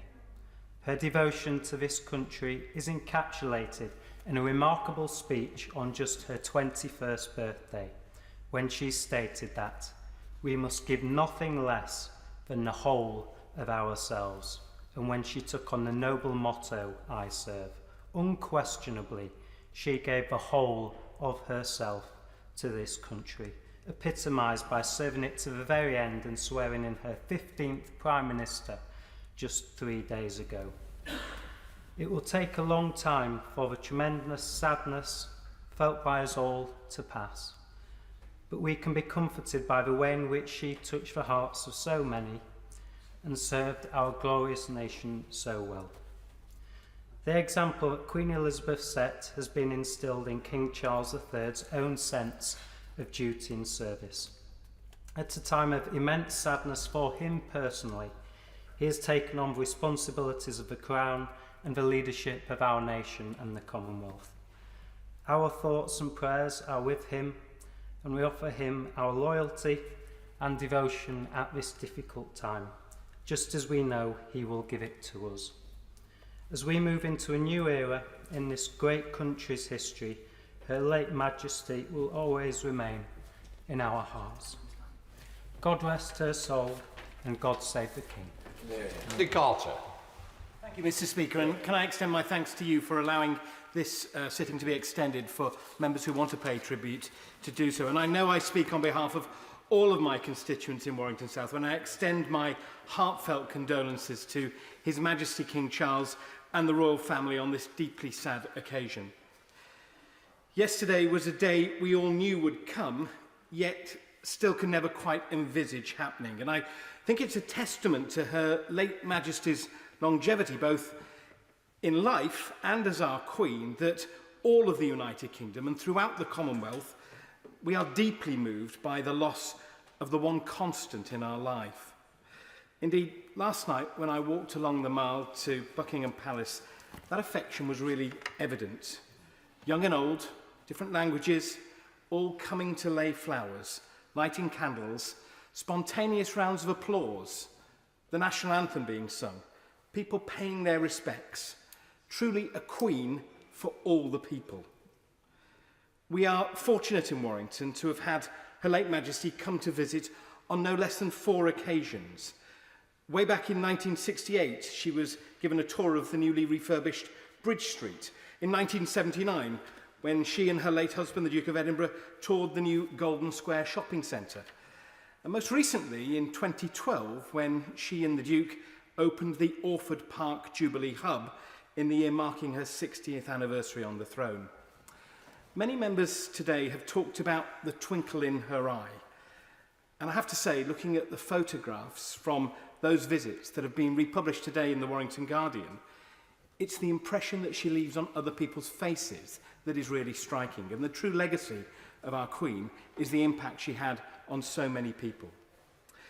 We will now inevitably look back at 2022 with great sadness.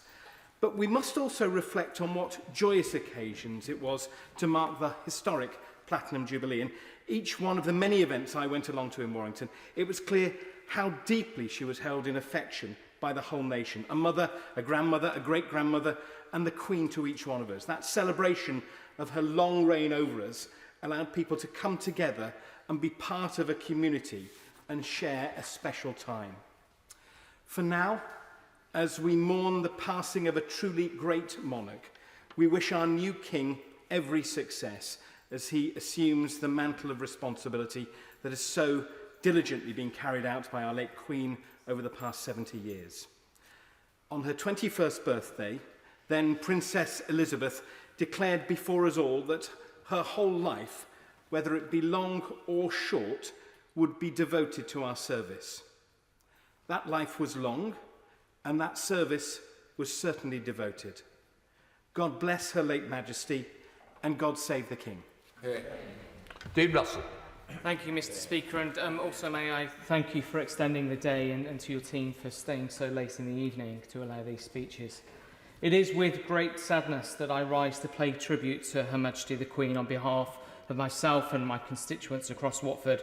We have heard loving tributes from across the House today, and we all mourn her loss and will grieve together. But what is grief, if not a reminder of the strength of our everlasting love? And we did love Our Majesty, the Queen. Many of us never met her, but as we have heard today, we all felt we knew her. In fact, we loved her as if she were a member of our own family. And many of us, as we know, often invited her to our own Christmas Day after dinner. Her image has been ever present in our lives, like family photos on our fireplaces. We may not always look at them, but we're reassured that they are there. And now she is gone. But her legacy will last forever. For every tear we wipe away, a precious memory remains. As we've heard, many of those memories are from visits to our own constituencies, and I have stories from my own constituency in Watford too. In 1946, when she was still a princess, she visited the Hearts show in Canterbury Park. In 1962, she alighted the Royal Train at Watford Junction, and in 1981, she visited Parliamentary School. But in 1977, for her Silver Jubilee, she visited the Rolls-Royce factory in Leavesden. And Mr. Speaker, I admit to having a special family connection to that factory, because that is where my wife's parents first met. And I share this because I still recall the excitement and pride my in-laws had when they received a letter from the Queen when they reached their diamond wedding anniversary. Now, sadly, my father-in-law, John, who was married to Pat, has since passed away and is always sadly missed. But I can still vividly recall the image of his proud smile when he showed me the letter from our wonderful Queen. So perhaps therein lies the truth why our grief is so strong for Her Majesty. It is because she connected with us so personally, and our memories feel like those of family. She was yet a constant in a world of change, and yes, her compassion brought us humanity even when the world could seem so cruel. And yes, her words of wisdom brought hope even when all seemed so lost. But perhaps Her Majesty's true majesty was that her unbounding kindness made each of us feel like we mattered to her, and that is why she mattered so deeply to us. She was loved not just because of what she was, but because of who she was, our nation's very own great-grandmother, our compass, our matriarch, our guiding light. So I say thank you, Mum. You were loved by us all, and in your honour, we lovingly support your son and heir, King Charles III. God save the King. Virginia Crosby. Thank you very much, Mr. Speaker. Today we are united in mourning our beloved Queen Elizabeth II. For 70 years, she has been a source of stability and comfort. She's the only monarch that many of us have known. I begin my tribute by remembering the warmth and joy that she brought to so many of us. Our Queen, she knew how to have fun and make us smile. Remember when, joined by her beloved corgis, she teamed up with 007 to parachute into the opening ceremony of the 2012 London Olympic Games, or when she took tea with Paddington Bear earlier this year. I attended Jubilee events across Ynysmore and saw there the joy that the Queen brought to people's lives, with people coming up to me from Amlwch to Pentraeth, sharing their personal experiences of meeting the Queen. As their head, Her Majesty was immensely proud of the professionalism and dedication of our armed forces. And I know that the team at RAF Valley, where the Queen came to visit her grandson, and Ynysmore's veteran population will feel immense pride in fulfilling their oath of allegiance to her. The Queen was a frequent visitor to Wales. She visited the port of Holyhead and Beaumaris Castle, opened Oriel Morn in Llangefni on Anglesey, and was awarded an honorary doctorate from nearby Bangor University. During her Diamond Jubilee visit to Wales, she said, "I've travelled the length and the breadth of this country during my 60 years as your Queen. Prince Philip and I have shared many of the joys and sadnesses of the Welsh people in that time, and I have always been struck by your sense of pride and your undimmed optimism." Her Majesty's dedication to service and her contribution to public life are unparalleled. She provided inspiration to millions of women aspiring to the highest offices. She was a patron for Girl Guiding and a long-serving member of the WI, which had its first meeting on Anglesey. We've shared the ups and downs of her life as she danced with us in victory and success and mourned with us at times of grief. Her sorrow at the loss of her devoted husband, Prince Philip, was felt by us all. And although our sense of loss is immense, we must take comfort that she is once more at his side. And as our United Kingdom moves into a new era, I welcome the announcement by our new King today that his son, Prince William, who began his married life on Anglesey, where he was stationed as an RAF search and rescue helicopter pilot, will become our next Prince of Wales. On behalf of the people of Ynys Môn, may I say Diolch yn fawr and express my sincere thanks for a life well lived and send our condolences to her family. God save the King and God bless the Prince and Princess of Wales. And we finally have Louis French. Thank you, Mr. Speaker, very much. A wonderful life of duty and service and an inspiration to generations of people across the world. It is a huge honour for me to stand and pay tribute to the Queen on the behalf of people in Old Bexley and Sidcup and also my family here in the UK and overseas in Canada. As a community, country and Commonwealth, we now come together to mourn the loss of our Queen, the ever-present in our lives, whether that be on national occasions, singing the national anthem at public and sporting events, or my personally fondest memories of watching the Queen's speech over family Christmas dinner. We all have our own personal and shared memories of the Queen, who will forever be in our hearts. I'm immensely proud to have discovered in the build-up to the Platinum Jubilee that an online poll confirmed Old Bexley and Sidcup, my home, as the most royalist constituency. Now, when the French journalist asking for an interview told me this, I stopped and thought about my own experiences locally, both growing up and now. Similar to colleagues, at every primary school visit, the first question asked, have you met the Queen? At most community events, as far back as I can remember, what do? We stand together and we sing the national anthem. Experiences which I'm sure are shared across the country. And little did I know when I sung the national anthem with the ambassador for Nepal last week at a community event with our brilliant Bexley Nepalese Gurkhas and Nepalese community. Little did I know that would be one of the last times that I would have the pleasure of singing God Save the Queen. During the wonderful Platinum Jubilee celebrations, there were over 140 official street parties in Bexley, which I understand was one of the highest in London, reflecting how cherished Her Majesty is locally, and it was my immense privilege to attend many of these community events. I also remember the excitement when the Queen last visited the London Borough of Bexley in 2005 to officially reopen Danson House, which is in my right honourable friend for Bexley Evan Crayford's constituency, just over the border from mine, where she was greeted by crowds of well-wishers.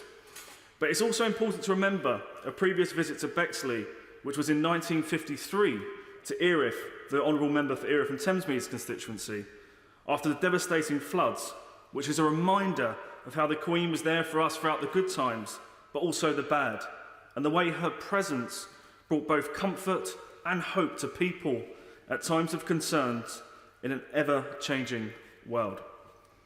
The Queen was an inspiration to millions around the world, a fashion and sporting icon for her love of the horses, the mother and grandmother of our great nation, and who can forget the corgi emojis from the Platinum Jubilee, which highlighted the evolution of technology during her reign and how she embraced it. I think I found something no one said so far in 11 hours there, Mr. Speaker. Rest in peace, Your Majesty. As a working-class lad from Bexley, it was my greatest honour to swear an oath of allegiance to you when entering this place, and you make us all proud to be British, and in my case, an Englishman.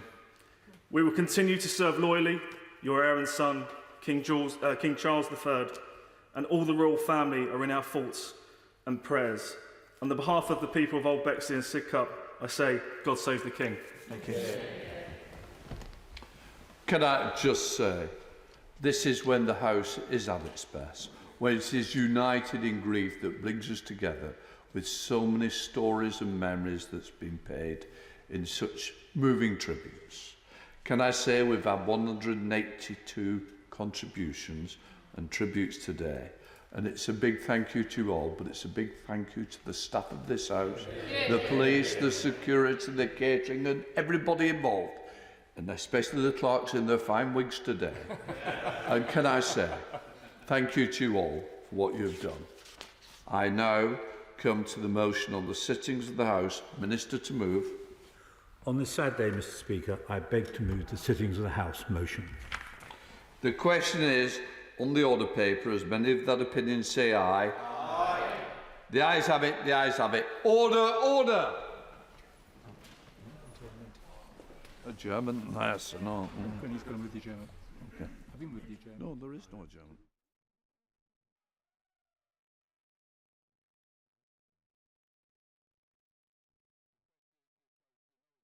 Many that opinion say aye. Aye. Contrary, no. The ayes have it, the ayes have it. Thank you, Sergeant.